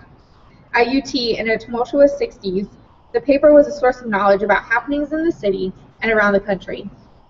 It described when the free health clinic would open, what to do if a person was arrested in a protest, where to find the best music in town, and when the next meeting of student and activist organizations would be.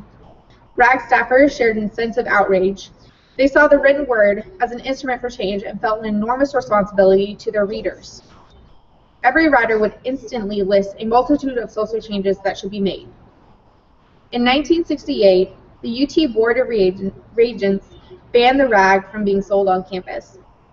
The paper's staff considered this a violation of First Amendment freedom of the press. They contacted David Richards, a local attorney interested in civil rights issues, who was then married to now Governor Ann Richards. Richards agreed to represent them, and Jim Wheelis and Ron were among those who sued the university. Jim sued as a writer who wanted to communicate with other students. Ron, who was not a Rag writer, as a student who wanted to read The Rag. The case, New Left Education Project First, the Board of Trustees of the University of Texas, went to the U.S. Supreme Court on procedural issues. David had previously won at the 3-judge federal court level. He won again, and the university capitulated. The victory was interpreted by Austin activists to mean that the federal court system was a possible route for achieving justice. Later that year, women became involved in Rag editorial decisions. Their influence was immediately evident. Birth control information and devices were hard to come by at the time, but articles of The Rag told about the safest forms of birth control and how to obtain them. The paper became, in effect, a health class for women. The conscientious raising meetings frequently focused on conception and abortion. Women talked of the need for more and safer contraceptives and for greater access. They talked about how they could not truly determine their own destinies in terms of education, employment, and physical and psychological health until they could control the number and spacing of their children. When contraceptives failed, one way of avoiding pregnancy was abortion. Yet, Texas law made abortion illegal except to save the life of the woman. Others talked about the fact that women with money could go to states such as California and New York for safe, legal abortions, but women who were poorer, younger, or less sophisticated often did not make it to those places and ended up in Mexico or in the back alleys. Stories of abortion mills and self-induced abortions were uncomfortably common. Members of the conscientious raising group wanted to find a way to keep women from the awful, illegal places in Texas, Mexico, or wherever they were. The first move for The Rag was to print public service articles about safe and unsafe abortion methods. One article listed 3 methods as safe when performed by a competent physician: dilation and clitoridge with anesthesia, vacuum aspiration, and hysterectomy. The message went on to warn against various other methods that involved excruciating pain and could lead to permanent disability, infection, or death. Often women would drink ergot, a poison, or take quinine sulfate. Neither achieved abortion. Ergot could cause fatal kidney damage, and quinine sulfate could result in deformities in the fetus or death to the woman. Taking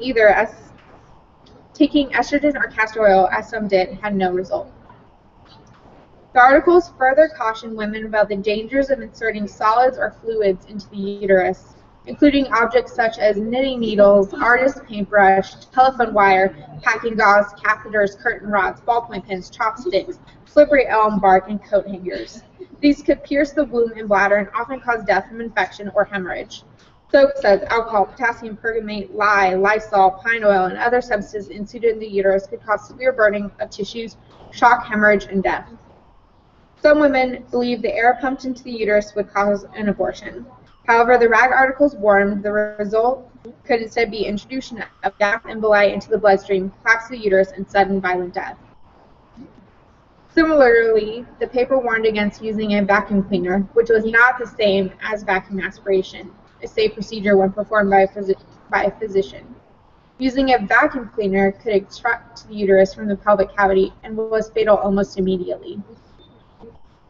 The rag advised that physical exertion, such as heavy lifting objects and running, was useless, that throwing oneself downstairs often resulted in severe injury to the woman but no abortion, and that only doctors or other specially trained personnel could safely practice methods of safe abortion.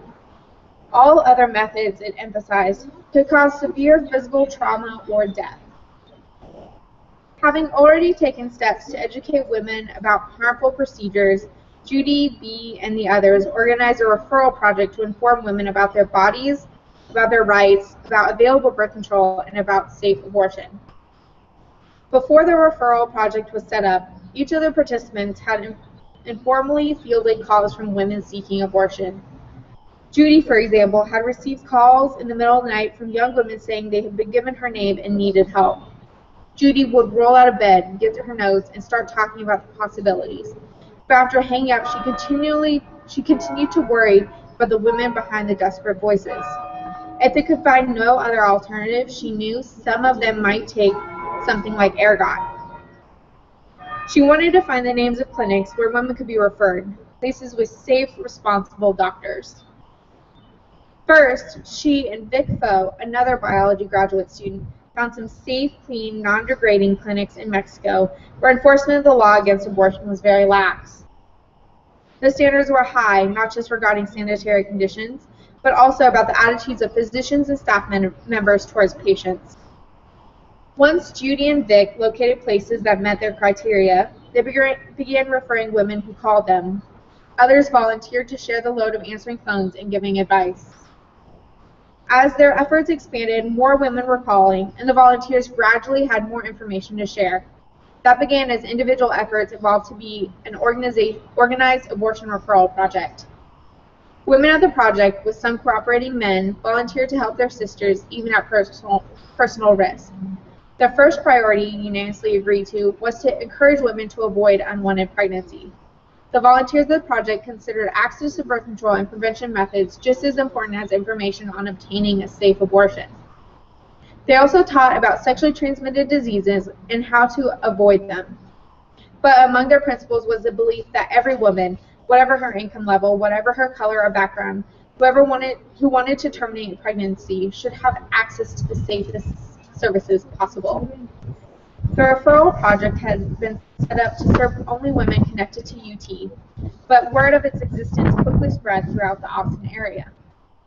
After great debate over the pros and cons of doing so, the group placed its first ad for the Women's Liberation Birth Control Information Center in the RAG in October 1969.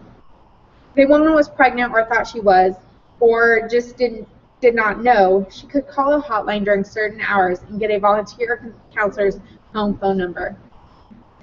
B, whose number was often the one furnished, received numerous calls at home. Since she was afraid her phone was tapped, she would ask for the caller's number, go to a nearby payphone, and return the call. Was she acting a little paranoid? In those days, as the saying went, you weren't paranoid if they were after you. This ad and those that followed did not mention abortion referral because the possibility of legal entanglements. The ads continued to warn against dangerous methods of abortion and sometimes cautioned women about lists of doctors' names in circulation that were often obsolete or bootlegged and led only to quacks or the authorities, the police. Because the Texas law against abortion, unless necessary to save the woman's life, had never been definitively interpreted, a few Texas doctors were willing to perform abortions if they thought they might be saving a woman's mental life. Judy found such a doctor in San Antonio, and he gave the information center forms that read, blank, name of patient, needs an abortion for mental reasons. If a doctor or minister would sign the form, he felt he could win the case if prosecuted.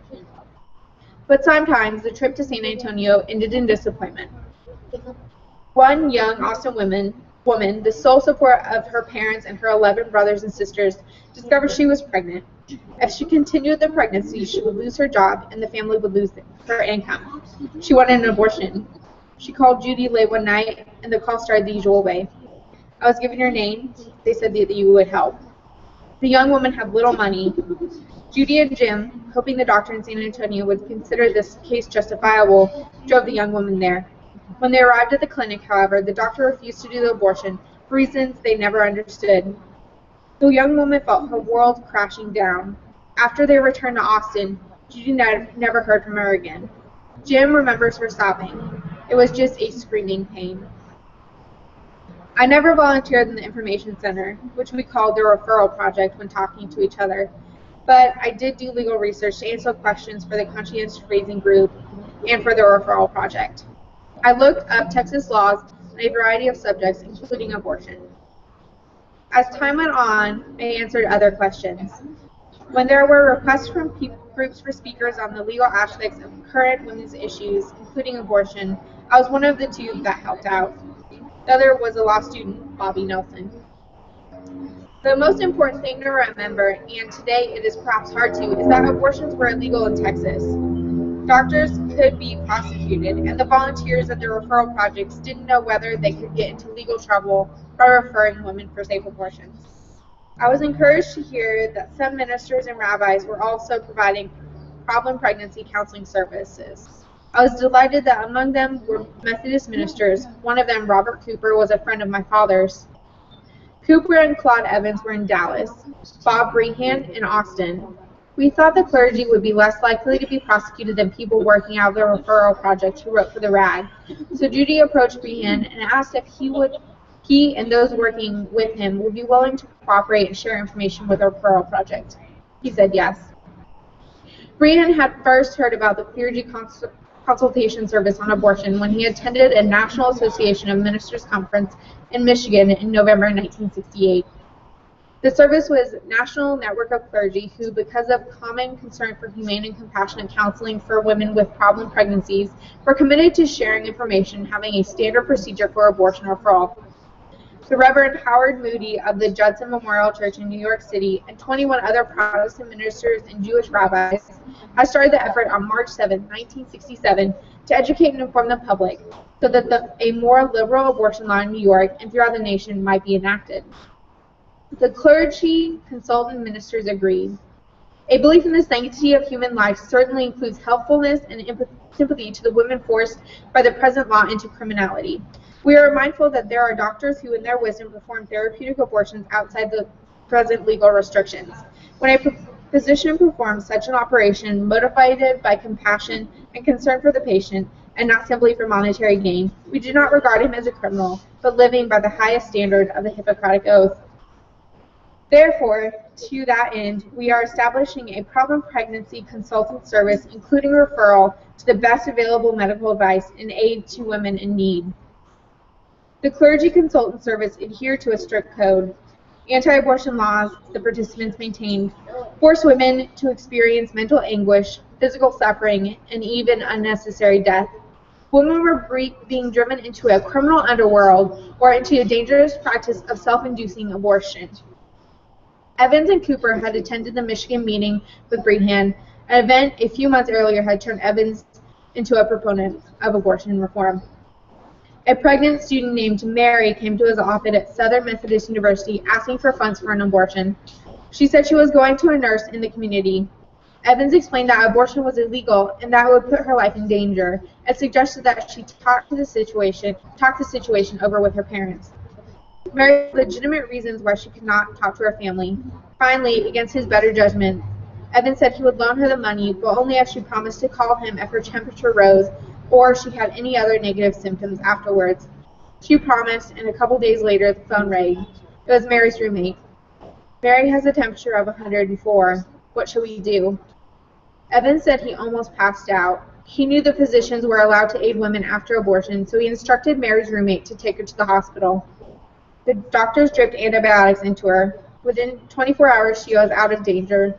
48 hours later, she was out of the hospital. Evans realized that some women caught in problem pregnancies would risk anything, life, limb, parents, family, anything, to get an abortion. The only thing he could do was help women who came to him live through it in the most healthy way. After a pastor or rabbi cooperating with the clergy consultant service counseled the pregnant woman, if the decision was to terminate the pregnancy, the clergyman would recommend places she might go for either a safe legal abortion or a safe illegal one. The most important goal was to preserve the women's health. Members of the service at various times sent women to New York, California, Puerto Rico, Mexico, and even as far as Japan. An abortion became legal in Hawaii and other states. The list of possible places expanded. The Austin chapter of Clergy Consultants and the volunteers at the Referral Project worked out in a cooperative agreement so that through their combined efforts, more women could be served and more clinics inspected. Women having abortions were given a very specific set of instructions. They were told where to park their cars, where the building was and what it looked like, where the office was and what the doctor should look like. May I inquire with my fellow Missourian? Yeah.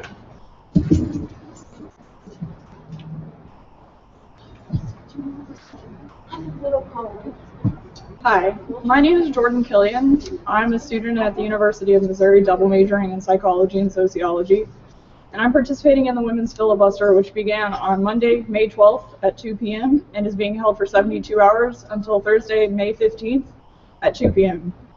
I'm here today because I'm tired of politicians inserting themselves into my personal medical decisions by passing policies that they have no business deciding. This session, politicians in Jefferson City have spent countless hours advancing more than 30 bills that are hostile to women's health, including a dangerous bill that would triple the state's mandatory waiting period for a woman seeking a safe, legal abortion. This bill is part of an intrusive agenda to undermine women's health and would create another barrier in the state in accessing a safe and legal abortion. Lawmakers should be trying to improve health outcomes in Missouri, not further restrict them. Today I'll be reading from After Roe.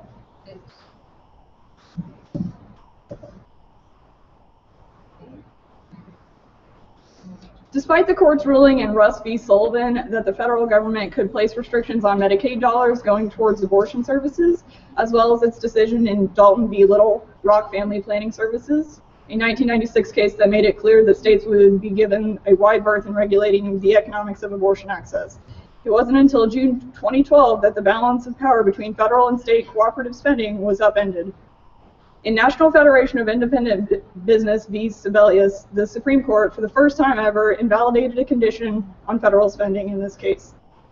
In this case, the Medicaid expansion under the Patient Protection and Affordable Care Act, on the grounds that it coerced the states into acting by making the conditions of receiving federal dollars essentially too good to turn down. The decision provided the perfect cover for the Perry administration and its charge against universal health care access as envisioned in the act, especially for women. The Affordable Care Act represented an unusual expansion of access and equalizing of price that embraced a vision of women's equality and demanded that the private sector provide parity in coverage. For those who opposed expanding care for women, what better place than Texas to reinforce the isolationist states' rights approach and create a standoff with the federal government over access to reproductive health care? After all, Texas is the only politically red state with a large enough population that, by standing alone and apart from the Medicaid program, it could cause a significant political impact across the country. If that impact happened to harm women, especially those without insurance, so be it. Harm women it did. Within a year of the initial family planning cuts instituted by the Perry administration, 60 clinics across the state of Texas were forced to close. Of those 60 clinics, only 12 were actually run by Planned Parenthood, the alleged original target of the cuts. As a consequence of the governor's actions, federally qualified health centers across the state are now refusing new clients because they lack the resources to deal with the increase in numbers, and in remote areas, thousands of women are going without services of any type due to lack of money and access. In hoping to punish Planned Parenthood, politicians had gone too far with devastating consequences for women's health, wrote Carolyn Jones in the article for the Texas Observer. Lawmakers, they said, had thrown the baby out with the bathwater. Today, with a growing list of case law that allows states broad regulation of healthcare spending related to abortion, and the Supreme Court's embrace of the legal theory of coercion related to federal-state cooperative spending, states now have the power to cut off federal spending to clinics for reproductive health care. And in Texas, that's exactly what they've done.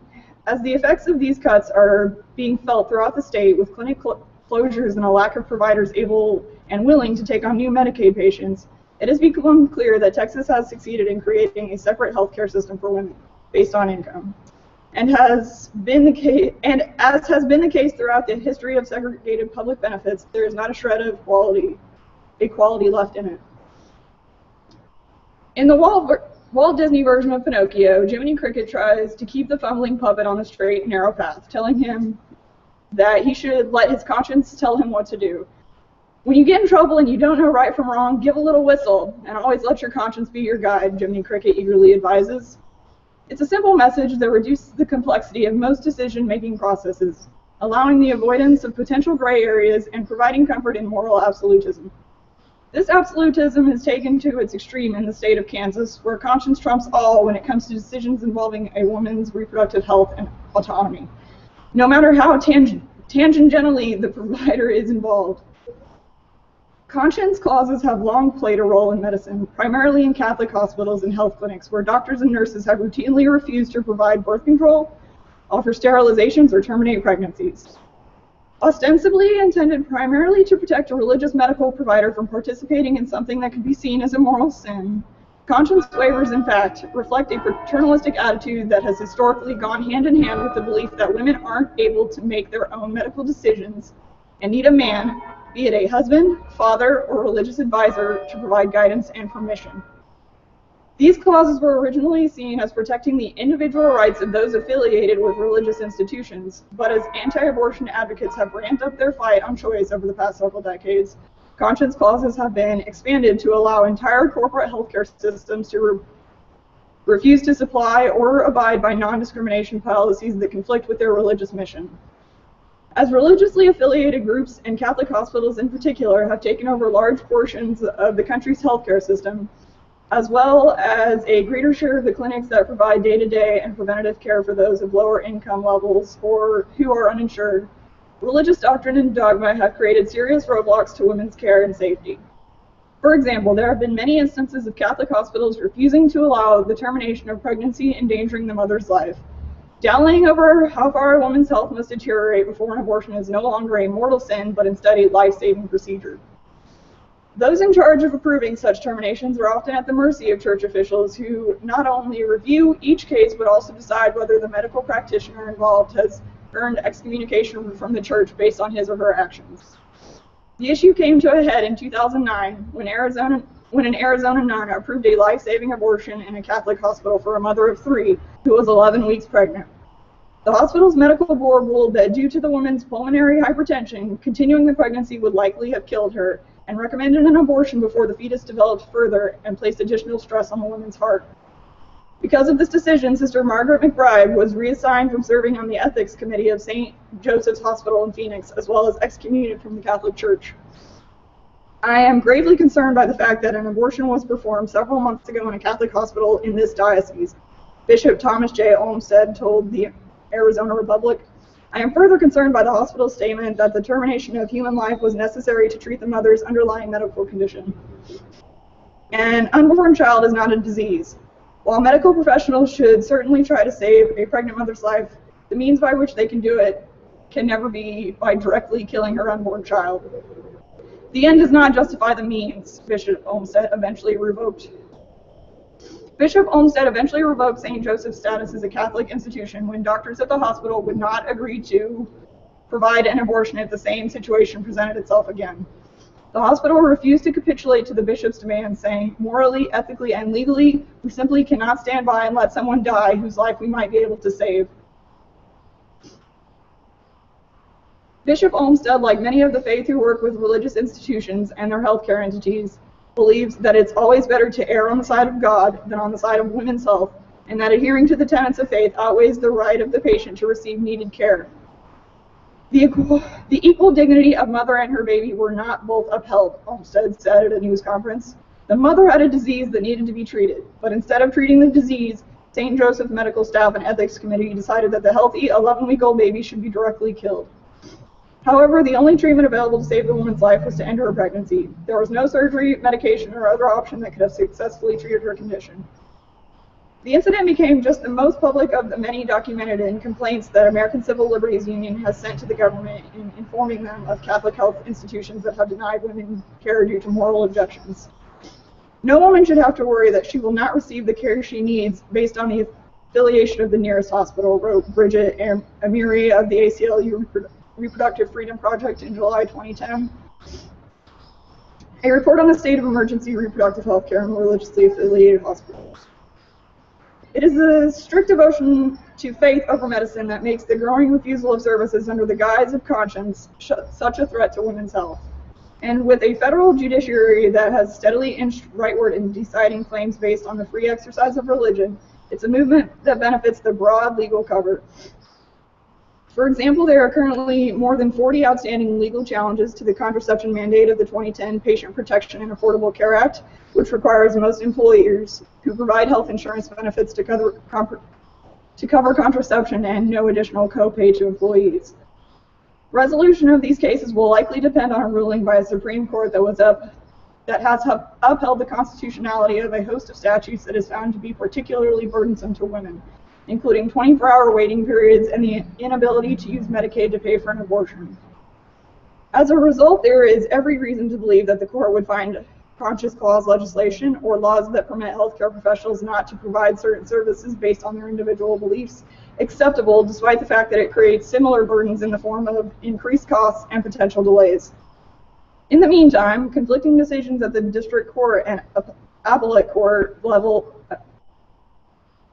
as to the enforceability of the contraception mandate have created a political opportunity for religious conservatives to push in additional concessions related to the contraception covered under the PPACA, which arguing to the public that individual religious freedom is under assault by government outreach.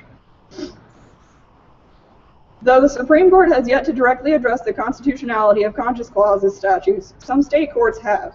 The Supreme Courts of New Jersey and Alaska both found that state conscience clauses unconstitutional as applied to private, non-sectarian hospitals because the clauses infringe on the constitutionally protected reproductive rights. In those cases, the state courts required such hospitals to provide abortion services, even though services conflicted with the hospital's religious beliefs.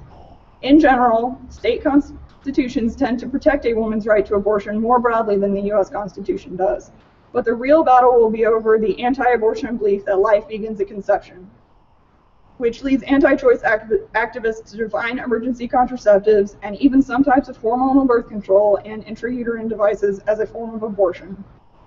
Whether the Supreme Court affords reproductive services like emergency contraceptives greater protection than abortion as it decides the scope of conscience clause objections will ultimately depend on the legal definition of when life begins. This is the real fight anti-abortion activists are angling for. Kansas Governor Sam Brownback has long been familiar with the idea of faith trumping science. As a senator from the state from 1996 through 2011, Brownback was as radically against abortion, contraception, and family planning as any politician in Congress. He received a perfect rating from the National Right to Life Committee in 2006 and a rating of 0 from NARAL Pro-Choice America in 2003. Among his many anti-choice actions as a senator, Brownback fought to have the 14th Amendment cover the preborn, advocated for the government to legislate that life begins at the moment of conception, and opposed funding to reduce teen pregnancy via contraception and fact-based sex education. He became even more devoted to anti-women's health policies upon his election as governor of Kansas in November 2010. Despite the fact that the late Dr. George Tiller, famous for providing late-term abortions, had a clinic in the state, Kansas has never been known for its liberal stance on reproductive choice. In fact, the state has long been the literal center of the anti-abortion movement, with groups like Operation Rescue moving to Kansas for the sole purpose of putting pressure on Tiller to shut down his practice. While Kathleen Sebelius, a Democrat, served as governor from 2003 to 2009, anti-abortion activists tried to create as many legal obstacles to obtaining abortions in the state as they could. However, most of the legislation that they were able to get passed was vetoed by Sebelius. Once she was appointed Health and Human Services Secretary by President Obama in 2009, the only thing standing between the extreme anti-abortion Kansas legislature and the decimation of women's reproductive rights in the state was gone. Kansas provides the perfect example of two kinds of Catholics, explained Megan Smith of Catholics for Choice, a progressive reproductive health policy organization. We had Governor Sebelius, who was a pro-choice Catholic, and while she was governor, talked about being a pro-choice Catholic, and we immediately had Governor Sam Brownback, who was an anti-choice Catholic. Both of them are Catholics, and both of them talk about their faith, and both of them approach this issue from two very different places. The age of Brownback has been one of the laser-like focus on limiting abortion in any way possible. The governor signed bills restricting abortion access and removing coverage of abortion from state as well as private insurance plans. He also sought to eliminate family planning money from Planned Parenthood and to close the state's few remaining abortion clinics by passing legislation that would force the clinics to spend tens of thousands of dollars in upgrades or else be shut down. Still, that wasn't enough for anti-abortion activists, who then presented the governor with a set of bills that would create the most expansive protections in the nation for those who refuse to provide medical services on the grounds of conscience. Kansas, like many other states, already had a bill on the books that allowed individuals to refuse to participate in an abortion. However, in recent years, religious leaders and their followers have begun to push the definition of participation to extreme forms, in the process helping to establish precedents that anti-abortion advocates are eager to extend. For example, in 2010, Edwin Granning, a bus driver in Texas, argued that he was illegally terminated from his position after he refused to drive a woman to a Planned Parenthood clinic, believing that the woman was about to undergo an abortion. Granning, an ordained Christian minister who was defended by evangelical leader Pat Robertson's American Center for Law and Justice, received a $21,000 settlement from the Capital Area Rural Transportation System, since the company thought it would cost them more to fight the suit. Granning actually never knew for sure that the woman he was driving was going to have an abortion. He said that he had his wife call the clinic, and a recording at that number instructed that if a woman was having complications, she should go to a hospital. I'm a Christian. I love the Lord, and I'm not going to be a part of something like this, Granning told LifeSite News. I pastored years ago, and I've done a lot of things, and normally I wouldn't have made any issue out of this, but you know, I'm really getting tired of Christians getting kicked around. I mean, we see other things is going on in this country, and somebody somewhere along the line has just got to quit bending the knee to Baal and letting the government run all over us.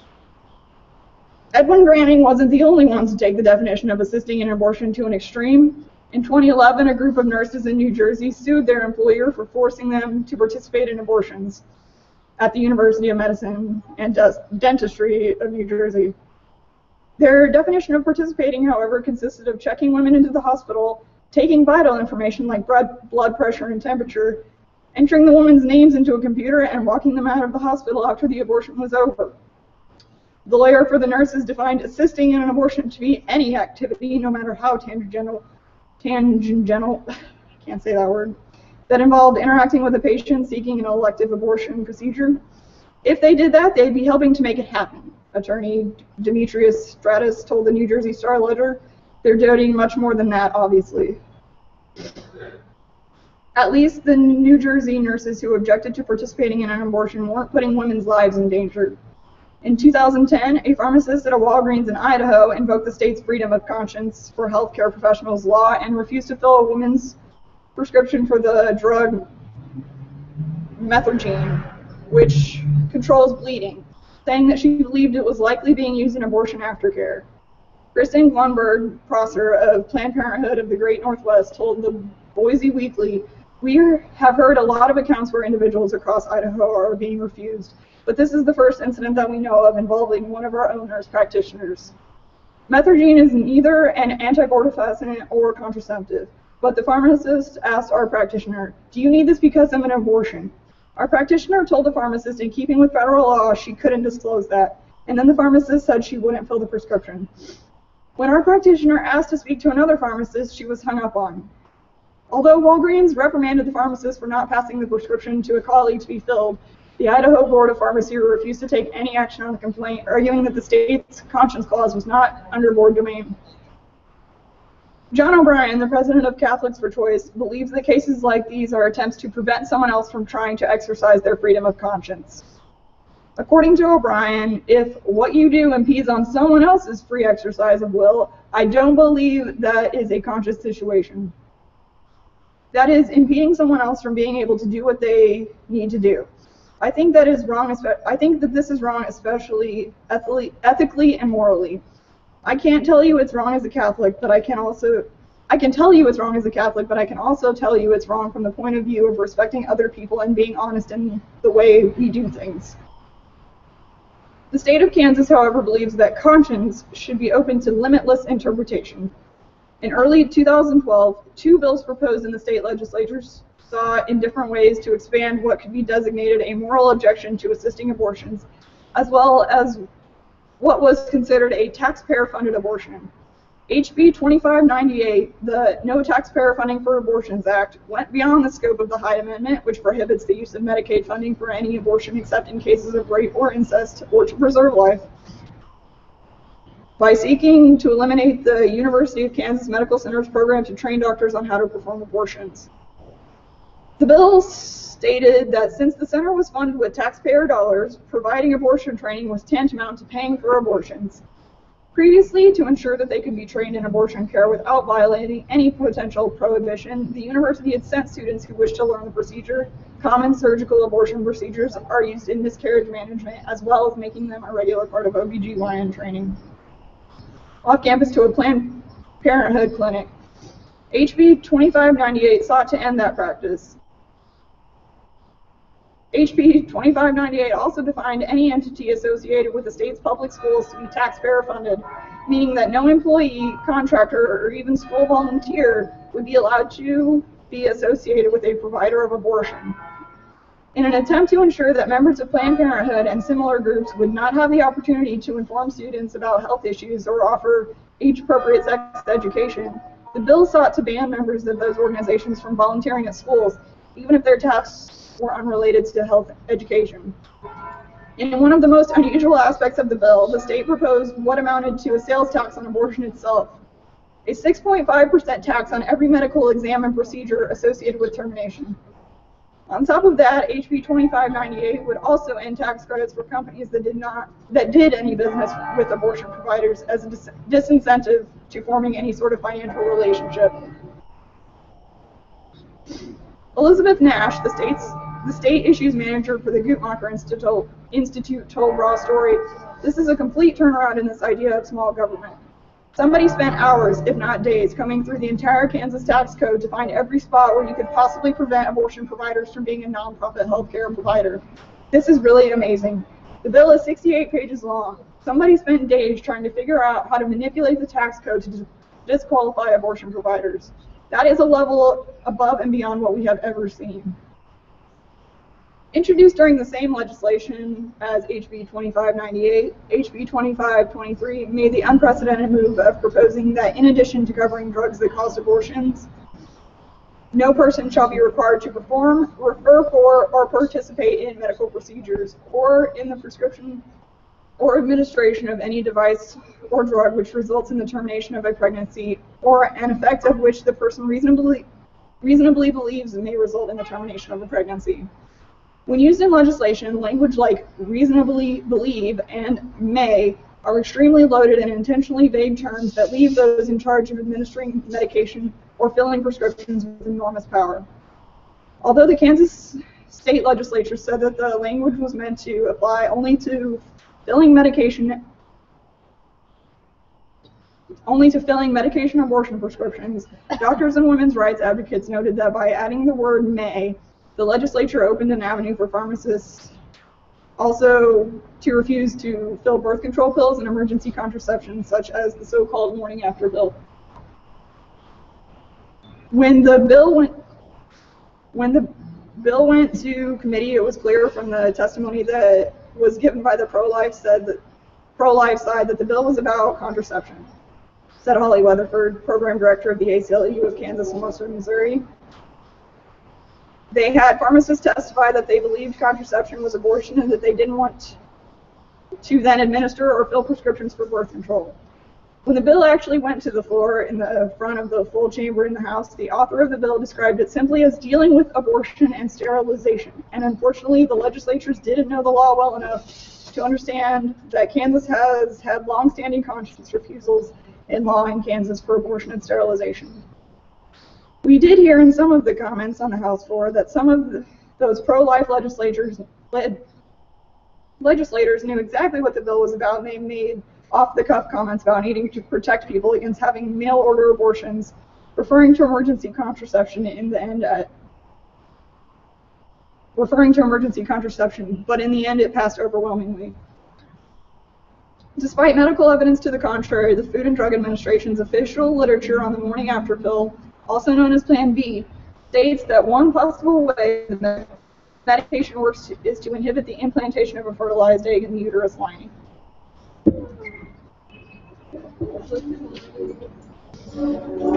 Hi, do you yield?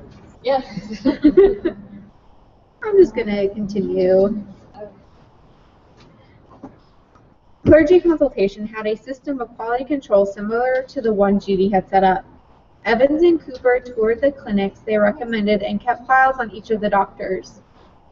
One of the many problems of referring women to clinics in Mexico was that not doctors who wanted to get in on the money doctors were making from performing abortions for U.S. women would set up clinics without the medical knowledge to run them.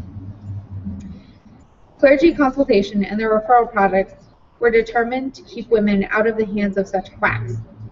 Passwords and code words were used to ensure that women were treated only by the prearranged doctors. The ministers made follow-up a priority. They were concerned about the immediate health of the women and about their continuing to counsel them if they so desired or needed. They knew the only way to guarantee quality and safety was by hearing from the women who had had abortions. Freehon attended referral project meetings to share quality assessment responses. The referral project did not keep statistics, but the Texas chapter of Clergy Consultation did. They referred about 6,000 pregnant women before 1973. The most unexpected statistic was the even distribution of religions among the women who sought counseling and referrals. If 20% of the community's population was Catholic, then 20% of the women seen by clergy consultation were Catholic. If 20% of a community's population was Methodist, then 20% of the women seen by clergy consultation were Methodist. Naturally, the ministers involved concluded that religious belief was not a factor in determining which woman sought referral services. A friend of mine, Claudia Middleton, was an American Airlines flight attendant based in Dallas. When she started flying, Claudia wondered why so many women were on Friday morning flights to El Paso. An older attendant clued her in. Those were the abortion flights. Up to 20 women at a time were headed to El Paso to cross the border for an abortion. In the 1960s, many women were seeking to expand their boundaries, to be allowed to make choices in their own lives, and to meet the challenges that men had traditionally met in career and life patterns. Women sat in small groups across the country and talked about their roles and statuses and about changing customs and laws they felt were unjust. In Texas, a group of volunteers, primarily women and male ministers, said their state abortion law was wrong. People could sense the imminent possibility of dramatic changes. We thought it was just a matter of time. The roots of Roe v. Wade. Roe v. Wade started at a garage sale amid paltry cast-offs. Raising money for the causes we were involved in took ingenuity and constant effort. We solicited contributions large and small, often passed a collection plate, and sponsored everything from garage sales to bake sales. Looking back, I find it strange that members of a women's liberation conscientious raising group were raising money via the traditional female methods of baking and garage sales. The sales brought in much needed money, and we did what we had to do. Items for sale were displayed on the concrete driveway in the garage of half of the small stone house turned duplex that Ron and I had rented in September 1969. The place was old and well-worn, typical of inexpensive student housing, and it quickly became a staging point for a variety of activities. We were the only ones in our circle of acquaintances who had a garage, and I was an organizer. Donated items were stored in the garage, and I would organize volunteers to price, display, and sell them. It was a bright fall Saturday, the kind of day that compels cheer and energy. Judy Smith and B. Durden had signed up for the earliest 2-hour work shift, and we were working in easy rhythm, setting up and then handling sales as customers came and went. We must have seemed a strange trio. Judy at 5'11", larger than I, with long hair worn down and no makeup. B, the shortest of us, with a bowl haircut and rough sandals. And me in my tailored pantsuit and hair in a ponytail. We may have been different in appearance, mannerisms, and lifestyle, but what we shared was a dedication to the protection of women and the goal of righting the wrongs we perceived. As we worked, a more talkative Judy replaced her usual silent self. She had a lot on her mind. The referral project volunteers were worried about being involved in covert activities. They sometimes had a premonition that the police might burst in and close them down. The trips to illegal clinics, the use of the code words, and the feelings that law enforcement authorities knew that what they were doing only added intrigue to their operation. They knew abortion in Texas was illegal. They were not sure whether their own activities were legal or illegal, but what legal penalties they were risking. Their concern was easy to understand. Many volunteers had clashed with local authorities before, and they thought the police would happily use any excuse to cause them misery. An instant earlier in 1969 made them more nervous. A favorite UT professor had been fired because, rumor had it, he uttered the word revolution in class. Attempting to impose order, the university regents closed the Chuck Wagon snack bar in the student union to anyone not carrying a student identification card. They wanted to keep Austin activists and protest organizers who were not students out of their usual gathering place at the union. Instead, the action riled students and activists, and the next day 300 of them showed up for dinner without IDs. They took over the Chuck Wagon for several hours and sat singing peacefully. By the time the Texas Department of Public Safety arrived, all but one of the students had departed. Yet within a week, 21 people had been rounded up and charged with instigating a riot. They had been known as the Chuck Wagon 21, and the incident was added to a list that made each side more suspicious of the other. Other union protesters had been arrested and jailed, at least briefly, in connection with anti-war protests. RAG staffers and members of other groups thought they were under surveillance. Barbara Hines, a participant at the referral project, was one of several who petitioned under the Freedom of Information Act years later and obtained edited copies of their FBI records.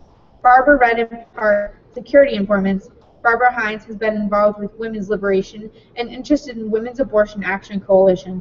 She has a knowledge of the medical and physiological aspects of abortion. Source stated that women's liberation is basically opposed to male chauvinism to the point of eliminating the wearing of brassieres and clean attire in order not to be a sex symbol. The group also favors abortions. Referral volunteers were not sure they could get away with breaking the laws if their activities were in fact illegal. Additionally, word of the referral project had spread, and the number of women seeking its services had grown so rapidly, some volunteers were beginning to burn out. And because of the legal uncertainties, the project was finding it difficult to recruit new people to share the load. There were plenty of sympathetic individuals, but they were not willing to put themselves on the line.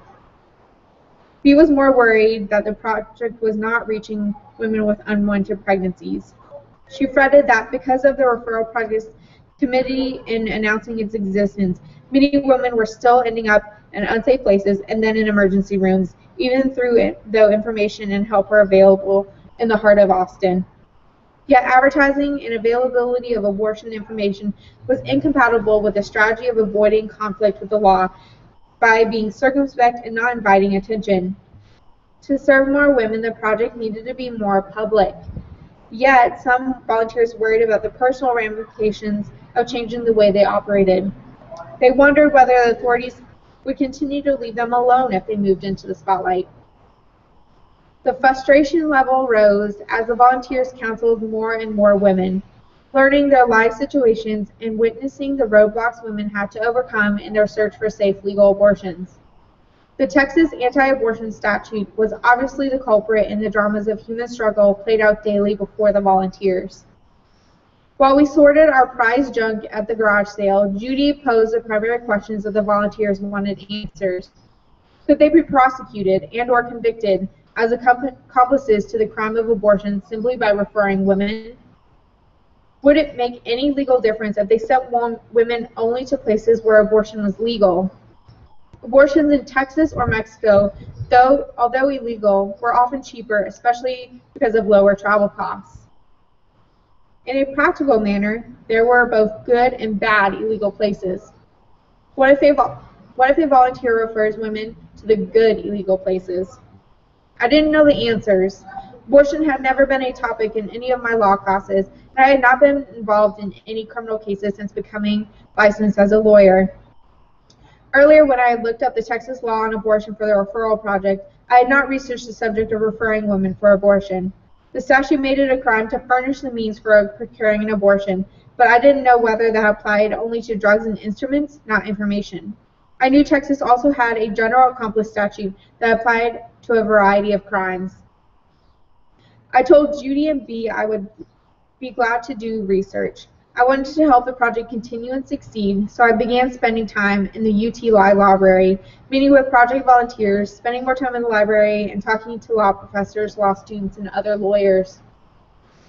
The Texas anti-abortion statute was passed originally in 1854. The primary provision made it illegal for a person to perform an abortion or to give a woman something to cause her to abort. The penalty was 2 to 5 years in prison. If the woman had not consented, however, the penalty was doubled. Other provisions said that anyone who furnished the means for procuring an abortion was guilty as an accomplice. That the fine for attempting to perform an abortion, even if it failed, was $100 to $1,000, and that if a woman died because of an abortion or attempted abortion, her death was a murder. It was legal to perform an abortion only if it procured or attempted by medical advice for the purpose of saving the life of the woman. No one knew exactly when the exception applied. If a woman said she would kill herself unless an abortion were done, would the abortion then be legal? Did it apply when her life would be shortened by continuing the pregnancy? Or only when she would surely die in a short time without one? Doctors did not want to risk a prison sentence or sacrifice their medical licenses to test the interpretation of the statute. As a result, in order to avoid the possibility of prosecution, almost no doctor would do an abortion under any circumstances. First, I read cases decided under Texas anti-abortion statute, but since there had been few cases prosecuting doctors and I could not find any that dealt with the referral issue, I still had no clear answers for the project volunteers. I expanded my research to the laws in the other states and general issue of abortion in federal cases that might be relevant. I found that there were three general types of abortion laws in the U.S. Texas law was an example of the restrictive law, under which abortion was illegal in almost every situation. Then there were the liberalized laws. These laws were not really liberal. They were simply more liberal than the restrictive laws. In Colorado, Florida, Georgia, Maryland, among other states, abortion was allowed in case of rape, incest, or fetal deformity. To save the life or health of a woman. Generally, there were no procedural requirements that had to be met, such as obtaining approval from a hospital committee of doctors. Even among states that had the same liberalized abortion law, enforcement could be very different. Abortions might be fairly easy available in one and impossible in another. Finally, there were laws like those in California and New York, which as implemented, essentially allowed abortion as a legal alternative. If a woman were lucky enough to live in those states or had the money to travel to them, she could obtain a safe legal abortion. My fellow Missourian, may I inquire? You can. My name is Kelly Robinson. I'm a former student at the University of Missouri. I'm participating in the Women's Filibuster, which began on March 12th at 2 p.m. and is being held for 72 hours until Thursday, May 15th at 2. I'm here because I am infuriated that they want us to believe, that they believe, that this is about women's health. Today, I will be reading from How the Pro-Choice Movement Saved America, Freedom, Politics, and the War on Sex by Christina Page. In fact, proselytizing appears to be the underlying objective of many abstinence-only programs. In 2002, a federal judge ruled that the Louisiana governor's program on abstinence had illegally provided funding to organizations that were advancing religion. Evidence included one abstinence group that claimed its program focused on the virgin birth. God maintained this program desires sexual purity as a way of life. The group also stated in a monthly reporting form that there were several young people who did not know about Joseph and Mary, nor how they lived for God. Another group requested money from the state to purchase Bibles for participants. Still another group used state money to hold prayer rallies outside abortion clinics. According to the terms of the settlement, the Louisiana governor's program agreed to cease using public dollars to advance religion in any way. But in 2005, the program was charged with contempt because many of the abstinence-only programs continue to promote religious doctrine. The Silver Ring Theory, a national abstinence-only group, received more than $1 million in public funding from 2003 through 2005. Its mission is to saturate the United States with a generation of young people who have taken a vow of sexual abstinence until marriage. To symbolize their vow, teens agreed to wear a specially inscribed silver ring. The inscription is a biblical verse. A complaint brought against the Department of Health and Human Services and the agency within it that oversees grants to abstinence-only programs charges that the federal government, by funding the group, improperly used public money to promote religion. The complaint states, the Silver Ring thing is a ministry that uses abstinence education as a means to bring unchurched students to Jesus Christ. In a British Broadcasting Corporation documentary, American Virgins, Silver Ring Thing executive director Dennis Patton explained what motivates him. I believe that the end of the world is approaching very quickly, and I believe that Christ will come back, he said. The BBC reporter seemed surprised. If the end of the world is so close, then should we be all that worried about abstinence? Patton didn't miss a beat. We're not really putting our energy into abstinence as much as we're putting it into faith, he explained. Abstinence is the tool that we're using to reach children. For those looking for considered answers on how to navigate the sexual pressures of adolescence, you'd better buckle your seats. Belts. Sexual dalliance, like a failure to accept Christ, leads to a bumpy ride straight to hell and courtesy. Courtesy these days of taxpayer dollars. In hell, non-believers will be doomed to exist in unending torment with the devil and his demons. Non-believers will spend eternity in agony. The Silver Ring Thingers learn. If you have chosen to reject Christ, then your final destination will be the lake of fire. In August 2005, in response to the complaint over inappropriate use of taxpayer money, the Department of Health and Human Services suspended funding to the group. Abstinence-only programs tend to have a regional concentration. School districts in the South are almost 5 times more likely than those in the Northeast to teach abstinence only. The evidence suggests that this may help create another crisis for the South. After all, Southern states have the highest rate of new HIV and AIDS infections, the highest rate of STDs, as well as the highest rate of teen births. Whereas new cases of AIDS decreased or remained constant in the Northeast, Midwest, and West in one recent period. The South alone has experienced an incredible increase. Of the estimated new AIDS cases in 2001, 46% were in the South. 7 of the 10 states with the highest chlamydia rates, all of the states with the highest rates of gonorrhea, and 9 of the top 10 states for syphilis rates are all in the South. So troubling was this trend that HIV/AIDS experts convened in 2003 to write the Southern States Manifesto, HIV and AIDS in the South, a call to action. They opened their document mincing no words. There is an emergency underway in the southern states of the United States. There is a pressing need to address the unique epidemics of HIV, AIDS, and STDs in the South and their disparate impact on Southern citizens. What is so frustrating about the current vogue for abstinence-only programs is that we already know what works to combat the crisis of teen pregnancy, as well as the emergency of sexually transmitted disease, which is linked to it. In 2001, UNICEF conducted a survey of teenage birth rates in the industrialized world. They wanted to figure out why some rich countries have teenage birth rates that are 10 or 15 times higher than others. The United States ranks #1 for teen moms, far outpacing the rest of the industrialized world, 4 times the European Union average and 60% higher than the rate in the United Kingdom, which came in second. In the 28 countries under review, there were 760,000 births to teenagers, and 2/3 of which occurred in the United States. The United States is so bad in preventing teen pregnancy that it is the only rich nation smack in the middle of the third world bloc for teen births, ranking just behind Thailand and directly before Rwanda. Some countries have successfully reversed this trend. The Netherlands, for example, has reduced its teenage birth rate by a staggering 72% over 30 years, while also having the lowest teenage abortion rates in the industrialized world. UNICEF reports, in general, studies of the Dutch experience have concluded that the underlying reason for success has been a combination of a relatively inclusive society with more open attitudes towards sex and sex education, including contraception.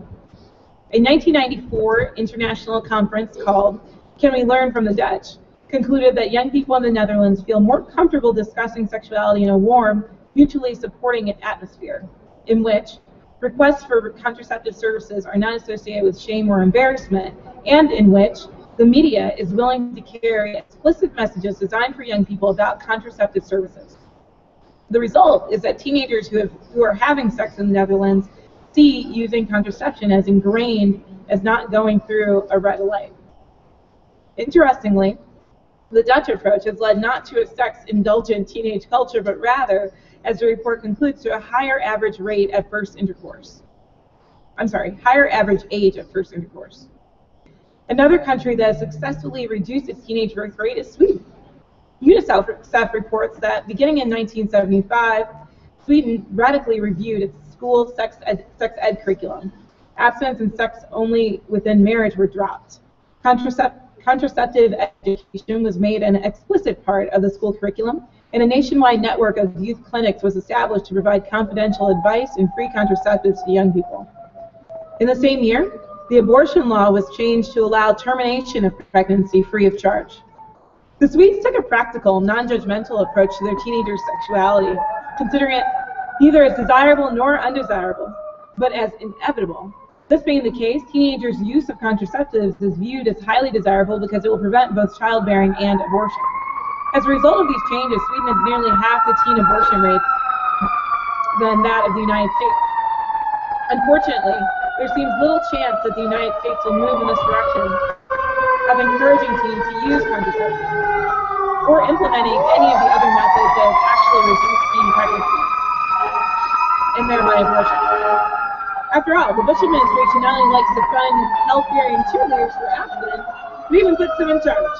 Under Bush's presidency, abstinence-only advocates have been rewarded with appointments to outlandishly inappropriate posts. Many of those appointments have been made to the powerful Department of Health and Human Services, initially run by pro-lifer Tommy Thompson, whose own political strategists described the department as ground zero for the ideological wars in this country. One of HHS's crucial positions for women's reproductive health is the Office of Population Affairs, which runs the Title X program.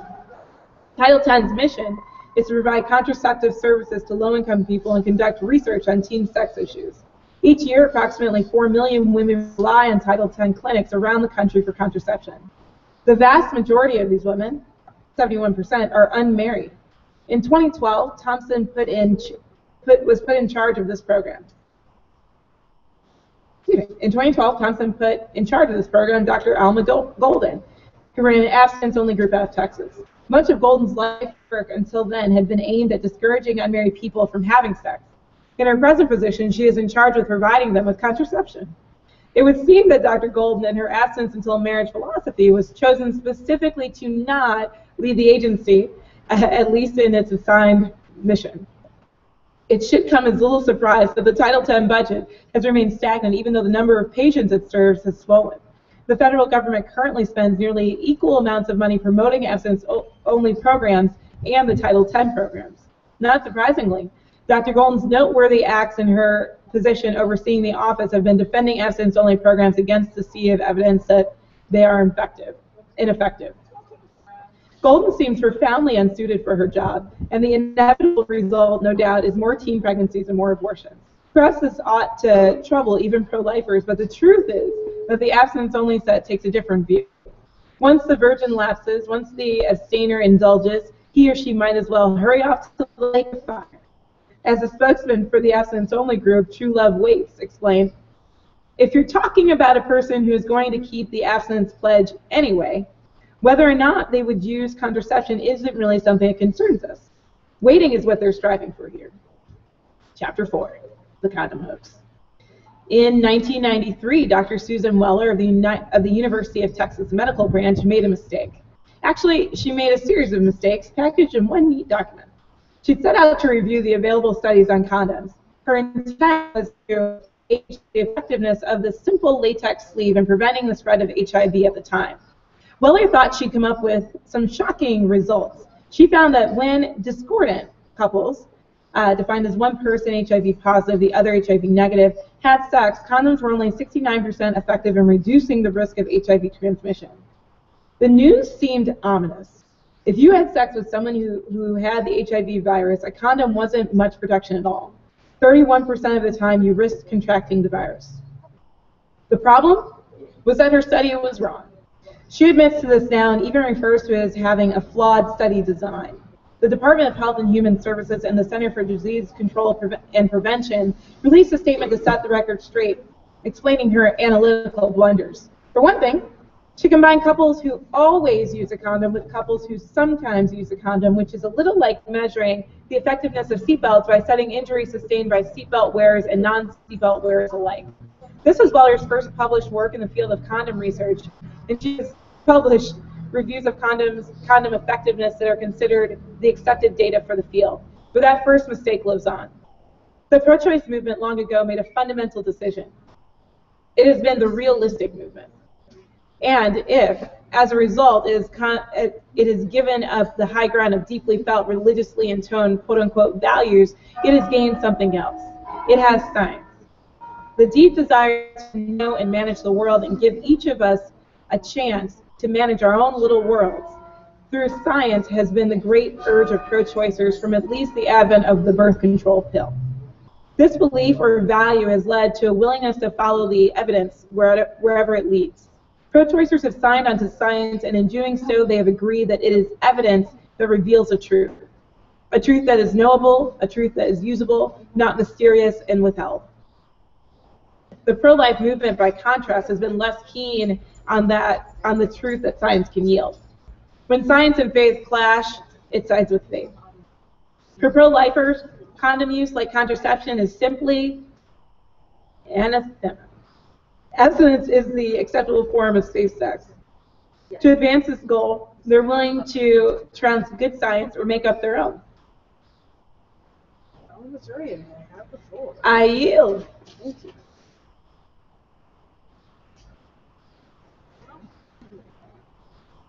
Hello, my name is Laura Swinford. I am here today to stand up for a lot of women who are not able to be here. Today I'm going to read Nora Ephron's commencement address to the Wellesley class of 1996. Nora Ephron is one of my favorite writers. She passed away not very long ago. President Walsh, trustees, faculty, friends, noble parents, and dear class of 1996, I'm so proud of you. Thank you for asking me to speak to you today. I had a wonderful time trying to imagine who had been ahead of me on the list and had said no. I was positive you'd have to have gone to Martha Stewart first. And I meant to call her to see what she would have said, but I forgot. She would probably be up here telling you how to turn your lovely black robes into tents. I will try to be at least as helpful, if not quite as specific as that. I'm very conscious of how easy it is to let people down on a day like this, because I remember my own graduation from Wellesley very, very well, I am sorry to say. The speaker was Santha Rama Rao, who was a woman writer, and I was going to be a woman writer. And in fact, I had spent 4 years at Wellesley going to lectures by women writers, hoping that I would be the beneficiary of some terrific secret, which I never was. And now here I was at graduation, under these very trees, absolutely terrified. Something was over, something safe and protected, and something else was about to begin. I was headed off to New York, and I was sure that I would live there forever and never meet anyone and end up dying one of those New York deaths where no one even notices you're missing until the smell drifts into the hallway weeks later. And I sat here thinking, okay, Santha, this is my last chance for a really terrific secret. Lay it on me. And she spoke about the need to place friendship over love of country, which I must tell you had never crossed my mind one way or the other. I want to tell you a little bit about my class, the class of 1962. When we came to Wellesley in the fall of 1958, there was an article in the Harvard Crimson about the women's colleges, one of those stupid, mean little articles full of stereotypes, like girls at Bryn Mawr wear black. We were girls then, by the way, Wellesley girls. How long ago was it? It was so long ago that while I was here, Wellesley actually threw 6 young women out for lesbianism. It was so long ago that we had curfews. It was so long ago that if you had a boy in your room, you had to leave the door open 6 inches, and if you closed the door, you had to put a sock on the doorknob. In my class of, I don't know, maybe 375 young women, there were 6 Asians and 5 blacks. There was a strict quota on the number of Jews. Tuition was $2,000 a year, and in my junior year it was raised to $2,250, and my parents practically had a heart attack. How long ago? If you needed an abortion, you drove to a gas station in Union, New Jersey with $500 in cash in an envelope, and you were taken, blindfolded, to a motel room and operated on without an anesthetic.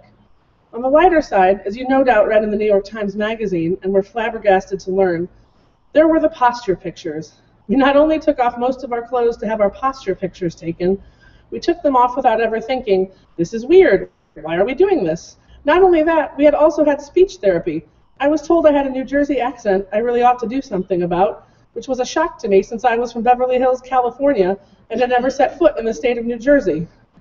Not only that, we were required to take a course called Fundamentals Fundies, where we actually were taught how to get in and out of the back seat of a car. Some of us were named things like Winky. We all parted our hair in the middle. How long ago was it? It was so long ago that among the things that I honestly cannot conceive of life without, that had not yet been invented, pantyhose, lattes, Advil, pasta. There was no pasta then. There was only spaghetti and macaroni. I sit here writing this speech on a computer next to a touch-tone phone with an answering machine and a Rolodex. There are several CDs on my desk, a bottle of Snapple. There are felt-tip pens and an electric pencil sharpener. Well, you get the point. It was a long time ago. Anyway, as I was saying, the Crimson had this snippy article which said that Wellesley was a school for tunicata. Tunicata apparently being small fish who spend the first part of their lives frantically swimming around the ocean floor exploring their environment, and the second part of their lives just lying there breeding. It was mean and snippy, but it had the horrible ring of truth. It was one of those do not ask for whom the bell tolls things, and it burned itself into our brains. Years later, at my 25th reunion, one of my classmates mentioned it, and everyone remembered what tunicata were, word for word. My class went to college in the era when you got a master's degree in teaching because it was something to fall back on. In the worst case scenario being that no one married you and you actually had to go to work.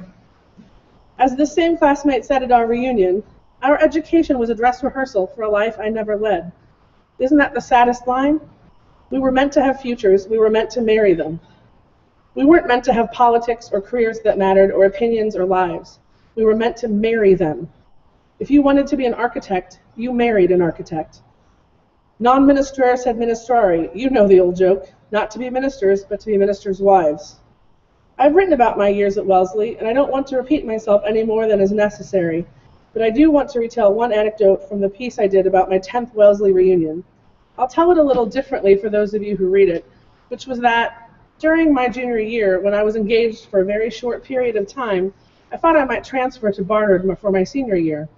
I went to see my class dean, and she said to me, "Let me give you some advice. You've worked so hard at Wellesley. When you marry, take a year off. Devote yourself to your husband and your marriage." Of course, it was a stunning piece of advice to give me because I'd always intended to work after college.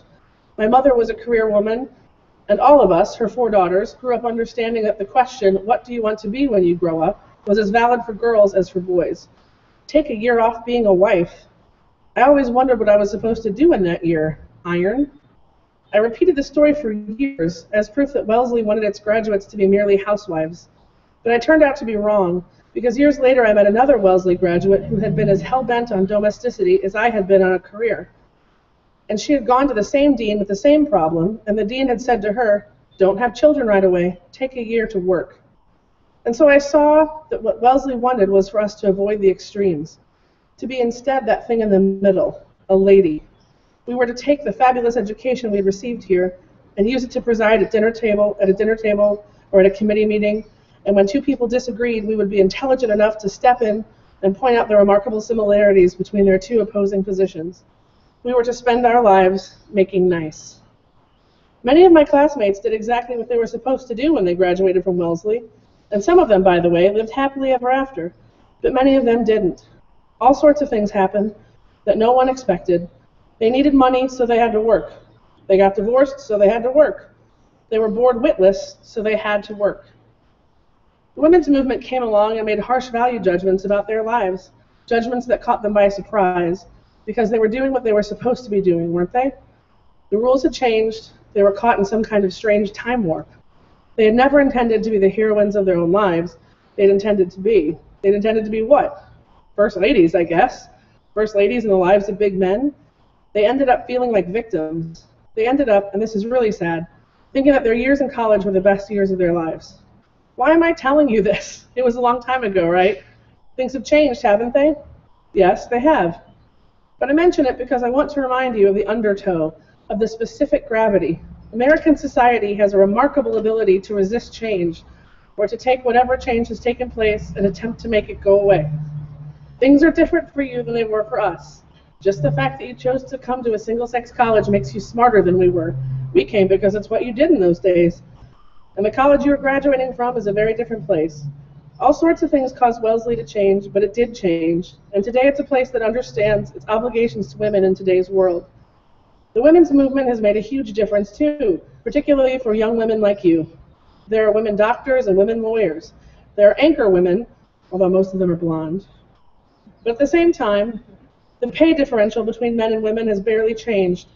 In my business, the movie business, there are many more women directors, but it's just as hard to make a movie about women as it ever was. And look at the parts the Oscar-nominated actresses played this year. Hooker, hooker, hooker, hooker, and a nun. It's 1996, and you are graduating from Wellesley in the year of the Wonder Bra. The Wonder Bra, not a step forward for women. Nothing that hurts that much is ever a step forward for women. What I'm saying is, don't delude yourself that the powerful cultural values that wrecked the lives of so many of my classmates have vanished from the earth. Don't let the New York Times article about the brilliant success of Wellesley graduates in the business world fool you. There's still a glass ceiling. Don't let the number of women in the workforce trick you. There are still lots of magazines devoted almost exclusively to making perfect casseroles and turning various things into tents. Don't underestimate how much antagonism there is toward women and how many people wish we could turn the clock back. One of the things people always say to you if you get upset is, don't take it personally, but listen hard to what's going on, and please, I beg you, take it personally.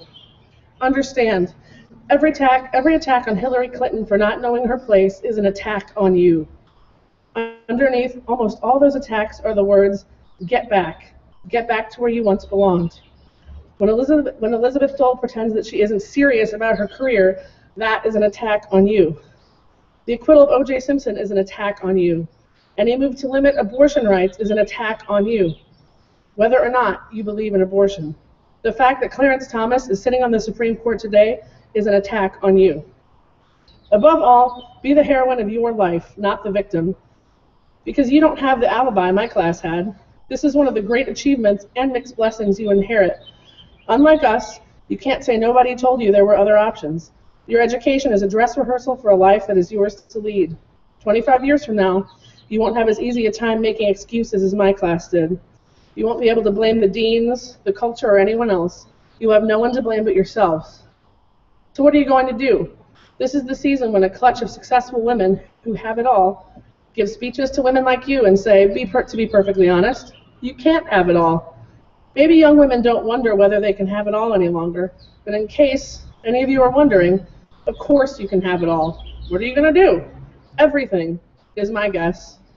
It will be a little messy, but embrace the mess. It will be complicated, but rejoice in the complications. There will not be anything like what you think it will be like, but surprises are good for you. And don't be frightened. You can always change your mind. I know. I've had 4 careers and 3 husbands. And this is something else I want to tell you. One of the hundreds of things I didn't know when I was sitting here so many years ago.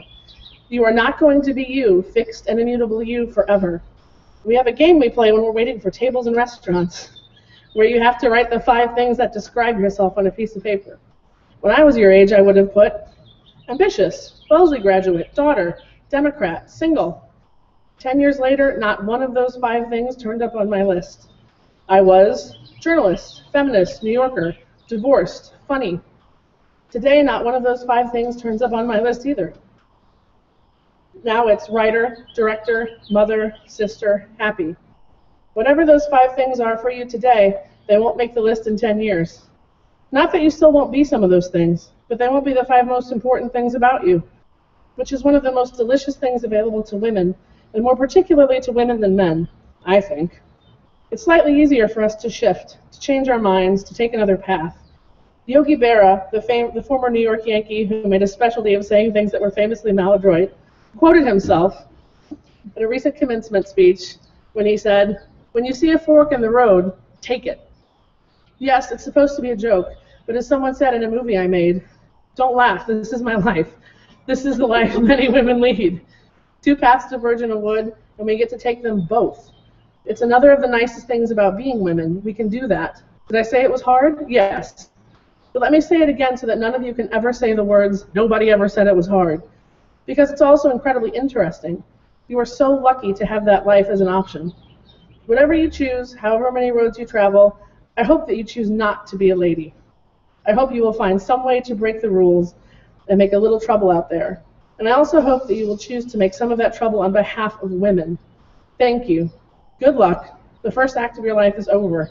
Welcome to the best years of our lives. Thank you. Again, my name is Laura Swinford, and I read Nora Ephron's commencement address to the Wellesley class of 1996.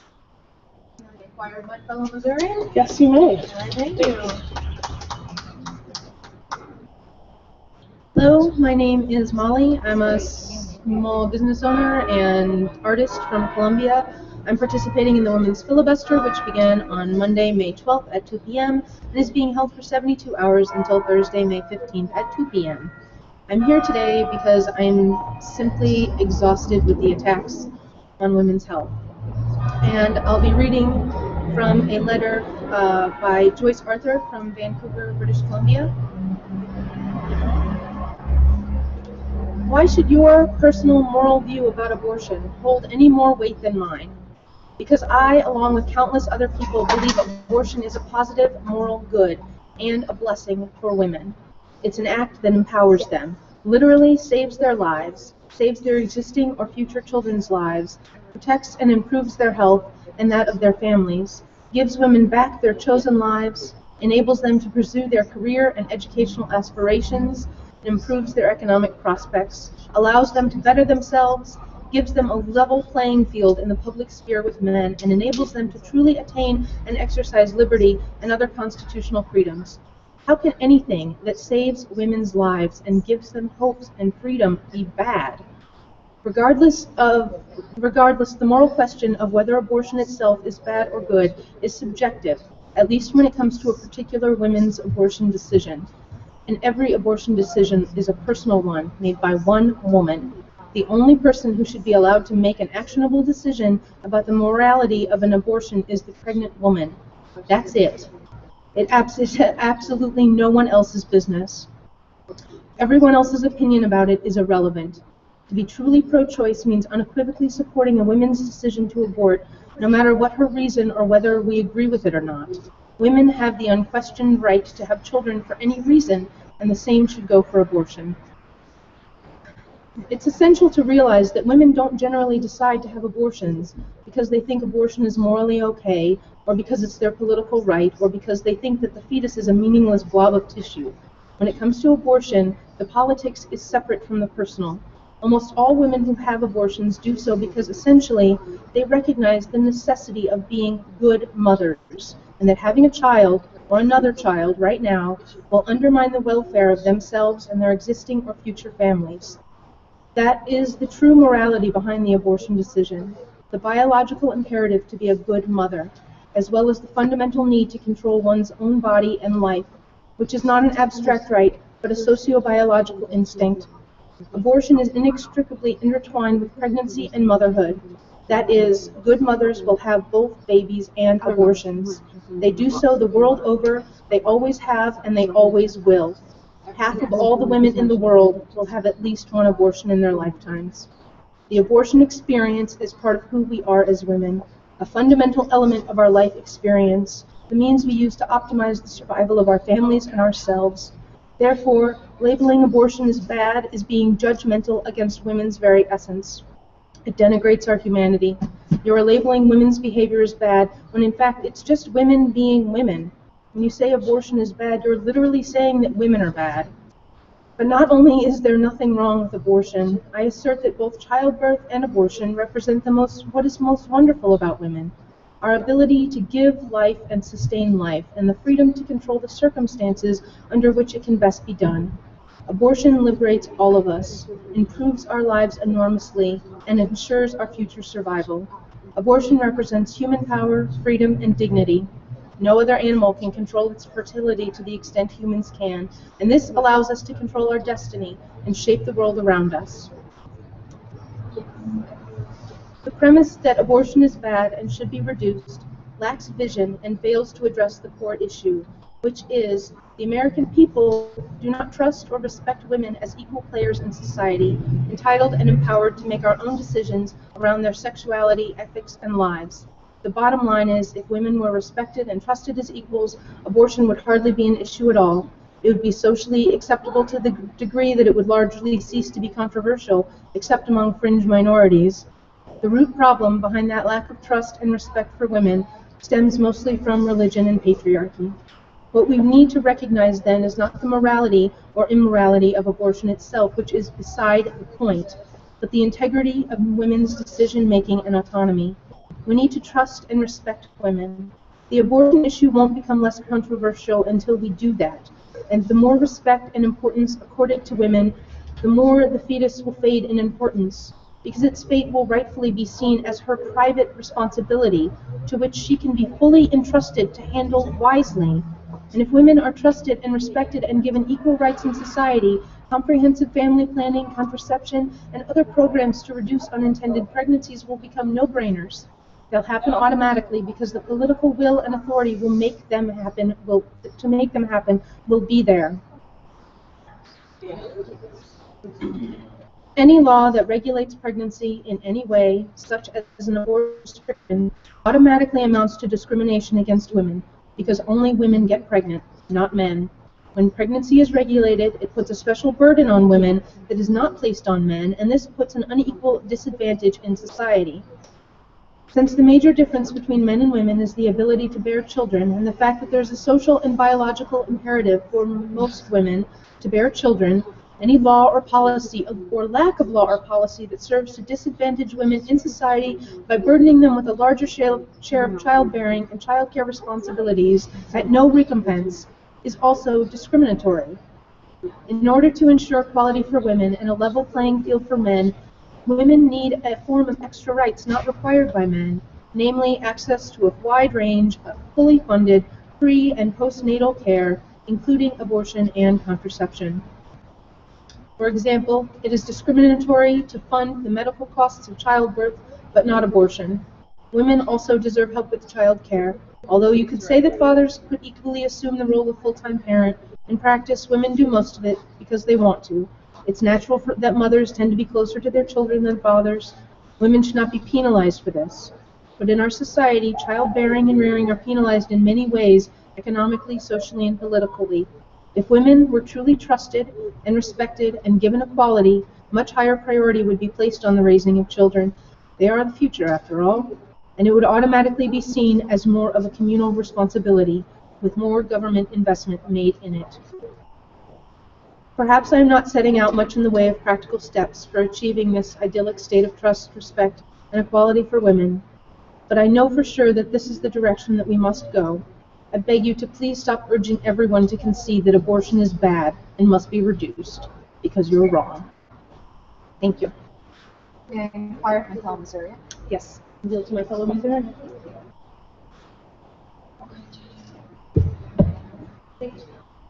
My name is Casey Milberg, and I'm a professional working in the political realm in Jefferson City. I'm participating in the Women's Filibuster, which began on Monday, May 12th at 2 p.m. and is being held for 72 hours until Thursday, May 15th at 2 p.m. I'm here today because I'm tired of our state's legislators shaming women with laws that restrict their access to abortion, or laws that are designed to make them feel ashamed about wanting or needing abortion. This session, politicians in Jefferson City have spent countless hours advancing more than 30 bills that are hostile to women's health, including a dangerous bill that would triple the state's mandatory waiting period for women seeking a safe, legal abortion. This bill is part of an intrusive agenda to undermine women's health and would create another barrier in the state in accessing a safe and legal abortion. Lawmakers should be trying to improve health outcomes in Missouri, not further restrict. Today, I will be reading from an article published in the Missouri Journal of Gender and Law. It's entitled Abortion and Informed Consent, How Biased Counseling Laws Mandate Violations of Medical Ethics. It was published in 2012 in Volume 19, Issue 1 of the Michigan Journal, and the author is Ian Van de Walker. I'll be starting in the section that discusses statements about fetal pain. Recent years have seen a trend towards states including claims about fetal pain and their biased counseling requirements. For example, in 2010, Missouri added a provision to its biased counseling law that required doctors to provide patients whose pregnancies are at 22 weeks of gestational age or further with materials that offer information on the possibility of the abortion causing pain to the unborn child.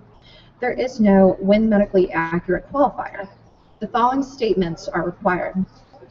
At least by 22 weeks of gestational age, the unborn child possesses all the anatomical structures, including pain receptors, spinal cord, nerve tracts, thalamus, and cortex, that are necessary in order to feel pain.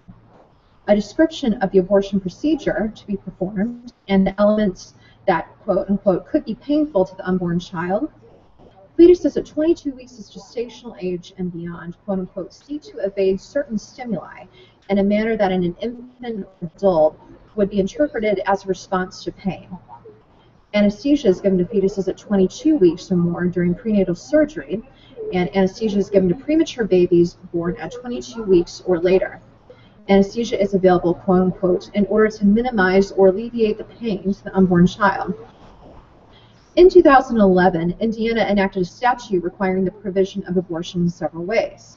One new requirement was that abortion providers must inform all abortion patients, orally and in writing, that objective scientific information shows that a fetus can feel pain at or before 20 weeks of post-fertilization age.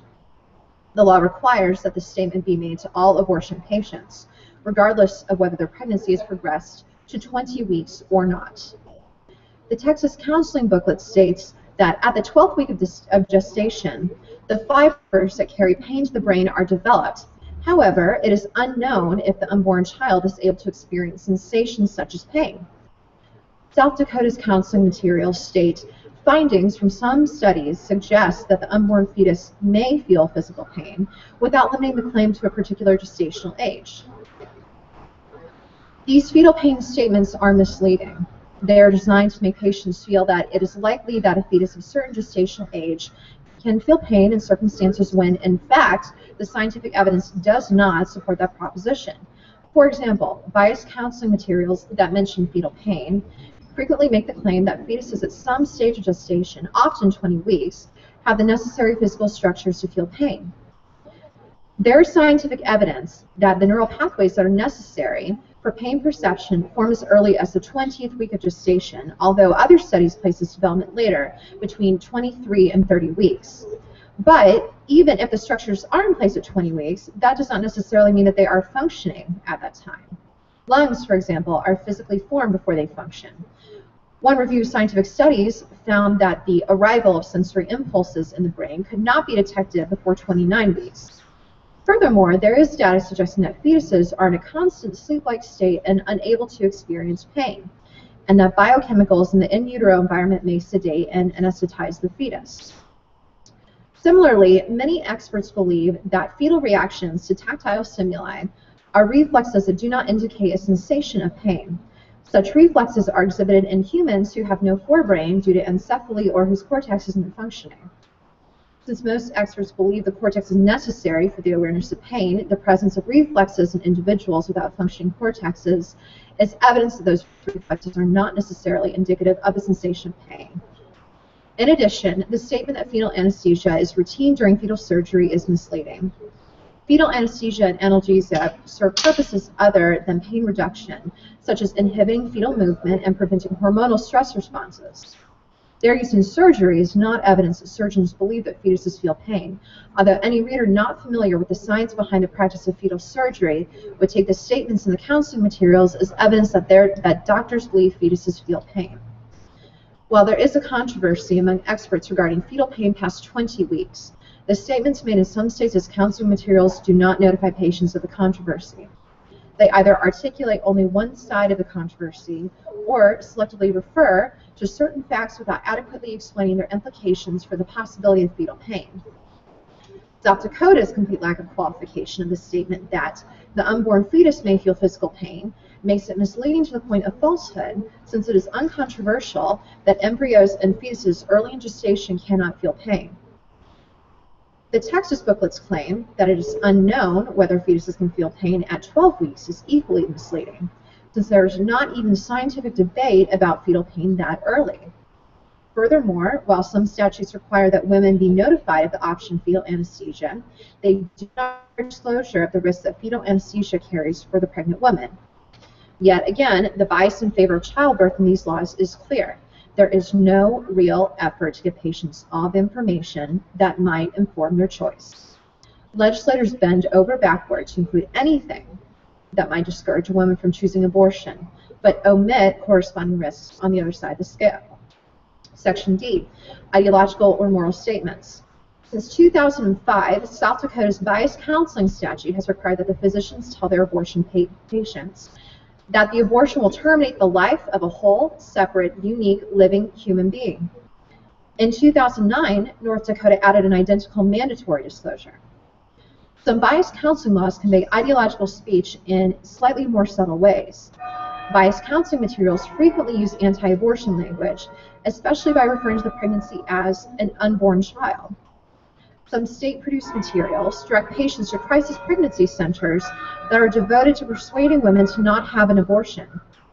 South Dakota went much further in 2011 when it enacted a law that requires abortion patients to be subjected to private ideological speech.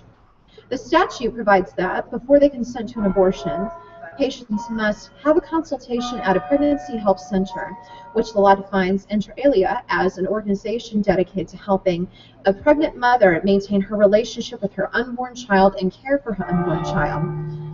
Thus, the state requires that patients be subjected to private speech that will make claims about the moral status of the embryo or fetus in order to discourage them from carrying out their decision to terminate their pregnancies. These laws mandate that physicians make ideological statements they may not agree with, and that are not part of their duty to disclose medically relevant information. They are meant to convey the metaphysical proposition that the embryo or fetus is a person, or the normative proposition that it is an entity with a particular moral status. Even taking it as a given that the state has the power to engage in such speech, it should not intrude into the doctor-patient relationship to do so. These laws are sometimes defended as not being illegal at all. For example, South Dakota's unique human being statement was upheld in the face of a challenge that it violated doctors' First Amendment rights not to be compelled to utter the state's ideological speech. In order to avoid the seemingly obvious conclusion that the statement was ideological, the court looked at the statutory definition of human being and concluded that the statement was meant in a biological sense, as referring to a member of the species of Homo sapiens. However, the average person would not understand the words separate, unique, living human being to have a purely biological meaning, unless a statutory definition were also read to her. Even then, the words separate and unique seem clearly intended to convey a moral or metaphysical meaning, not least because, on a biological understanding of the word, an embryo or fetus is not obviously separate from the pregnant woman, since it is inside her body and connected to her via the umbilical cord and placenta. Furthermore, the argument that these statements convey only the biological fact that the embryo or the fetus is a member of the species Homo sapiens makes the statements utterly pointless. There is no competent person who thinks a woman's embryo or fetus might be a member of some other species, and no one who knows what pregnancy is fails to know that, in the usual course, a pregnancy results in the birth of a human being. Those who would defend the statements in question as non-ideological cannot provide a sensible reason why such a trivial fact ought to be disclosed to abortion patients. Generally, informed consent laws do not require healthcare providers to make moral or philosophical statements. For example, end-of-life decisions implicate profound moral questions about the termination of human life, but doctors are not required to lecture patients about the moral considerations, much less to present the state's moral views as a medical fact. Imagine a legislature dominated by Jehovah's Witnesses requiring doctors to tell patients who need blood transfusions that the procedure is prohibited by God. Objections to such a law would be fierce, because even a religious majority should not intrude into the doctor-patient relationship and use doctors to present the majority's moral views to patients. Whether the proposition is philosophically or morally correct is not the issue. Making such statements is not part of the physician's duty to convey the medical considerations relevant to a patient deciding whether to consent to a medical intervention. Patients are capable of seeking guidance regarding the moral dimensions of their decisions from the appropriate people, such as family members, clergy, or even healthcare professionals who provide abortions if they so desire. Women do not need a mandatory disclosure to inform them of the fact that the abortion decision is a morally weighty one. Women have an interest in choosing where to get their moral guidance from, as opposed to having the state's view thrust upon them with their physician as the mouthpiece. Section E, descriptions of ultrasounds. Several states require that women undergo ultrasounds, sometimes called sonograms, before obtaining abortions. In the context of abortion care, ultrasounds are primarily used to confirm that the pregnancy is in the uterus as opposed to being ectopic, and the gestational age of the pregnancy. Ultrasounds intended to view a pregnancy may be performed vaginally by inserting a wand-shaped transducer into the vagina, or abdominally by moving a broad transducer over the abdomen. Early in the pregnancy, a vaginal ultrasound provides a better view of the uterus and its contents. The majority of abortion providers routinely perform ultrasounds on their patients. Some states go further than requiring a pre-abortion ultrasound be performed. North Carolina, Oklahoma, and Texas have enacted statutes that require women to have their ultrasound described to them, even if they do not want to hear that description. The Oklahoma statute, which has been struck down, provided that in order for the women to make an informed decision, an ultrasound must be performed at least 1 hour before the abortion, using either a vaginal transducer or an abdominal transducer, whichever would display the embryo or fetus more clearly. It required the physician or technician to place the ultrasound in the woman's line of sight and to describe the image, including the dimensions of the embryo or fetus, the presence of cardiac activity if present and viewable, and the presence of the external members and internal organs if present and viewable. Oklahoma State Senator Todd Lamb introduced a substantially identical prior version of this law in the state Senate. Lamb has acknowledged that the purpose of the ultrasound requirement was to reduce the number of abortions. He also stated that ultrasounds allow doctors to disclose fully the information regarding the woman's pregnancy, and that requiring a woman to have an ultrasound would benefit her mental health, apparently by protecting her from later regretting taking the life of a human. Senator Lamb's comments fit within the way abortion activists seem to view ultrasound requirements. They think that an ultrasound contributes to informed consent by conveying the moral status of the embryo or fetus to the woman, who will then decide to carry the pregnancy to term. Two assumptions of this line of thought should be made explicit. First, anti-abortion activists apparently think that some women fail to understand that abortion is wrong, but that if the message is conveyed to them, they will not terminate their pregnancies.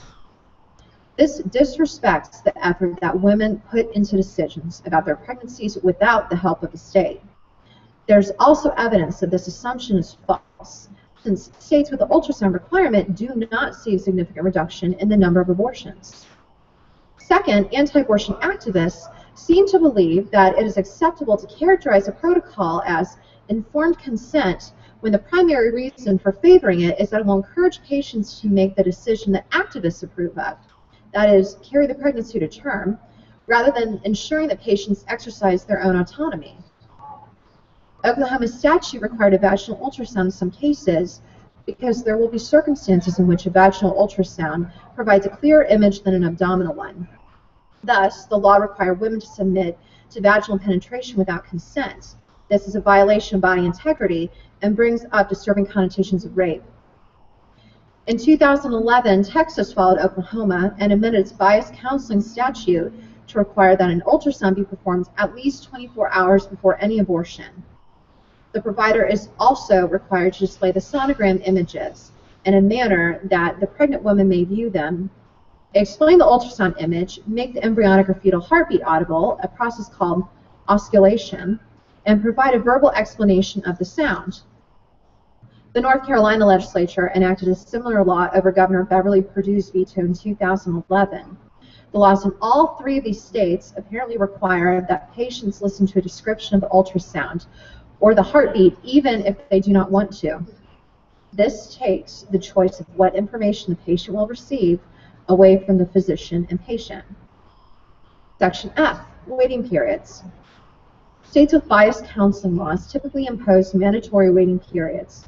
For example, Arizona passed a biased counseling law in 2009 that requires counseling disclosures be made orally and in person at least 24 hours prior to the abortion.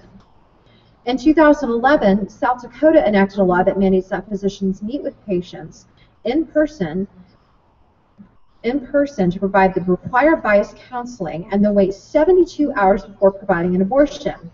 The legislator who drafted the South Dakota law claimed that it serves the purpose of informed consent, saying there's a greater assurance that a woman considering an abortion is going to be fully informed about all the risks and all the options.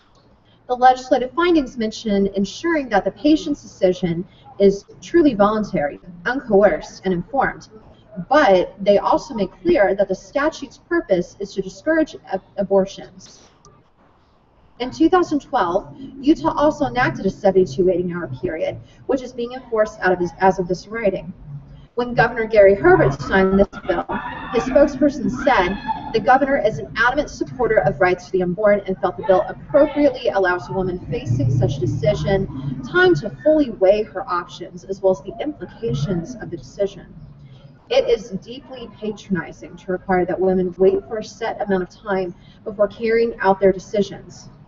For legislators to believe that such laws are needed, they must think that women are impulsive, thoughtless creatures who need to be forced to sleep on it when they attempt to make an important decision. There is no reason to think that abortion patients have not already carefully thought about the decision to terminate their pregnancies before they visit an abortion provider. Waiting periods pose significant practical obstacles to abortion access for many women. When they are combined with the requirement that counseling be given to a person, or that an ultrasound be performed, waiting periods require women to make 2 trips to the abortion provider. This can present a serious hardship to women who need to travel a long distance to the abortion provider, who have difficulty taking time off from work or securing childcare, or who seek confidentiality regarding their abortion. Waiting periods offer no benefit to balance harms, since women have the capacity to make decisions about the course of their reproductive lives and the exercise of their fundamental rights without being sent home to think about it. Part 3, Ethical Accounts of Informed Consent. Part 3 is a survey of some of the most influential and well-developed accounts of informed consent in medical ethics. None of these accounts provides an ethical justification for the features of biased counseling laws discussed above. This part analyzes a number of different approaches to informed consent. I chose these views to focus on either because they are highly influential in the field of medical ethics or because they are well-developed accounts that exhibit significant philosophical differences from the highly influential accounts, providing a diversity of approaches to examine. For present purposes, I am agnostic as to which, if any, of these accounts of informed consent is correct. My purpose is to survey well-developed views of the concept in the field of medical ethics and to argue that biased counseling laws fail to serve the purposes of the ethical concept on any of these different views. Section A, consent as autonomous authorization. Perhaps the most influential account of informed consent in the field of medical ethics is the theory presented by Ruth Faden and Tom Beauchamp in A History and Theory of Informed Consent.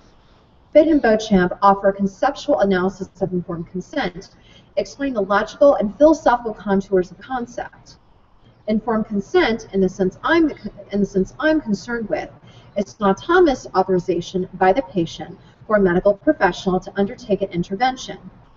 Faden and Beauchamp developed their account of moral philosophy from a framework in which principles are fundamental.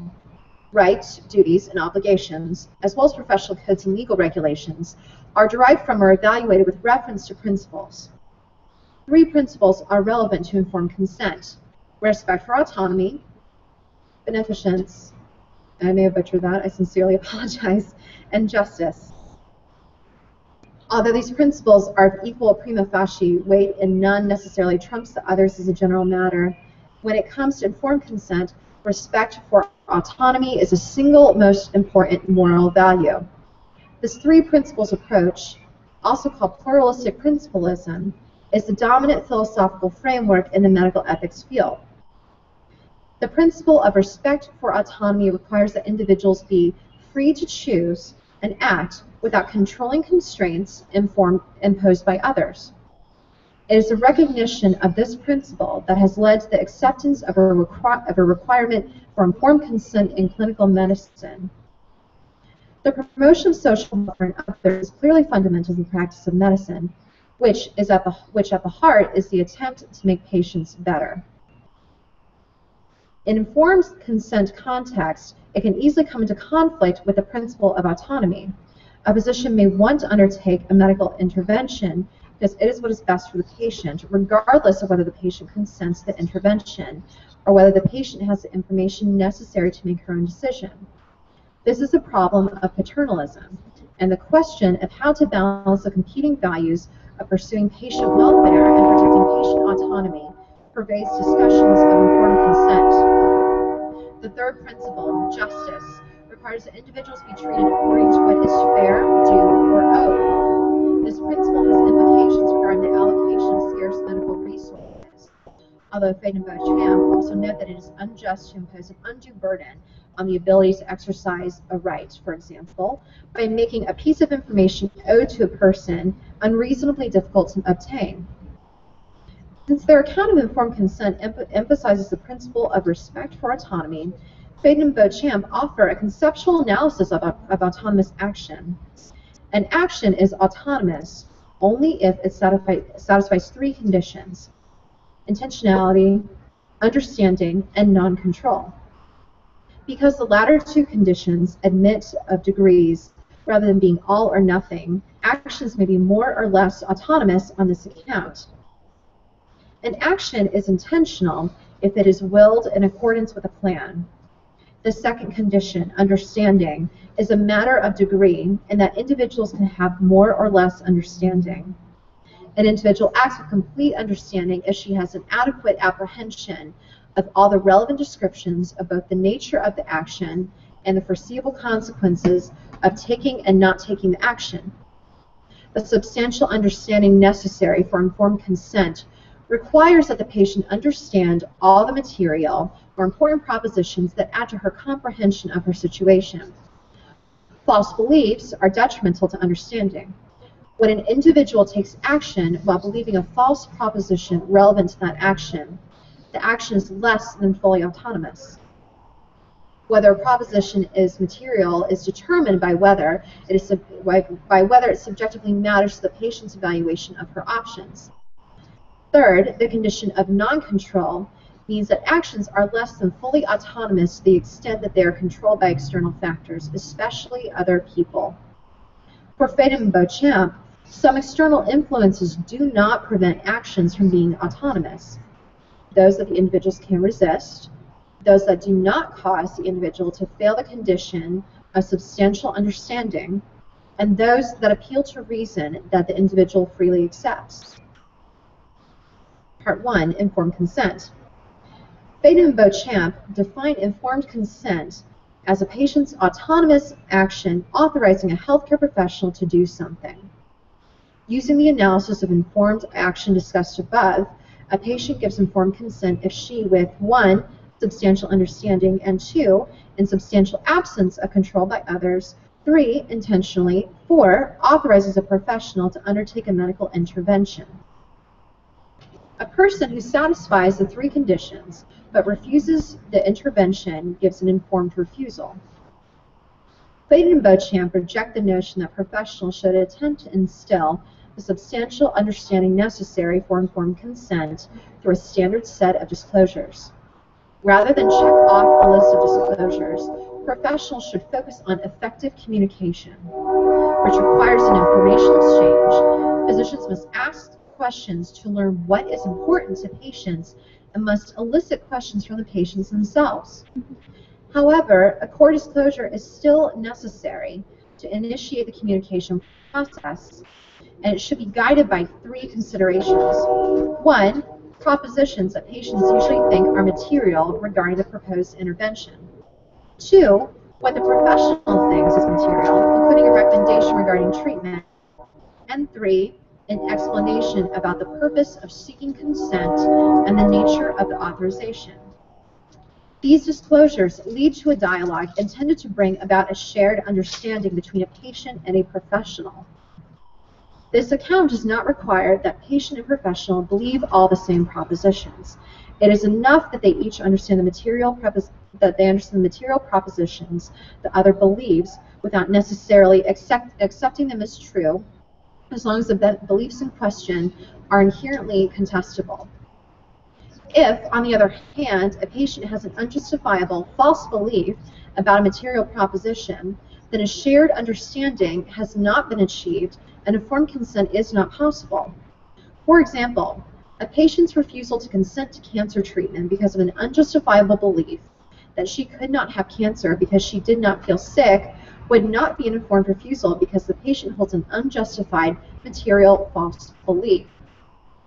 Regarding inherently contestable material propositions, Faden and Beauchamp's account requires the professional to communicate her view and the patient to understand that the professional believes the proposition, although it does not require that the patient believe the proposition herself. One phenomenon that can cause a problem for patient understanding is the framing effect. A person's choice can be affected by the way the options are described. For example, people are more likely to choose an option presented as a 75% chance of survival than an option presented as a 25% chance of death, even though the risk is exactly the same. Faden and Beauchamp note that the framing effect can be used to manipulate patient choice, and that they recognize that framing may endanger substantial understanding. They recommend that professionals attempt to avoid the effect by presenting both sides of the story, the positive frame as well as the negative frame. Generally, the manipulation of information, the modification of a person's perceptions of the options available to her is incompatible with informed consent, where it causes the person to fail to have a substantial understanding. Faden and Beauchamp contend that the manipulation of information is unlikely to be compatible with informed consent and recommend against this practice. Fellow Missourian, will you yield the floor? I will yield the floor. Thank you. Hello, my name is Carrie Utterback, and I'm a small business owner from Columbia. I'm participating in the Women's Filibuster, which began Monday, May 12th at 2 p.m. and is being held for 72 hours until Thursday, May 15th at 2 p.m. I'm here today because this session, politicians in Jefferson City have spent countless hours advancing more than 30 bills that are hostile to women's health. including a dangerous bill that would triple the state's mandatory waiting period for a woman seeking a safe, legal abortion. The bill is part of an intrusive agenda to undermine women's health and would create another barrier in the state in accessing a safe and legal abortion. Lawmakers should be trying to improve health outcomes in Missouri, not further restrict. Today, I am reading from How the Pro-Choice Movement Saved America, Freedom, Politics, and the War on Sex by Christina Page. The pro-choice movement long ago made a fundamental decision. It has been the realistic movement, and if, as a result, has given up the high ground of deeply felt, religious, intoned values, it has gained something else. It has science. The deep desire to know and manage the world through science has been the great urge of pro-choicers from at least the advent of birth control pill. This belief or value has led to the willingness to follow the evidence wherever it leads. Pro-choicers have signed on to science, and in doing so have agreed that it is evidence that reveals the truth, a truth that is knowable and usable, not mysterious and withheld. The pro-life movement, by contrast, has been less keen on the truth that science can yield. When science and faith clash, it sides with faith. For pro-lifers, condom use, like contraception, is simply anathema. Abstinence is the acceptable form of safe sex. To advance this goal, they're willing to trounce good science or make up their own. Yet lately, the pro-life movement has been avid about casting the appearance of science on its faith-based beliefs. And so Dr. Weller's first flawed study played right into their hands. Faulty science can be corrected in the course of scientific inquiry, but when bad science finds a friend in religious fundamentalism, all bets are off. Indeed, Weller's first mistake spun out of her control almost instantly. The pro-life movement not only opposes abortion and the birth control pill, it doesn't much like the lowly condom. And it quickly put Weller's flawed study to work as one weapon with which to attack condom education in schools and in public policy across the globe. The pro-life movement has insisted on using Weller's faulty data despite the, by now, well-known facts. As the Center for Disease Control has found, latex condoms provide an essentially impenetrable barrier to particles the size of STD pathogens, which includes HIV. The National Institute of Health, the Department of Health and Human Services, and the National Institute of Allergy and Infectious Disease jointly stated in 2001 that consistent use of male condoms protects against HIV transmission between women and men, and that the data provides strong evidence for the effectiveness of condoms for reducing sexually transmitted HIV. Do we have a light?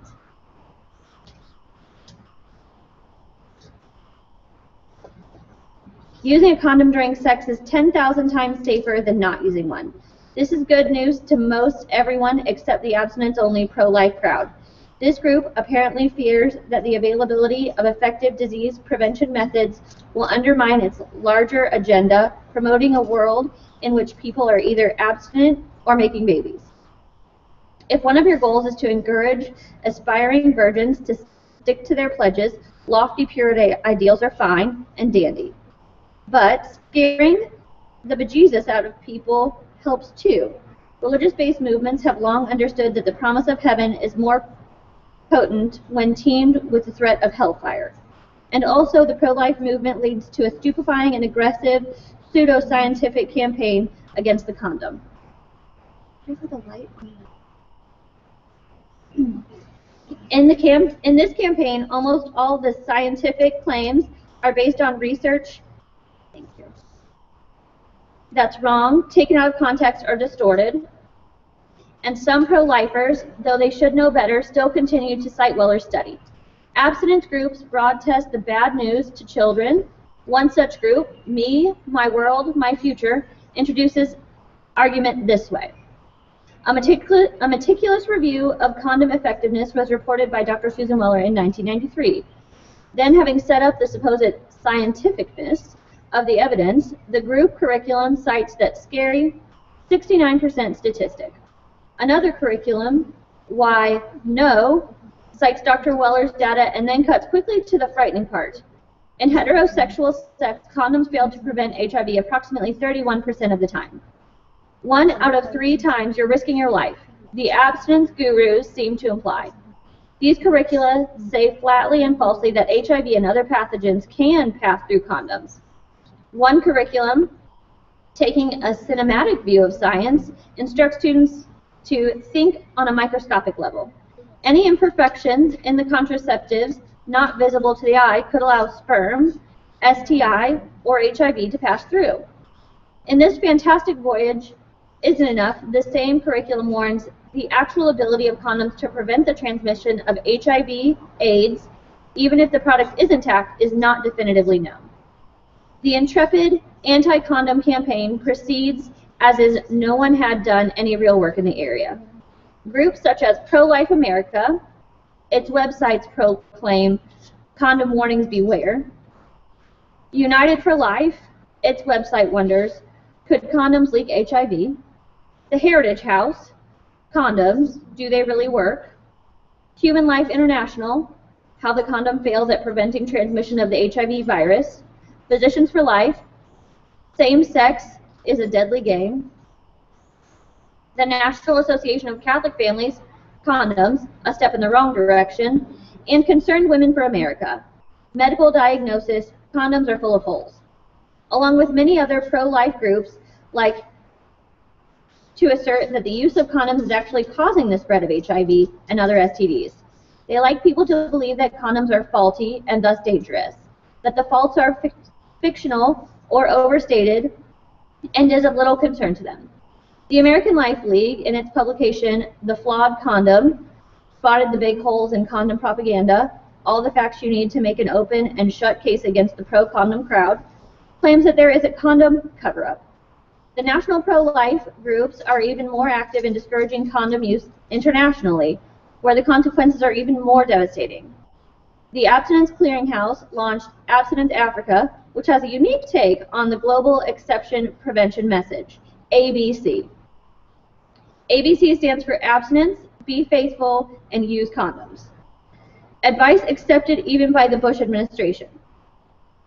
As the Abstinence Clearinghouse website explains, why settle for C when your children could have A and B?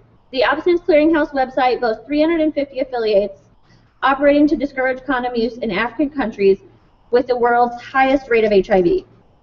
In 2003, the Vatican, another believer in the condom cover-up, defended its efforts to halt condom distribution in countries ravaged by AIDS. Like its abstinence-only colleagues, the Vatican fingers the condom as one reason for the spread of AIDS. Its key document, Family Values versus Safe Sex, was written by Alfonso Cardinal Lopez Trujillo, president of the Pontifical Council for the Family for the Vatican. It claims that those promoting the condom without properly informing the public of its failure rates, both in its perfect use and its typical use, and the cumulative risks, have led to and will continue to lead to the death of many. What was particularly interesting about the Vatican's approach was it appeared to rely on science for outcomes that it found fulfilling for other reasons. In a rare act of journalistic doggedness, the British Broadcasting Corporation examined the evidence on which Trujillo based his claims. All told us they believed condoms are an essential component of an effective AIDS strategy and opposed the kind of general prohibition on condoms that Cardinal Trujillo advises, the BBC reported. In fact, the BBC discovered that all the authoritative AIDS specialists cited by the Cardinal do in fact support the use of condoms against HIV. The BBC worked with one of the scientists cited by the Vatican, Dave Little, a former senior researcher at the U.S. Food and Drug Administration who, in the 1980s, led an investigation on the effectiveness of condoms. My reaction is one of disappointment, Dave Little told the BBC. Trujillo didn't pay attention to the paper. He took a number out of it and basically misused it. Little told the BBC that the laboratory conditions of his test were not comparable to those that occurred during sex. For one thing, the virus he tested were 1/5 the size of the HIV virus. which he didn't test. Also, the pressures he used to test the condoms were higher than those present in a typical sex act. Based on his research experience, Little concluded the exact opposite of pro-lifers want people to believe.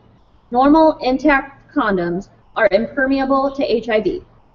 The BBC asked Little to review another study, one cited by the Cardinal, but which is a favorite of our domestic anti-condom campaigners, such as United for Life, Pro-America, Physicians for Life, and the American Life League. The study was conducted by Dr. C.M. Rowland, a leading specialist on rubber technology at the U.S. Naval Research Laboratory. Dr. Rowland tested latex rubber film and wrote in 1998 that small particles can pass through. He, however, did not use actual viruses, which are dangerous and difficult to handle. He used microscopic fluorescent beads. Unlike the other researchers, he was unwilling to speak with the BBC reporters. Little, confused by the results, asked to observe Rowland's research technique. He then tried it out using a real virus. As Little explains to the BBC reporters, he went to see his lab, and then later, with one of the people who did that study in our lab, we used viruses. He found that none passed through. We think the virus data should take precedence. None of the BBC revelations have much influenced the debate in the United States, but the anti-condom brigade appears to be determined to stop the spread of condoms for reasons that have little to do with the science behind them. The science to anti-condom crusaders is there to be manipulated. In recent years, Tom Coburn, now a U.S. Senator from Oklahoma, has brought new levels of daring to this tactic. He is described by the pro-life group called 100% Pro-Life PAC as more than just a constant and reliable vote on pro-life issues. Dr. Coburn is a leader in the pro-life movement. He won that reputation with positions like this: I favor the death penalty for abortionists and other people who take life. Coburn has opened up a sneaky new front in the offensive against the condom. He claims to be very worried about the spread of HPV, the human papillomavirus. In 1999, Coburn drafted legislation mandating that condom labels state that they cannot prevent the transmission of HPV, and further, that HPV can lead to cervical cancer. The HPV virus is common and worrisome. According to a 1997 article published in the American Journal of Medicine, nearly 3 out of 4 Americans between the ages of 15 and 49 have been infected with genital HPV at some point in their lives. Genital HPV, which can be transmitted via any skin contact, not just sexual contact, is usually harmless.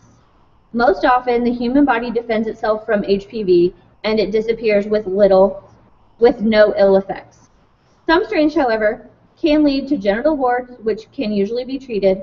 Approximately 10 genital HPV strains out of 70 are present in cervical cancer in women. Though just having one of those strains doesn't mean you'll get cervical cancer.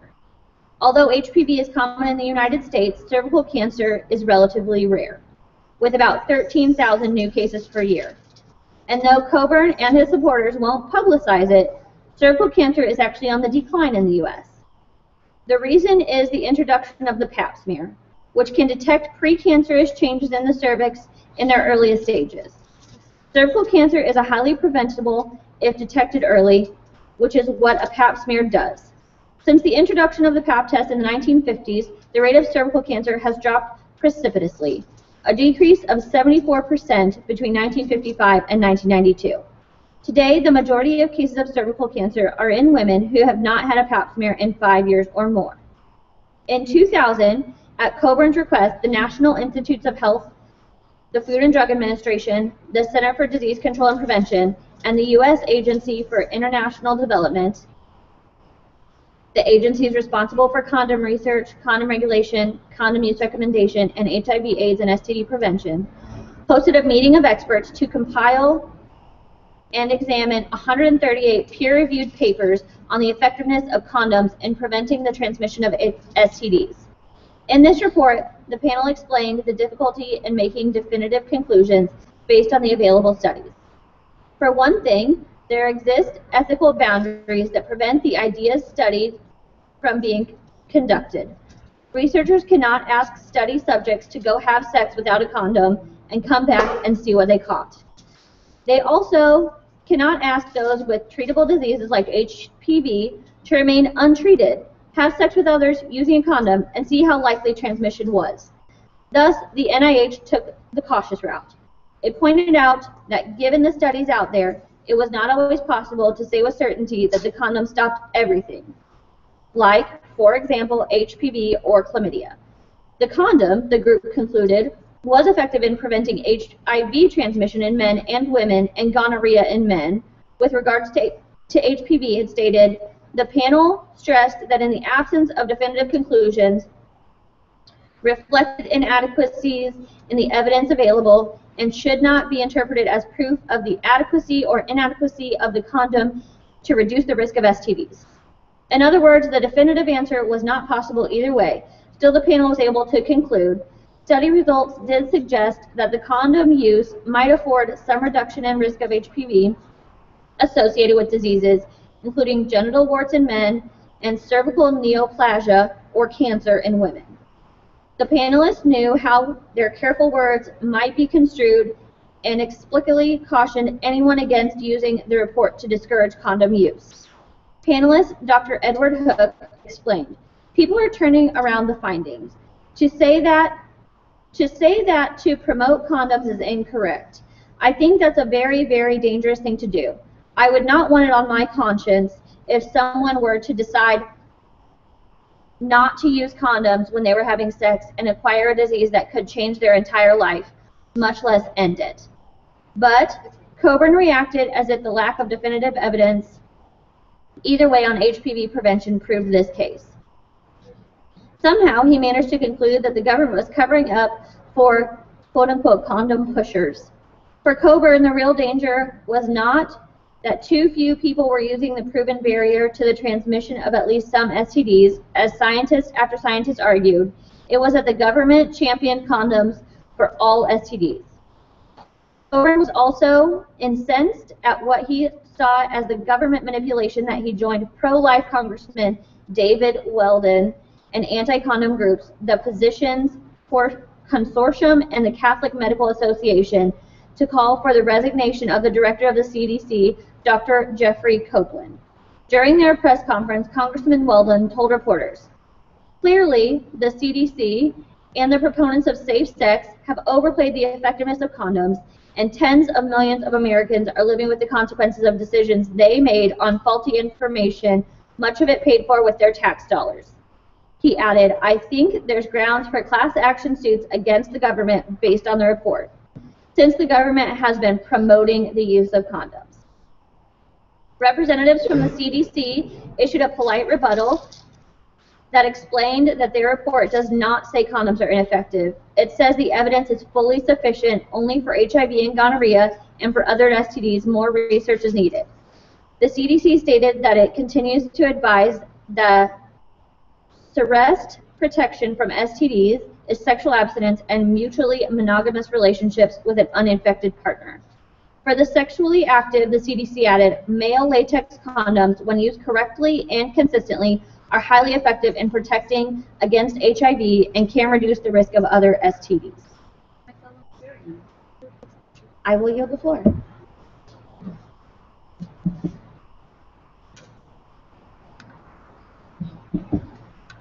Hello, my name is Andrea Weiner. I'm from Columbia, Missouri, and I'm here because I support the right for women to make their own decisions, and I believe that they are educated enough to do so. I'm going to be reading from Crow After Row by Robin Marty and Jessica Mason Piglow. I've met too many prospective moms and dads from all across Texas who want nothing more than the chance to love a child they can call their own. I know of too many families that have been blessed and made whole by the glorious gift of adoption to ever believe there can ever be such a thing as unwanted child. When Texas Governor Rick Perry spoke those words at a fundraiser for Downtown Pregnancy Center of Dallas in 2009, he was singing the praises of organizations that supported women and teens in the state who chose to carry unintended pregnancies to term.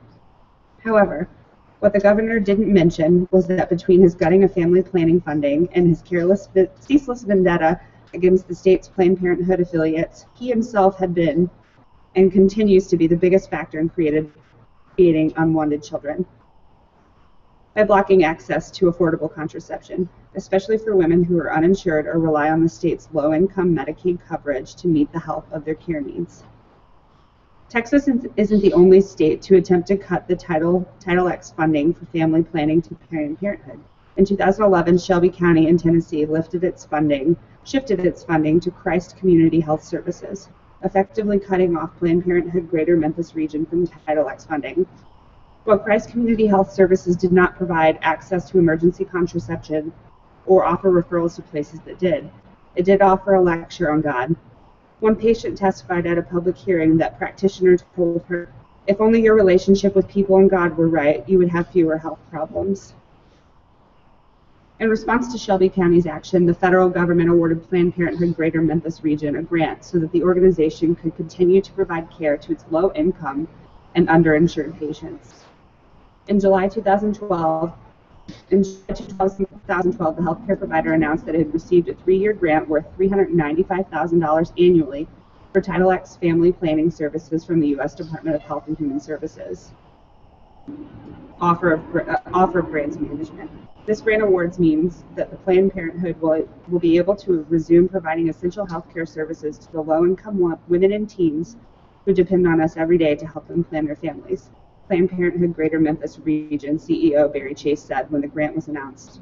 It means our patients who qualify will be able to get the confidential, unbiased care they need from the providers they prefer and trust.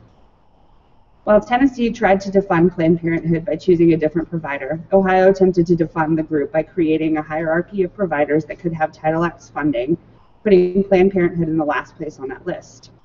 The move was meant to ensure that funding would run out before Planned Parenthood ever got to the front of the line. Under the proposed amendment, all family planning dollars in the state would first be allocated to local health departments and then federally qualified community health centers, a definition that didn't include Planned Parenthood clinics. Anything still left would go to private care centers and last, Planned Parenthood. Advocating for the amendment was Ohio Right to Life President Mike Gaudanikis, who told the Cleveland Plain Dealer that family planning funding should go to places like Lower Lights Ministries, which also catered to low-income women. This money should be going to them as opposed to the abortion industry, Gaudanikis said, either not knowing or not caring that the faith-based clinic he was referring to had multiple doctors who wouldn't even provide birth control. The amendment to reprioritize family planning funding in Ohio was added to the 2011 mid-year budget review, but was stripped because of negative feedback from constituents. It was returned during the lame duck session in 2012, but Ohio Senator Tom Niehaus refused to let the bill or any continuous heartbeat ban out for a vote. The Texas bid to defund Planned Parenthood wasn't any more popular with its residents. The state was already deep in a healthcare crisis. Less than half its population had private insurance coverage, and a quarter of its citizens were completely uninsured. In 2010, Texas ranked #1 in the percentage of uninsured adults in the country, with nearly 5 million uninsured between the ages of 19 and 64. The numbers were even worse for minority groups. According to the Texas Medical Association, 37% of Hispanics and Latinos, 21.4% of African Americans, and 21.1% of Asians in the state were uninsured, compared to 13.5% of whites. As a result, the state was suffering from an epidemic of adults who lacked primary care doctors, often skipped preventative care, and were forced to use emergency rooms as their primary health source. The situation was even worse for women, especially the Latina population in the state, who without access to physicians would be unable to obtain birth control or other family planning needs, increasing the rate of unintended pregnancies and continuing their cycle of poverty. Latinas, as it stands, currently have the least amount of access to health insurance of any ethnic group of women in the United States, explained Veronica Baetti Flores, a policy research specialist at the National Latina Institute for Reproductive Health. Low-income Latinos who would otherwise qualify for public assistance, such as Medicaid or any other kinds of programs that are there to provide public assistance, often don't qualify because if they are immigrant Latinas. Sometimes they are undocumented, so that would prevent them from qualifying for a number of different healthcare programs. Latinas are already operating from a context of disproportionate poverty and lack of access to care. So when you take away the cornerstones like that, it's actually a huge impact on Latinas. In fact, according to Flores, sometimes it takes getting pregnant to get any health care at all. Those are some of the places where undocumented women are actually able to get care when they're pregnant. It's a disturbing feeling for them. That's actually one of the only times that they're able to receive care when they're pregnant. It was exactly these sorts of issues that had led to the development of Title X funding as a federal program in the first place. With the federal government providing grants, women who were poor, uninsured, or using Medicaid could obtain exams, contraception, prenatal care, and other basic care services without having a primary physician.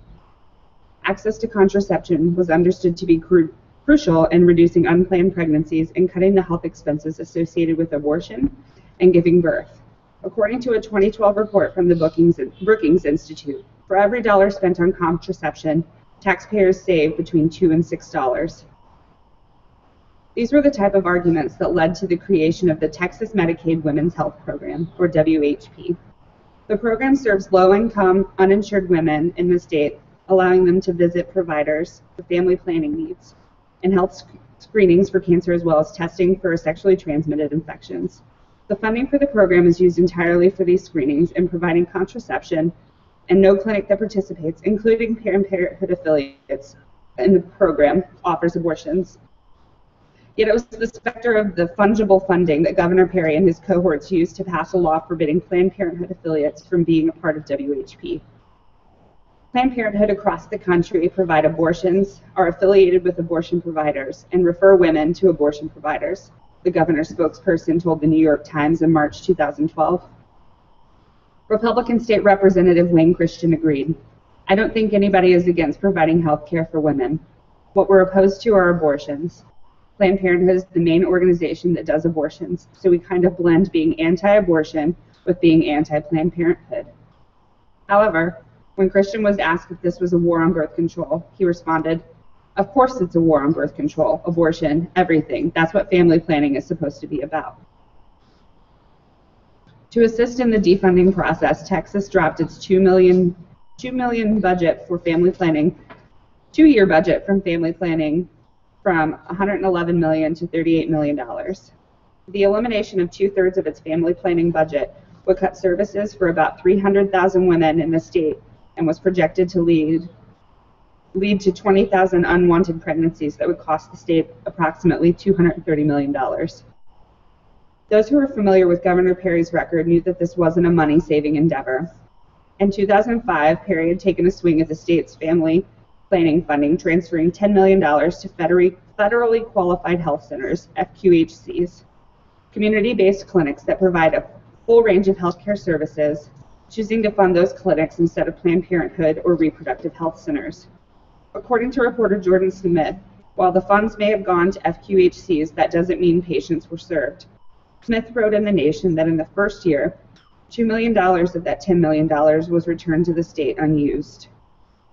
Through their costs per clients were $50 more than what Planned Parenthood had spent, the FQHCs continued to return funds every year.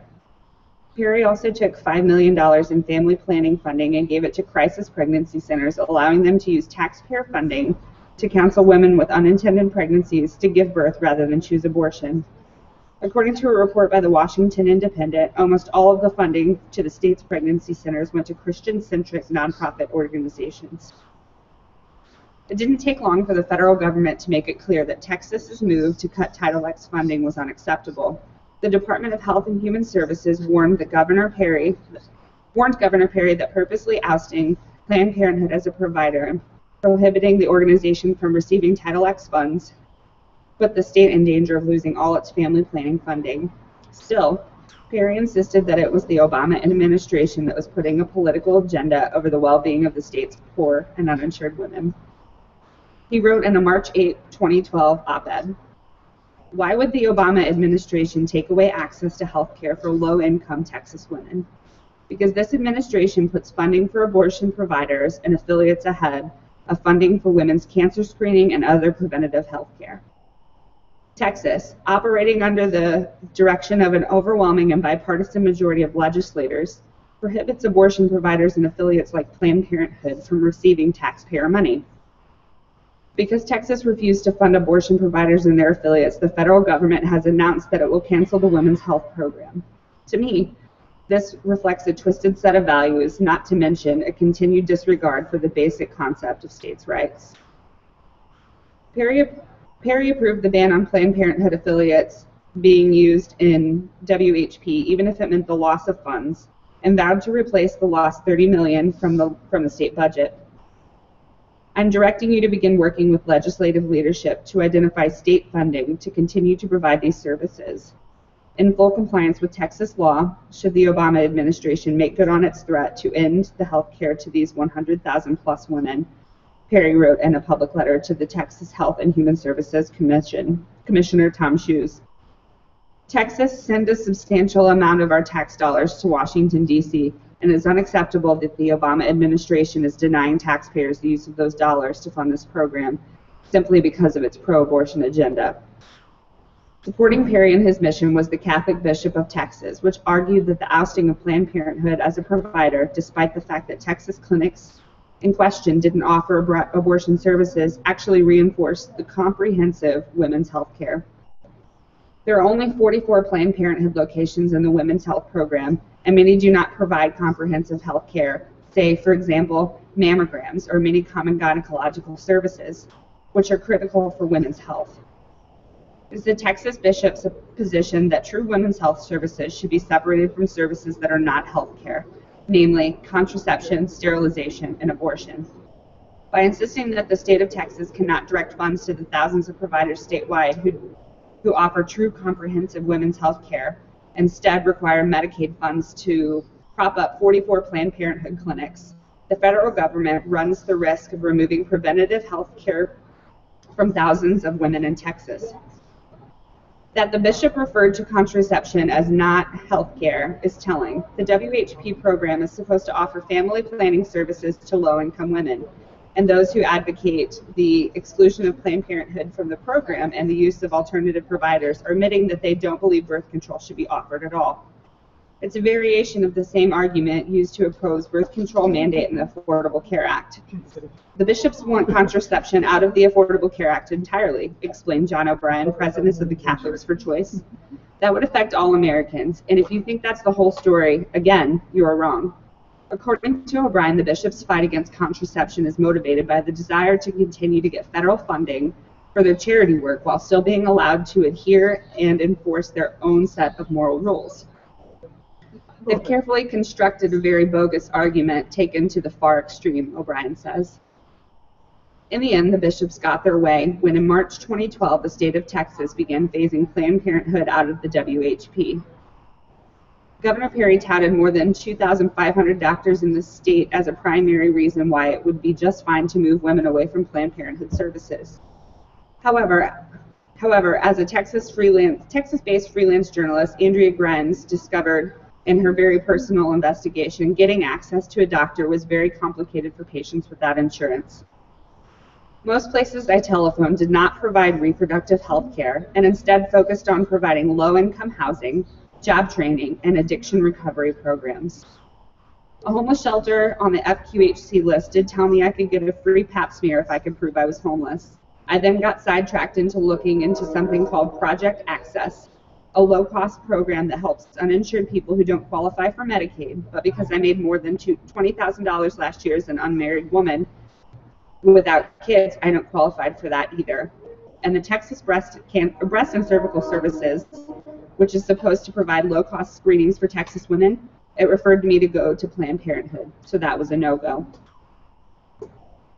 The full switch to Texas-funded program wasn't expected to be completed until November 1st, 2012, conveniently a few days before the 2012 election.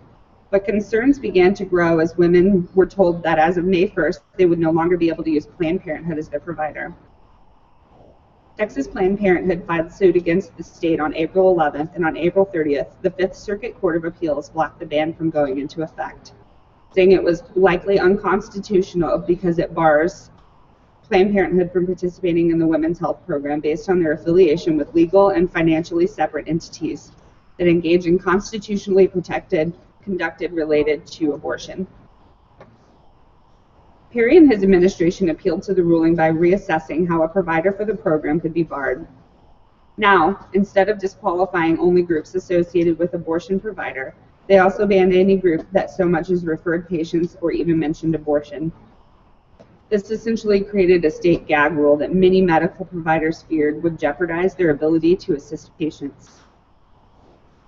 Collectively, the Texas Medical Association, the Texas Division of American College of Obstetrician and Gynecologists, the Texas Association of Obstetrician and Gynecologists, the Texas Academy of Family Physicians, and the Texas Pediatric Society sent a letter to the State Department of Health Services expressing their concerns about the law. The relationship between patient and physician is based on trust and creates the physician's ethical obligations to place the patient's welfare above his or her own personal politics, self-interest, and above obligations to other groups, wrote the organizations, which represented more than 47,000 medical practitioners. Among other worries was the concern that doctors might leave the program because of their new regulation, making an already precarious provider situation even worse. As Perry continued to fight the federal government over funding for women's health care, an even bigger storm was brewing in 2012. The Supreme Court has just ruled that the Affordable Care Act, President Obama's signature health care reform bill, was constitutional, and that states would need to extend Medicaid eligibility or be prepared to give up their expansion funding. The expansion would be a boon to Texas, a state that relied heavily on Medicaid, by cutting the cost of the uninsured on the state's healthcare system. On principle, however, Governor Perry had to remain as stubbornly committed to rejecting the funding as he had been to rejecting WHP funding. In a July 2012 letter to Health and Human Services Secretary Kathleen Sebelius, Perry pointedly stated his opposition to the expansion of Medicaid funding. I oppose both the expansion of Medicaid as provided in the Patient Protected and Affordable Care Act and the creation of a so-called state insurance exchange, because both represent brazen institutions into the sovereignty of our state. I stand proudly with the growing chorus of governors who reject the PPACA power grab. Thank God and our nation's founders that we have the right to do so. Neither a state exchange nor the expansion of Medicaid under the Orwellian-named PPACA would result in better patient protection or in more affordable care. What they would do is make Texas a mere appendage of the federal government when it comes to health care. But rather than forcing a state to become a mere appendage of the federal government in regards to health care, Medicaid and Title X funding were designed to function as a partnership between individual states and the federal government, with both working toward the common goal of delivering health care services to most in need. But its very design, Title X, assumes cooperation between states and the federal government, cooperation that the Perry administration refused to give. Where the law envisioned a marriage of federal and states' interest, Perry administration insisted on going it alone, refusing to enter into a partnership with the Obama administration and instead moving forward with turning Texas into a healthcare desert for the poor and uninsured. That's really relevant right now. Title X of the Public Health Service Act authorizes the Secretary of Health and Human Services to make grants and contracts with the public or private entities to help establish and operate voluntary family planning projects that offer a broad range of acceptable and effective family planning methods and services. Since its inception in 1970, the Act has been the target of anti-abortion and anti-birth control activists, despite the fact that Section 1008 of the Act specifies that none of the federal funds were appropriated under Title X shall be used in programs where abortion is a method of family planning. Despite the specific statutory language that prevents Title X funds from going to programs that provide abortions, activists on the right have nevertheless consistently pushed the challenges to the law. For example, in 1988, the Department of Health and Human Services issued regulations that, among other things, prohibited Title X family planning projects from engaging in abortion counseling or referrals and required said projects to maintain, quote, objective integrity and independence from the prohibited abortion activities, end quote, by using separate facilities, personnel, and accounting records designed to provide clear and operational guidance to grantees about how to preserve the distinction between Title X programs and abortion as a means of family planning. The regulations also prohibited Title X programs from indirectly encouraging or promoting abortion, such as by weighing a list of referrals in favor of providers who performed abortions or by excluding available providers who did not perform abortions. Title X projects were also expressly prohibited from referring a pregnant woman to an abortion provider, even if she directly asked for such a referral. These changes created a host of new regulatory burdens on family planning programs, making accessing a family planning service by poor women even more difficult than it had been previously under Medicaid. Before these regulations went into effect, Title X grantees and physicians who supervised Title X funds filed several lawsuits in federal court. After working its way through the lower courts, one challenge made its way to the Supreme Court for review.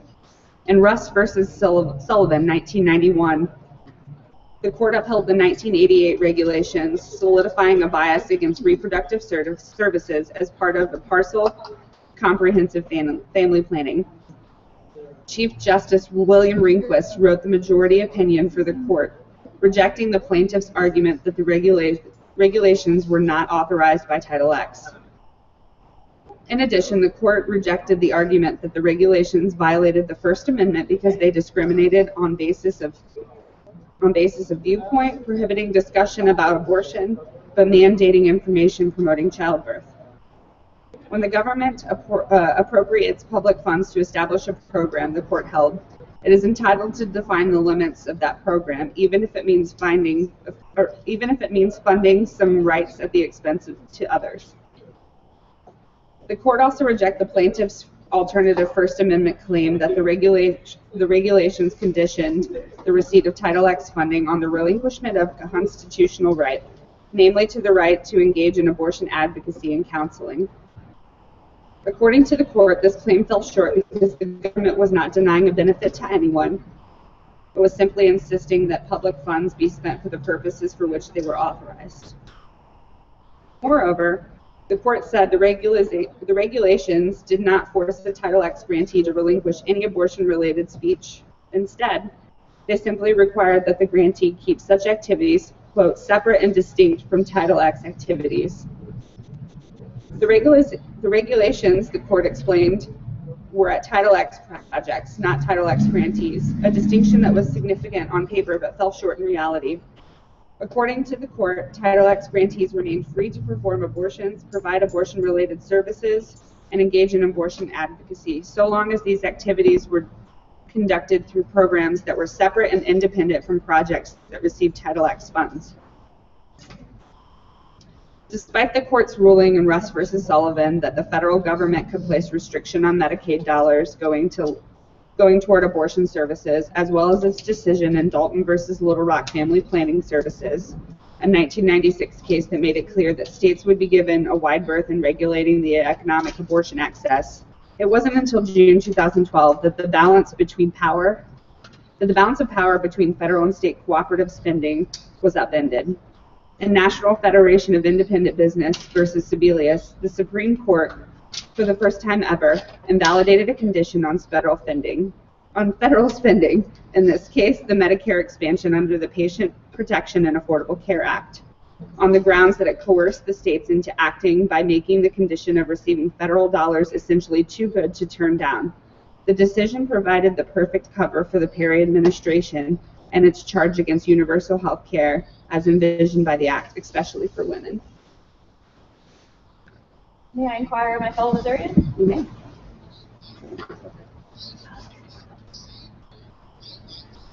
Hi, my name is Sarah Feltz. I'm 27. I'm from Columbia, and I'm here because I oppose the 72-hour waiting period that the Missouri legislature is about to pass tonight. I will be reading from a couple of different things. The first one is a story of a woman in Texas who had carried a wanted pregnancy and found out that her baby had a fatal condition and had to have an abortion after 20 weeks. It's from a woman named Nicole Stewart, and she read it on a radio show called Oral Fixation. At a girls' night out in Los Angeles at age 27, I looked around at these gorgeous, aspiring actresses holding a glass of wine perfectly casually in one hand and thought, I would give up all of this to have a baby. As a young woman, I had put all my energy into my career, but it was a relief to imagine life beyond Hollywood. I was dating an older man. Our sex life was pitiful, and he had just been fired from his own company.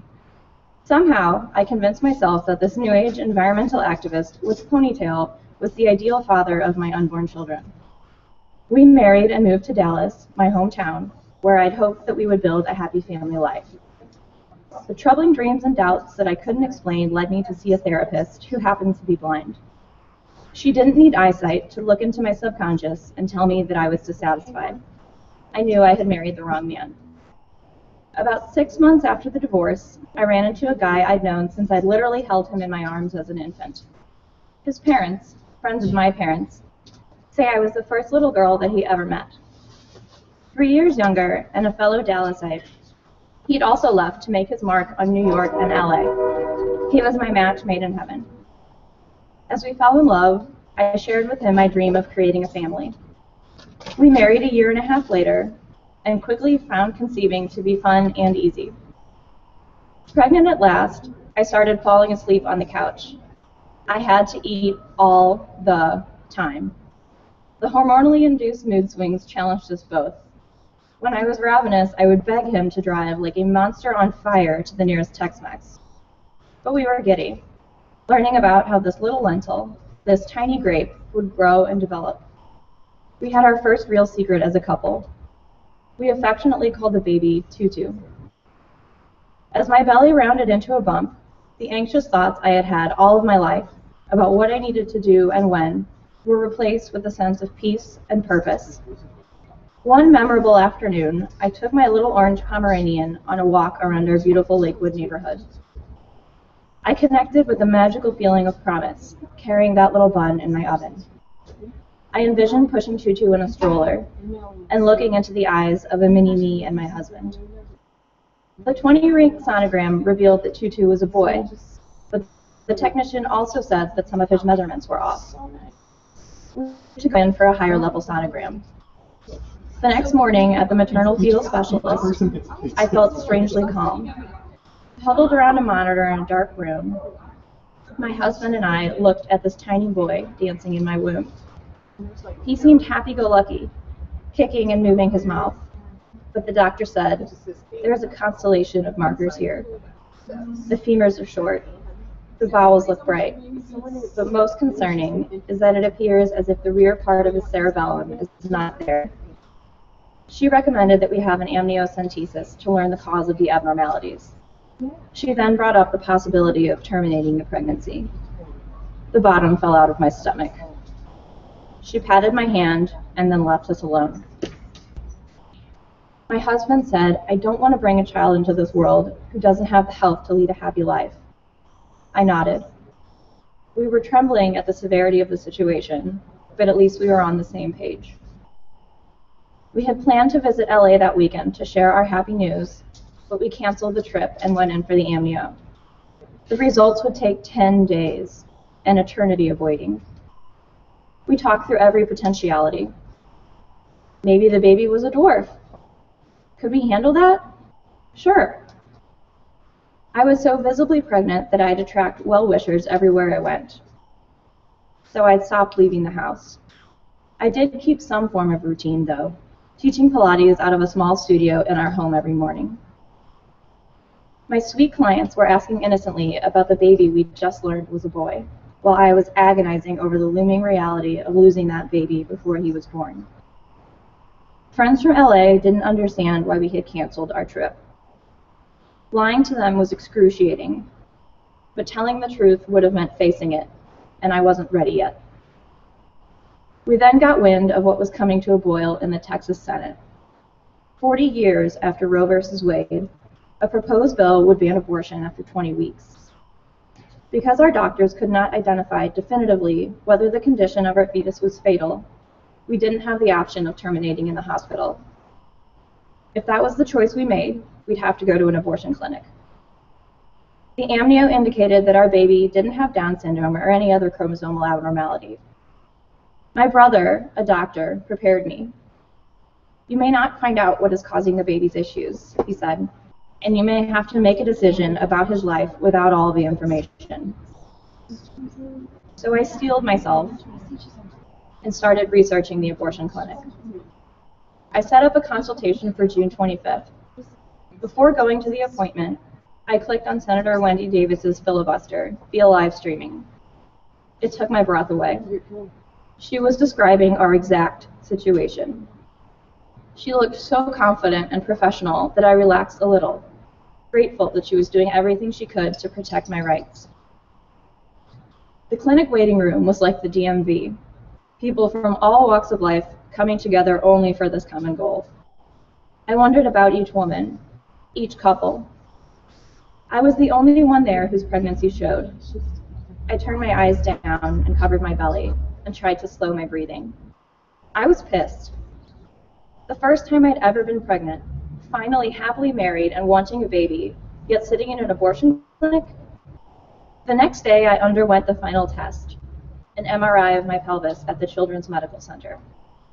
30 minutes felt like forever while I tried zoning out at the ludicrously loud noises and the frightening sensation of being encased in a massive medical tomb. All four of our parents stood with us as we learned there was now an alarming amount of fluid in Tutu's brain and lungs. The doctor told us that the MRI indicated that his entire brain was abnormal. She couldn't tell us why or how long he would live, only that if he did, he would have severe problems. With heavy hearts, my husband and I decided that it was best for Tutu if we were to proceed with the abortion. We had held out as long as we could, awaiting a miracle, but I refused to allow my tiny son to slowly drown in my womb. The last night with him was somber. My husband took a final photo of me, smiling through tears as I rubbed my pregnant belly. I didn't want Tutu to be scared, but I was. At the clinic surgical center, the doctor inserted some seaweed into me to open up my cervix. That night, my water broke at home. Things became very real very quickly as I pulled on Depends to try and catch the absurd flow that poured out of me for almost 4 hours. The next morning, the doctor gave Tutu a shot that stopped his heart. Thanks to the great care and medications I received, I did not feel any pain, and I assumed that Tutu didn't either. My husband made arrangements for his body to be cremated, and we registered his name on the death certificate as Tutankhamun, after the great Egyptian pharaoh whose legacy lives on in the afterlife. A few days later, tired of feeling so isolated, I sent an email to everyone who knew we had been expecting. I was afraid some people wouldn't understand or support our decision, but the outpouring of love we received was awesome. So many friends and family members had lost pregnancies for different reasons. Some close friends confided that they had had abortions, or also dealt with fetal abnormalities. Why was this something we were not talking about? The grieving process has been messy. It took me 4 weeks to show my face at the grocery store. Navigating life out in public, where I could run into someone who hadn't gotten the update, made me feel like an alien in hiding. Physically, I dealt with cramping and bleeding constantly for 6 weeks. Some baby weight fell off immediately, but most of it clung to my small frame. It was humiliating to put maternity clothes back on, but my regular clothes didn't fit. A former anorexic, I had to keep reminding myself that the changes to my body are just the beginning of sacrifices I'll have to make as a mother. My husband has been an incredible cheerleader. We are not victims, he drilled into me. No, this isn't fair, but we are not exempt from the tough parts of life. We will have the family we want. And he's right. We've just been married a year. We have a lovely house, our health, each other, and our families. And every doctor we saw assured us that they had never seen this happen to the same couple twice. So, my dream of becoming a mother is again deferred, but still intact. On the detour, I've become more aware of the potential complications of pregnancy and compassionate to families with special needs kids. I have spent many hours locked in gut-wrenching sobs, missing Tutu, and feeling sorry for myself. I probably spend too much time rocking and burping my dog. But I know I'm lucky. Despite Wendy Davis's valiant effort, if I were going through the same experience today, I'd have to go to another state to have the abortion. The way I see it, Wendy stood up and spoke for me. The least I can do is stand up and tell my story. So here I am. In a week, on Tutu's due date, we will scatter his ashes around the tree we planted on the day of our wedding. The theater will be dark next month in his honor. And someday, when our kids are old enough to understand, we will tell them about their big brother Tutu, up in heaven, watching over us, an angel from above. Next, I'm going to read from Crow After Row by Robin Marty and Jessica Mason Peacock. This is chapter 5, called When a Suicide Attempt Becomes Murder. Bebe Shui never believed that she would find herself on her knees, sobbing and begging her lover not to leave her. A recent Chinese immigrant to this country, Shui was 8 months pregnant when her boyfriend informed her that he wasn't actually planning to get a divorce and marry her as he had promised. He was returning to his wife. Shui was heartbroken and believed that there was nothing left for her.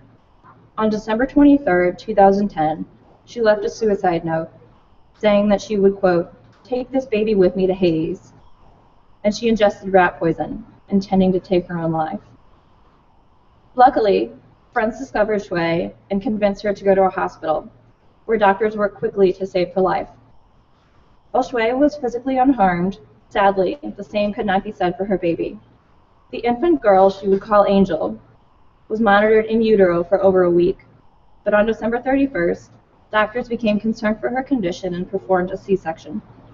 Angel came into the world on New Year's Eve at 33 weeks gestation. 2 days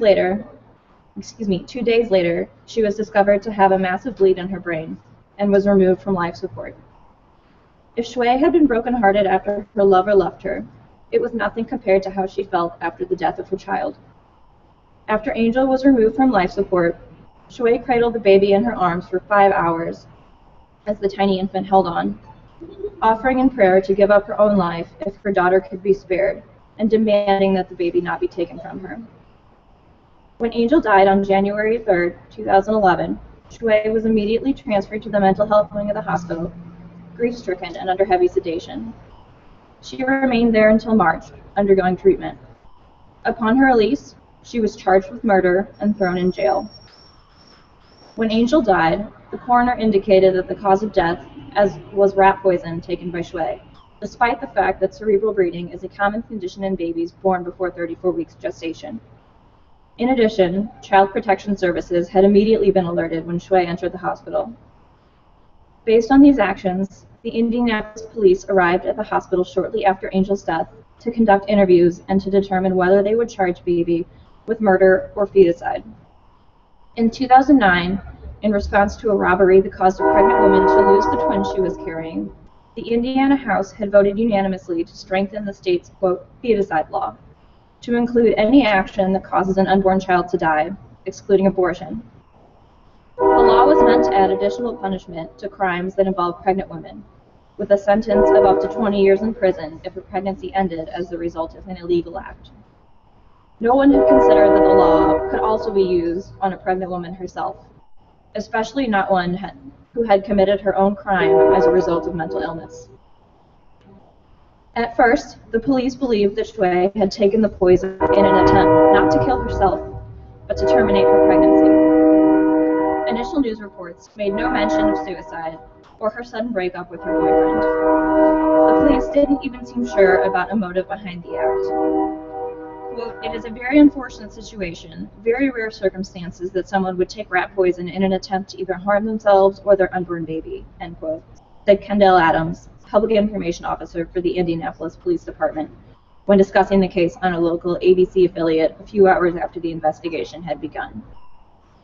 The fact that there was no licensed physician supervising in a particular case means that the act of abortion is a criminal offense, former Marion County Judge Gary Miller told ABC.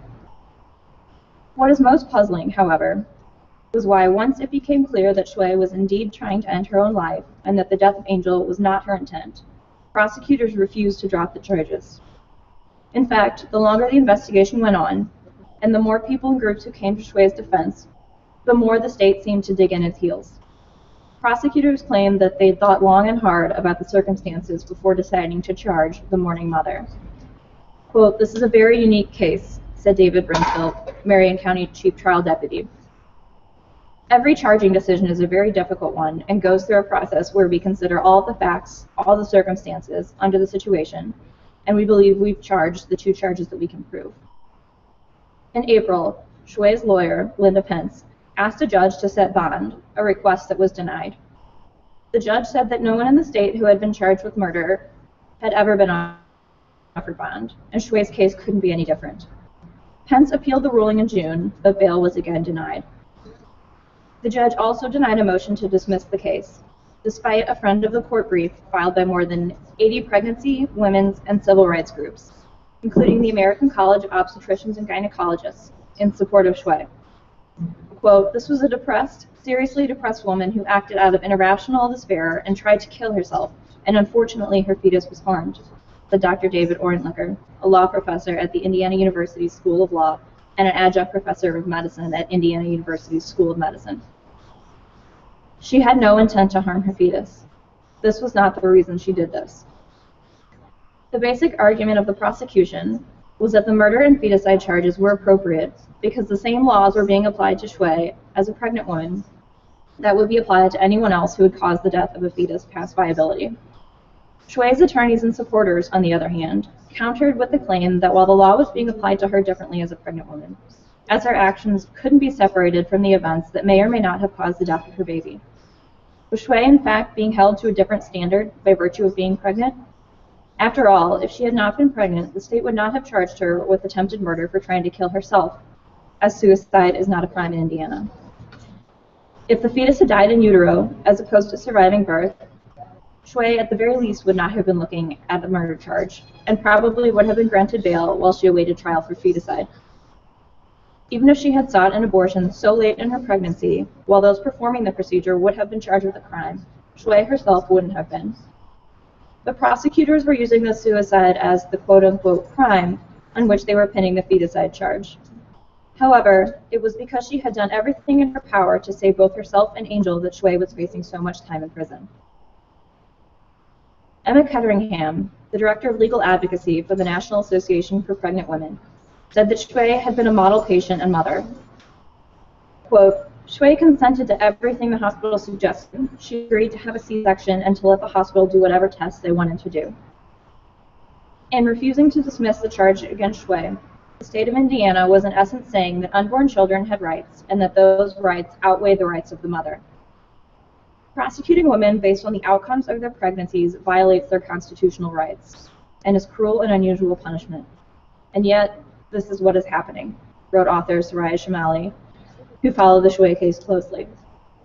In this environment, and with no confidence that their rights will be respected and protected, pregnant women will continue to be jailed, in ever-increasing numbers, in unexpected ways that violate their rights. Fear of imprisonment will result in women compromising their health and the health of their fetuses by avoiding prenatal care, treatment for addiction, and medical help if they fear they are miscarrying. They will have more abortions to avoid penalization. This is why Shui had no choice but to fight the charges. Constitutional guarantees of due process ensure that no one may be required, at peril of life, liberty, or property, to speculate as to the meaning of penal statutes. All are entitled to be informed as to what the state commands or forbids. Yet Shui was denied notice of what the law forbade, as she couldn't have known that attempting suicide would subject her to criminal liability. Not even the Indiana legislature had contemplated such an outcome when writing and passing the state's feticide law. As her attorneys noted, there was not one single case in Indiana in which a woman had been charged with murder or feticide based solely on allegations that she did or did not do something during pregnancy. Nor had the homicide laws of the state ever been applied to the substantial number of pregnant women who experienced a stillbirth or miscarriage each year, or to other pregnant women in Indiana who had attempted suicide. Shui's lawyer, Linda Pence, has accused Marion County prosecutor Terry Curry of attempting to enforce his own version of the feticide law in order to criminalize the failure to protect a fetus while pregnant. Looking specifically at Shui's situation, it seems clear that the prosecutors were seeking out a test case for such a charge. Alerting Child Protective Services when Shui arrived at the hospital, despite the fact that no child had been born yet, was in itself unusual. That police arrived soon after Angel's death and began interviewing hospital staff is another clue. Curry has been accused of building his case solely on an inaccurate, unscientific, and discredited autopsy report by a pathologist employed by a private entity named Biblical Dogs. According to a briefing filed by Shui's attorneys, the pathologist who performed the autopsy offered only a simple inferential analysis of the cause of the baby's hemorrhage based upon nothing more than temporal events and non-medical hearsay statements. In other words, merely because Miss Shui ingested poison that the child must have caused, in other words, merely because Miss Shui ingested poison that must have caused and thus was the cause of the death of her child.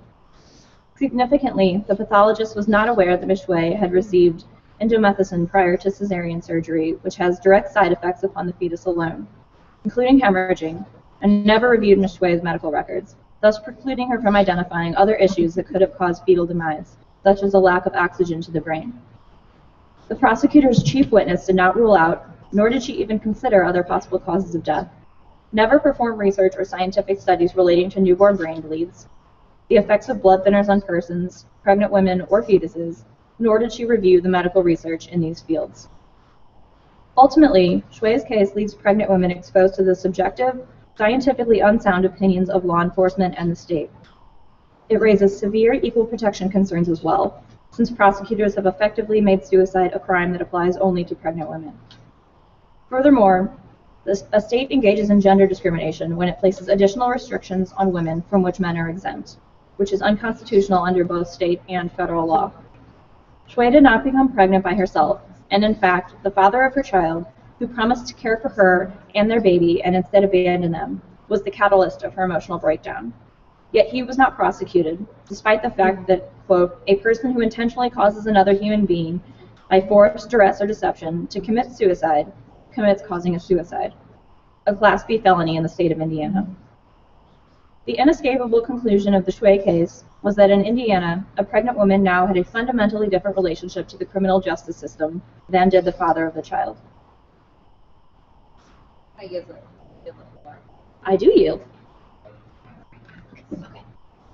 Where did you leave?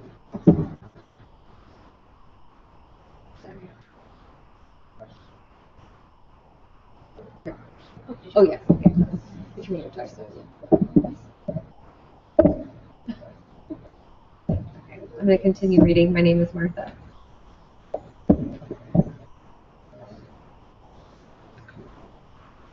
Okay.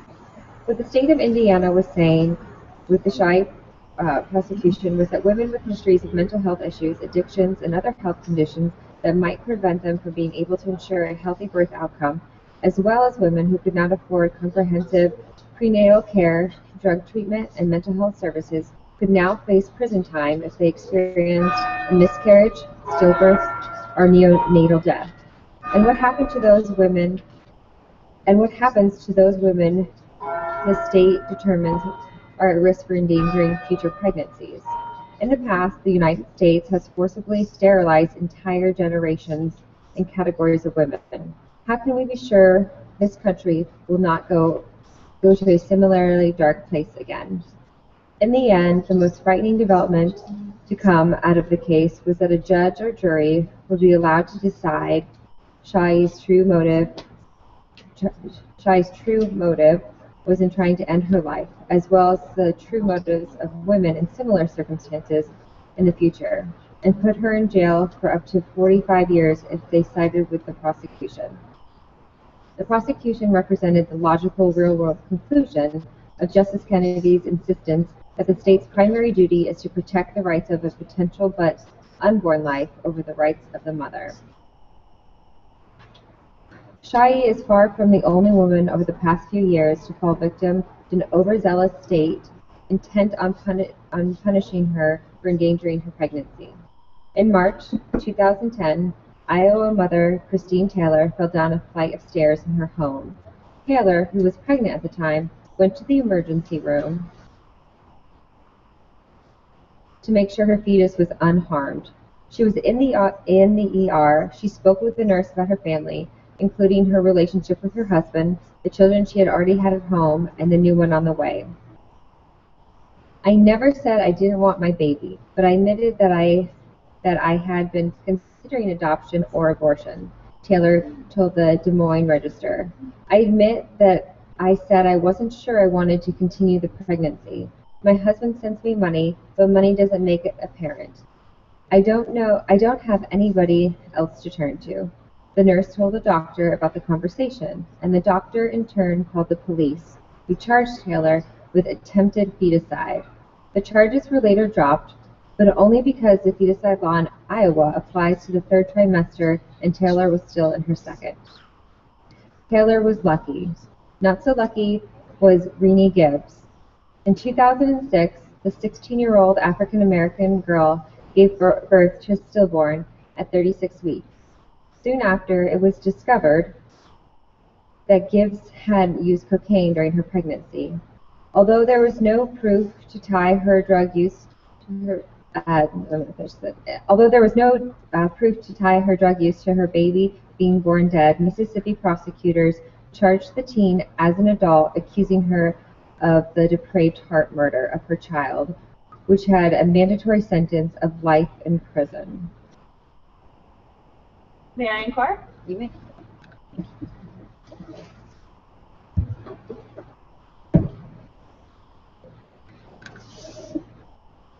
Now I'll be reading from Guttmacher Institute study on the impact of state mandatory counseling and waiting period laws on abortion.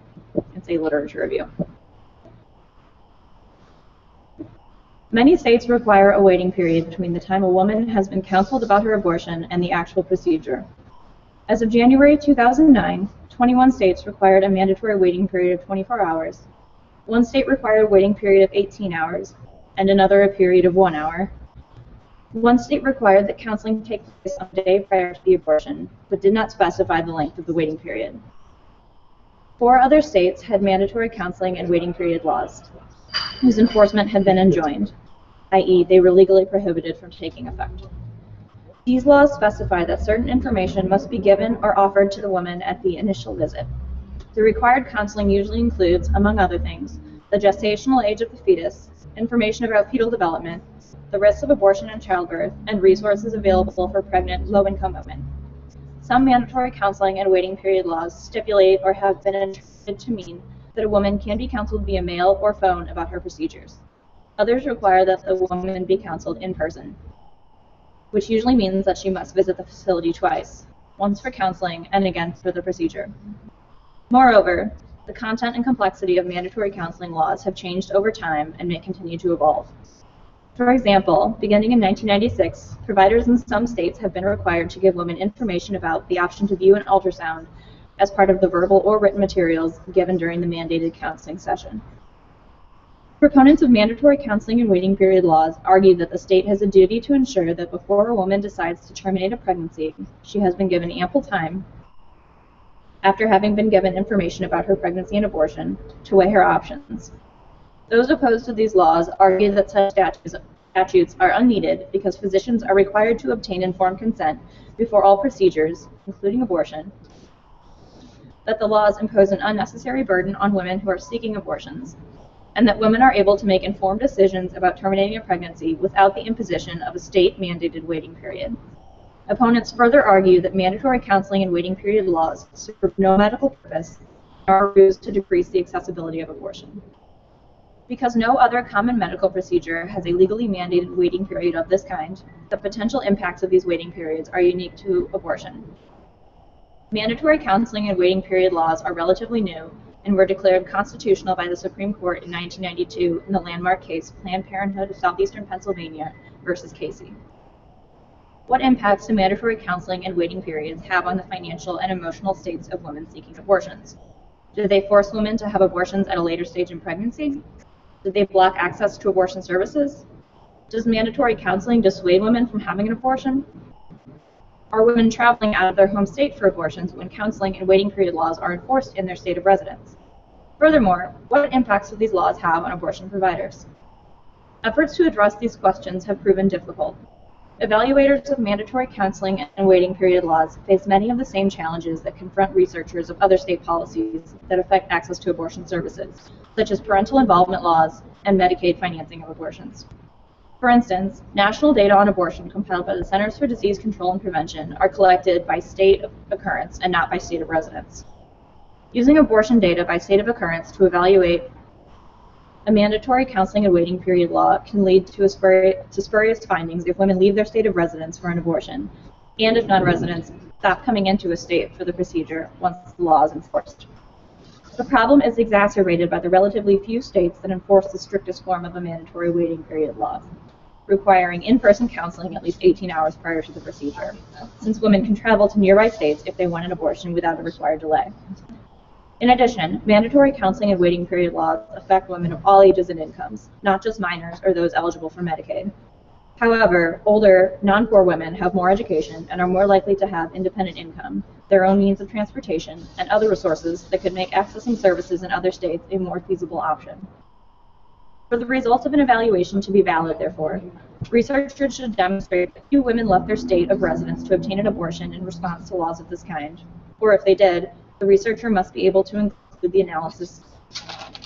in the analysis abortions obtained by a state's residents in other states. There are, however, important differences between mandatory counseling and waiting period laws and parental involvement laws that should be considered by analysts. First, some states require that counseling be given in person by the physician who will perform the procedure, or by a designated staff person. Other states allow the material to be read over the phone, or delivered via a recorded message, by mail, or more recently, over the internet. The in-person requirement is a potentially important distinction, for it increases the cost of an abortion if a woman has to take off from work, arrange for childcare, or stay overnight when the distance to the clinic is too great. Thus, it is important for researchers to analyze states that have an in-person requirement separately from those states that do not. The two-visit requirement increases not only the cost of the abortion, but also the likelihood that a woman will travel to a nearby state to avoid compliance with the law. The issue is further complicated because some abortion clinics may provide a way for women to receive face-to-face counseling from a physician near their homes, thus avoiding a trip to the clinic. It is difficult for researchers to determine the extent of these arrangements. Another difference between parental involvement laws and mandatory counseling and waiting period laws is that all women in the state are subject to the latter. This makes it difficult to find a comparison group within the state. Parental involvement laws, by contrast, affect only minors, which leaves older teens within the same state as a plausible comparison group. The advantage of a within-state comparison group is that those exposed or unexposed to the law are all subject to the same political, social, cultural, and economic conditions. Comparisons across states require careful analysis, since large differences in states' abortion rates may reflect profound differences not only in attitudes toward abortion, but also in pre-law trends about abortion, in birth and pregnancy rates. Finally, the most likely effect of mandatory counseling and waiting period laws is on the timing of an abortion. Numerous studies have evaluated whether such laws are associated with an increase in second trimester abortions or in the mean gestational age. These analyses require information on gestational age, which is available only from the Centers for Disease Control and Prevention and state health departments. The other major source of abortion data, the Guttmacher Institute, estimates abortions by state of residence and woman's age, but not by gestational age. Thus, abortion data from the Guttmacher Institute cannot be used to analyze the effect of these laws on the timing of abortion. The research designs used to evaluate mandatory counseling and waiting period laws are very similar to those used in studies of parental involvement statutes. The most effective designs use a pre-post analysis with a comparison group and are referred to as a difference in differences estimators. The change in the abortion rate or in the rate of second trimester abortions from before to after the law went into effect in a state, the experimental state, is compared to changes in rates in states without such statutes, the comparison states. Such comparisons attempt to ensure that any variation in the abortion rate associated with the law is not confounded by ongoing trends in the abortion rate that reflect broader, unrelated changes. As straightforward as this design appears, it rests on the credibility of the comparison group. Both the pre-law trend and the abortion rate, as well as the characteristics of the women themselves in experimental and comparison states, should be as similar as possible.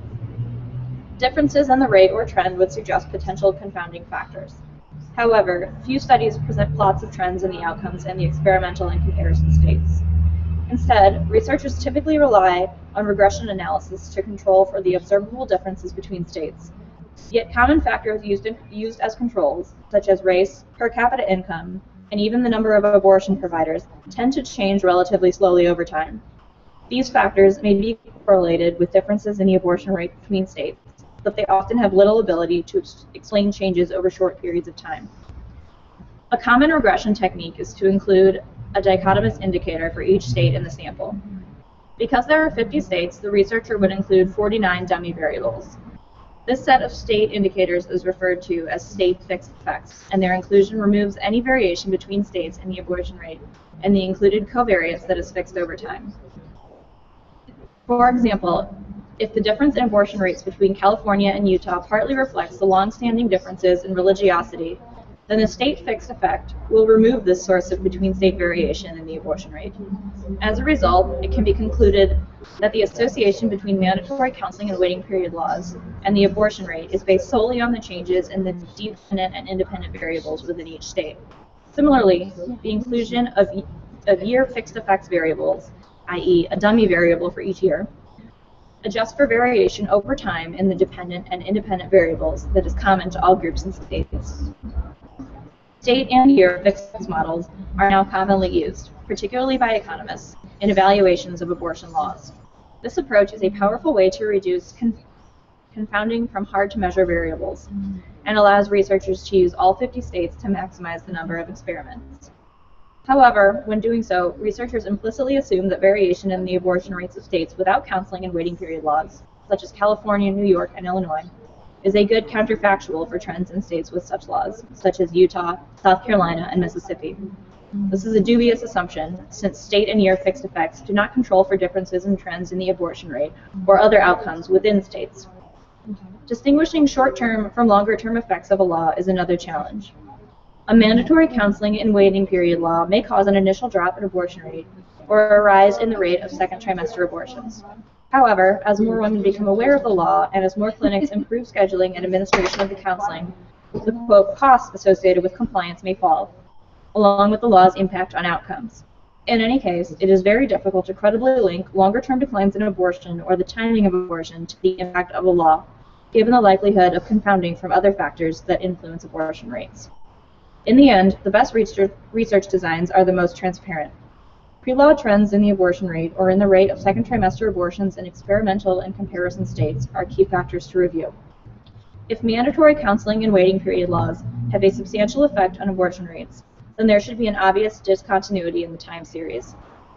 Future researchers should consider plotting abortion rates for groups of states that change their laws in the same or nearly the same year and comparing them with plots of states with similar abortion rates but whose laws did not change. This approach would allow for the examination of differences in levels and trends of abortion rates between experimental and comparison states.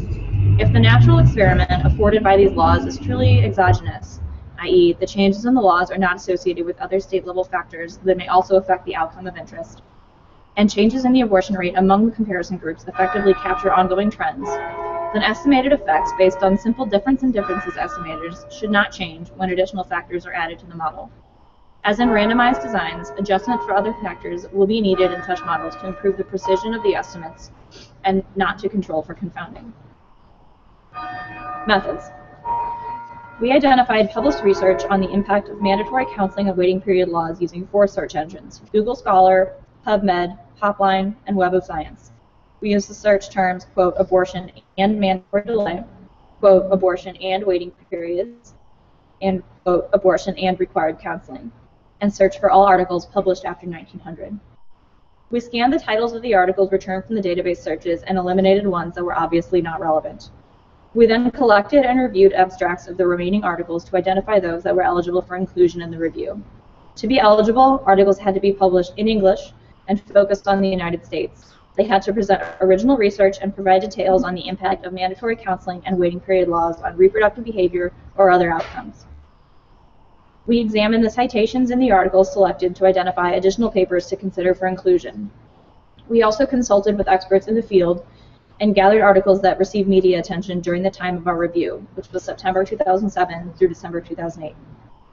Our initial search of PubMed, Hotline, and Web of Science yielded 50 potentially eligible papers. 38 of these were excluded because they focused on historical overviews of mandatory counseling and waiting period, or rights-based discussions of the theory of mandatory counseling and waiting periods, or reviews of legal cases regarding this issue. A search using Google Scholar returned 3,610 hits. Many of these were repeats or were not selected for the reasons cited above, or because they did not discuss the laws in relation to abortion. One additional study from Google Scholar was included in this literature review, and 2 additional studies were contributed by experts. We thus reviewed 15 articles and eliminated 3 articles that were reviews of these laws but did not measure their impact, leaving 12 studies for inclusion in our review. All 12 studies evaluated waiting period laws. No studies were found that focused specifically on counseling laws, though one study evaluated waiting period and counseling laws separately.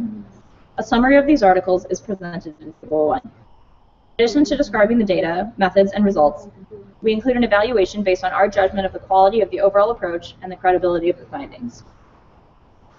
Studies on reproductive outcomes. Researchers have examined the impact of mandatory counseling and waiting period laws on a number of reproductive outcomes: abortion rates and ratios, birth rates, the proportion of abortions among state residents performed out of state, and the gestational age of fetuses at abortion. We examine researchers' findings and the context of their work, and provide detailed information on the full requirements of the law in the state of interest for each study that focuses on individual states. The specific requirements of these state laws are constantly reinvented or reinterpreted. It is more important to note that many changes in the laws may have occurred since these articles were published. Reproductive outcomes among women of childbearing age. 6 studies evaluated changes in abortion rates and ratios following the implementation of mandatory counseling and waiting period laws. 1 study also assessed the impact on birth rates. 4 studies analyzed changes in the timing of abortion, and 3 studies examined the impact of laws on changes in where abortions occurred. 4 of the 6 studies found a statistically significant association between mandatory counseling and waiting period laws and abortion rates. 3 of these studies focused on Mississippi. The studies are presented chronologically. 2 studies, which are presented last, found no impact of these laws on reproductive health outcomes. Althouse and Henshaw examined detailed abortion data from Mississippi State Department of Health's Division of Public Health Statistics to determine the effect of the state's 1992 mandatory counseling and waiting period law on abortion trends. The researchers used state-collected information on residents who had abortions in Alabama and Tennessee to examine the effect of the law on women traveling out of state. The bordering state of Louisiana does not collect abortion data on out-of-state residents, and the authors did not gather data from Arkansas. Typical of other mandatory counseling and waiting period laws, Mississippi's statute required that a woman be given information at least 24 hours prior to the abortion regarding the name of the physician who would perform the procedure, the medical risks associated with abortion, the probable gestational age of her pregnancy, and the medical risk of continuing her pregnancy.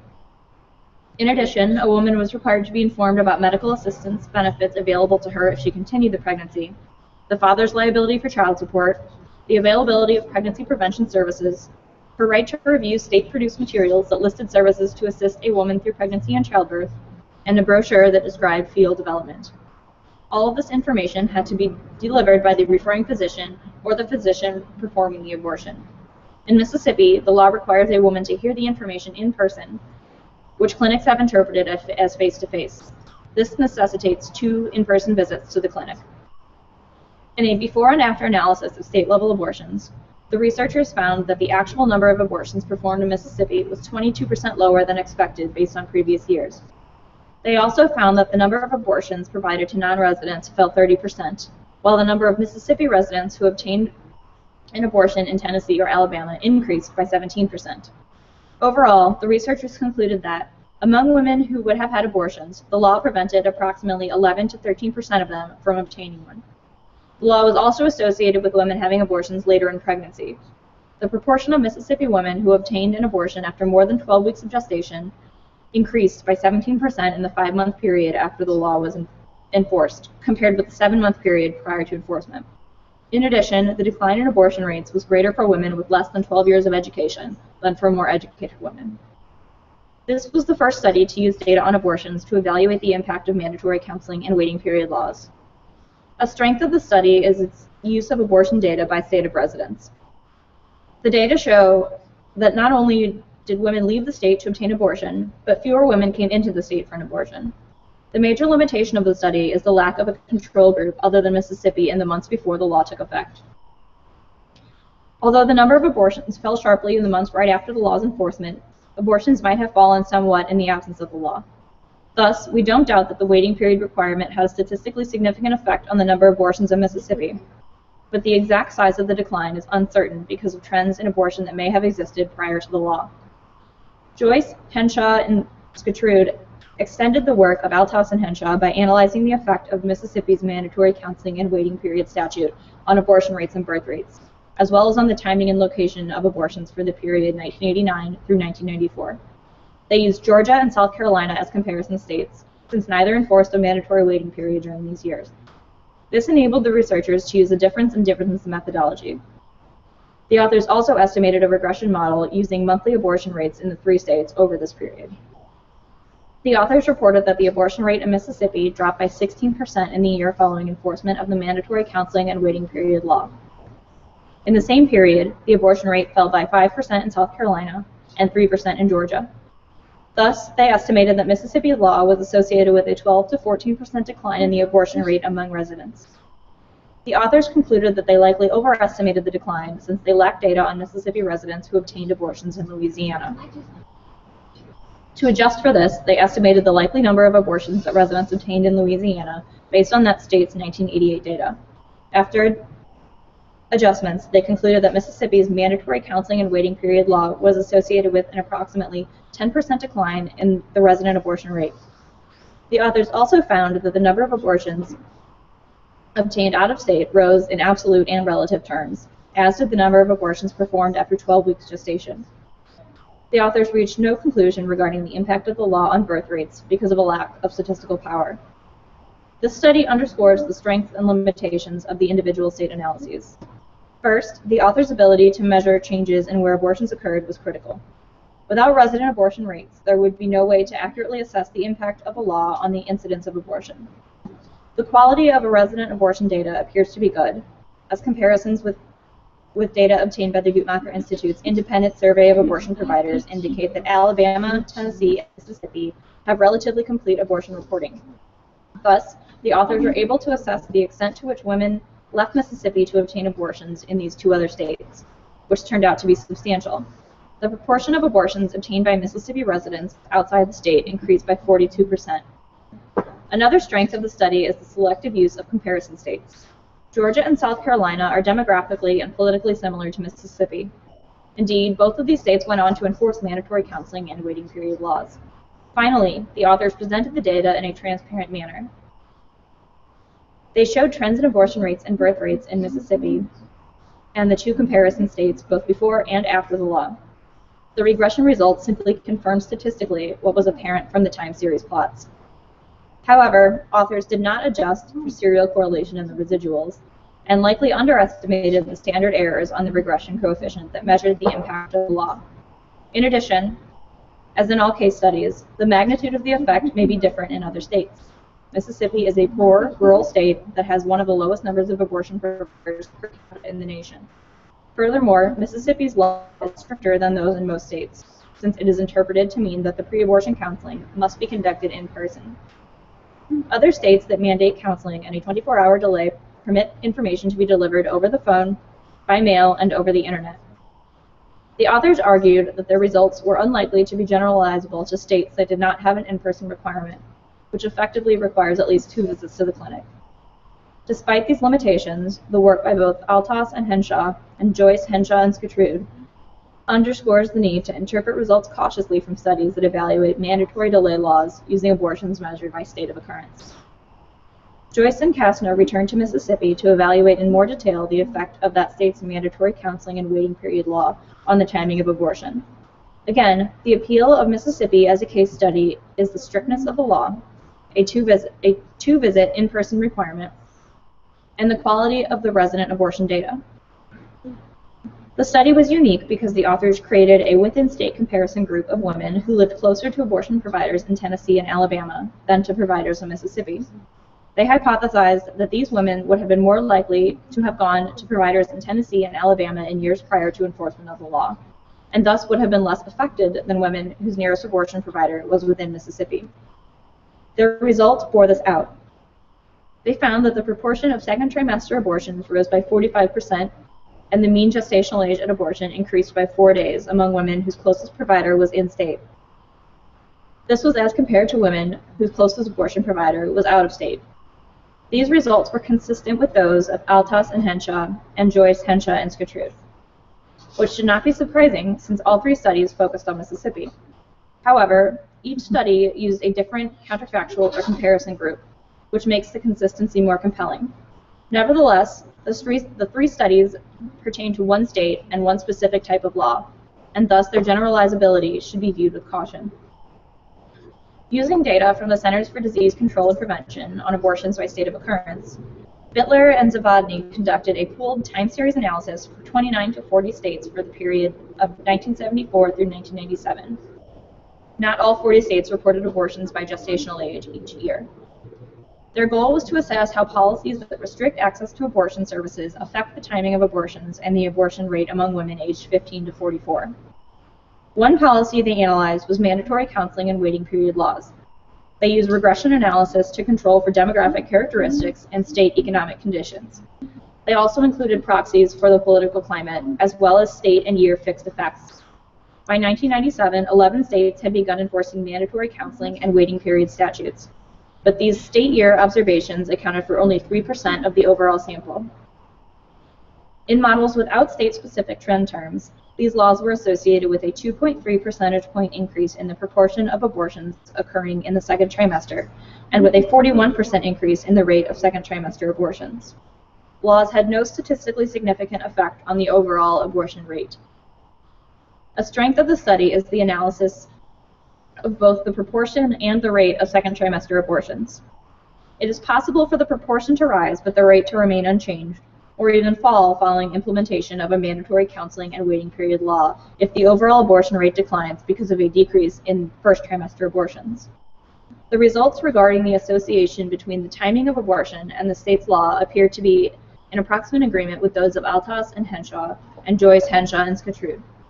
However, Mississippi's law was associated with a significant decrease in the abortion rate, whereas Bittler and Zavodny found no such association.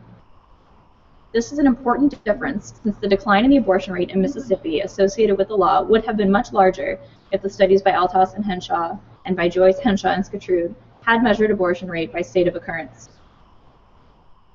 Many residents of Mississippi left the state for an abortion in the year immediately after the law was implemented, and fewer non-residents came into Mississippi to obtain an abortion. In other words, by analyzing abortions by state of occurrence, Bittler and Zavodny's study was biased toward finding a decline in the abortion rate. Since by 1997 only Louisiana, Mississippi, Pennsylvania, and Utah required 2 in-person visits, this study suggests that mandatory counseling and waiting period laws that do not require 2 clinic visits have little effect on abortion rates, but may cause a delay in terminating a pregnancy. However, the increase in the second trimester abortion rate was greater than could plausibly be caused by counseling and waiting period laws. Meyer et al. Used a pooled time series design and data from all 50 states for the period of 1982 to 1992 to estimate the effect of a waiting period law and an informed consent statute, which did not necessarily mandate a waiting period, on the abortion rate of all women aged 15 to 44 years. These laws were among 23 policies related to abortion that were included simultaneously in the analysis. Results indicated that neither the waiting period nor the informed consent statute had an impact on the abortion rate. This study is unique in that the researchers did not account for state fixed effects, but instead included the previous year's abortion rate to control for hard-to-measure determinants of abortion. In theory, the lagged abortion rate was an effective way to control for these determinants between states. However, the coefficient on this rate was close to 1. In essence, the authors were trying to correlate one-year changes in the abortion rate with the level of other covariates. A more appropriate approach would have been to regress changes in the abortion rate on changes in the covariates and policy variables. Any association using this approach could have been interpreted as the effect of a change in an abortion policy on the state in the abortion rate. Another problem with this study is that few states enforced waiting period laws before 1992, and many were waiting for the Supreme Court to decide Planned Parenthood v. Casey before enforcing their laws. In sum, the finding that waiting period and informed consent laws had no effect on the state abortion rate could be due to the weak design of the study. Madoff analyzed the determinants of the ratio of abortions to pregnancies using state-level data from the Guttmacher Institute for years 1982, 1992, and 2000. He focused on 3 abortion policies: mandatory counseling and waiting periods, parental involvement laws, and Medicaid financing of abortions. He considered the price of abortion, other socioeconomic characteristics of the state time trend variables, opportunity costs, the policies of neighboring states, and proxies for state sentiment toward abortion, such as percentage of the population affiliated with an evangelical Christian denomination, that have been found to be determinants of abortion demand. Mandatory counseling and waiting period laws had no statistically significant impact on abortion ratios among all women or among minors aged 15 to 17, or on whether abortions were performed out of state. This study is unique in that it explicitly included the price of an abortion in the abortion demand equation. However, including all mandatory counseling and waiting period laws with differing specifications might have masked the impact of the most restrictive laws. In addition, this was a weak design. The effect of the law was identified mainly by cross-sectional variation in a single year, 2000, as few states had such laws in 1992 and none had them in 1982. The potential for confounding is great, given that these laws are not randomly distributed, but instead reflect political sentiment toward abortion. Reproductive outcomes among minors. Using individual-level data, another Joyce and Kessner study compared abortion measures among minors with those among older teenagers and young adult women living in Mississippi and South Carolina before and after the implementation of each state's mandatory counseling and waiting period law. These laws took effect in 1992 and 1995, respectively. One difference between the 2 laws was that in Mississippi, a woman was required to wait 24 hours before the procedure could be performed, but in South Carolina, a woman was required to wait only 1 hour. As a result, a termination in South Carolina could be completed in 1 visit. The researchers analyzed data on abortions obtained by women in their state of residence and in border states, but information on the number of Mississippi residents who obtained abortions in Louisiana was unavailable, which could potentially affect the results. They then compared teenagers whose nearest provider was in-state with teenagers whose nearest provider was out-of-state. The researchers also conducted a multivariate analysis that evaluated the probability of a woman having a second trimester abortion, of having an abortion out of state, and of the mean gestational age at abortion. Controls for race, marital status, previous live births, previous induced abortions, and distance to the nearest provider were included in their model. The researchers found that the probability that a teenager in Mississippi went out of state for an abortion after implementation of the mandatory counseling and waiting period law was 26 percentage points lower for those whose nearest abortion provider was in-state than for minors whose nearest abortion provider was out of state. They also determined that mean gestational age at abortion increased by more than half a week for teenagers whose nearest abortion provider was out of state, and by almost a full week for teenagers whose nearest abortion provider was in-state. The results for South Carolina were markedly different. That state's 1-hour waiting period statute had no effect on either the timing of abortion or the probability that a teenager went out of state for an abortion. They concluded that this lack of effect may have been due to the relatively minor inconvenience of a 1-hour waiting period. The results also suggested that counseling alone was not a significant deterrent to women seeking abortion.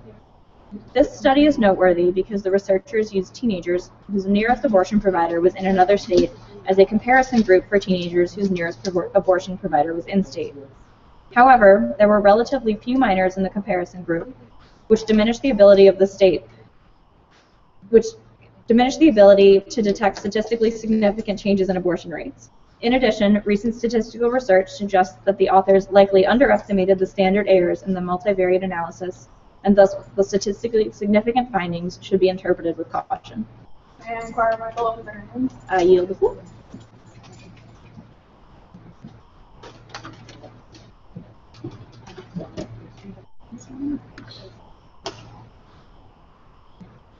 Hello, my name is Jordan Killian, and I am a student at the University of Missouri, double majoring in psychology and sociology. I'm participating in the Women's Filibuster, which began on Monday, May 12th at 2 p.m. and is being held for 72 hours until Thursday, May 15th at 2 p.m.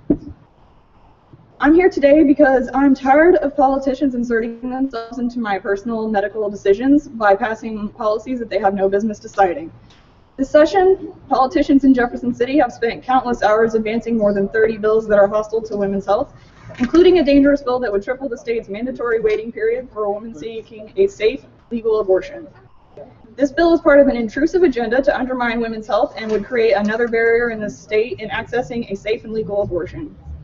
Lawmakers should be trying to improve health outcomes in Missouri, not further restrict them.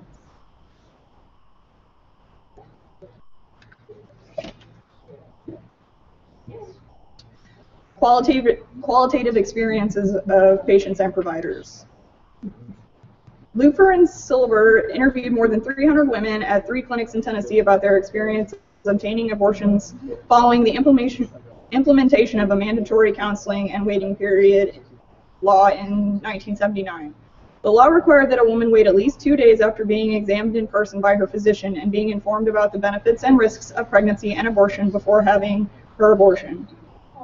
Counselors or research staff asked women questions about their perceptions of the benefits and costs of the law, either after completing the mandatory waiting period or both before and after the period interviewed. Interviews took place from October 1979 through January 1980, starting just 1 month after the law was implemented. The researchers found that the cost of an abortion increased for the majority of women. 62% reported that the required second visit increased the cost because of lost wages and additional transportation and child care expenses. The study found that the second visit elevated costs by 48% for low-income women and by 14% for women with higher incomes. And the amount of the increase was associated with the woman's distance from the clinic and the number of hours that she was employed per week. 77% of women were unable to name a benefit of the waiting period, and some women reported negative mental and physical and social consequences. 29% experienced mental anguish, 24% incurred extra transportation costs, 19% experienced additional nausea that they attributed to the delay, 15% missed time at work, and another 15% had to make excuses to explain their absence. 8% said that others missed time at work to transport them. 5% had to arrange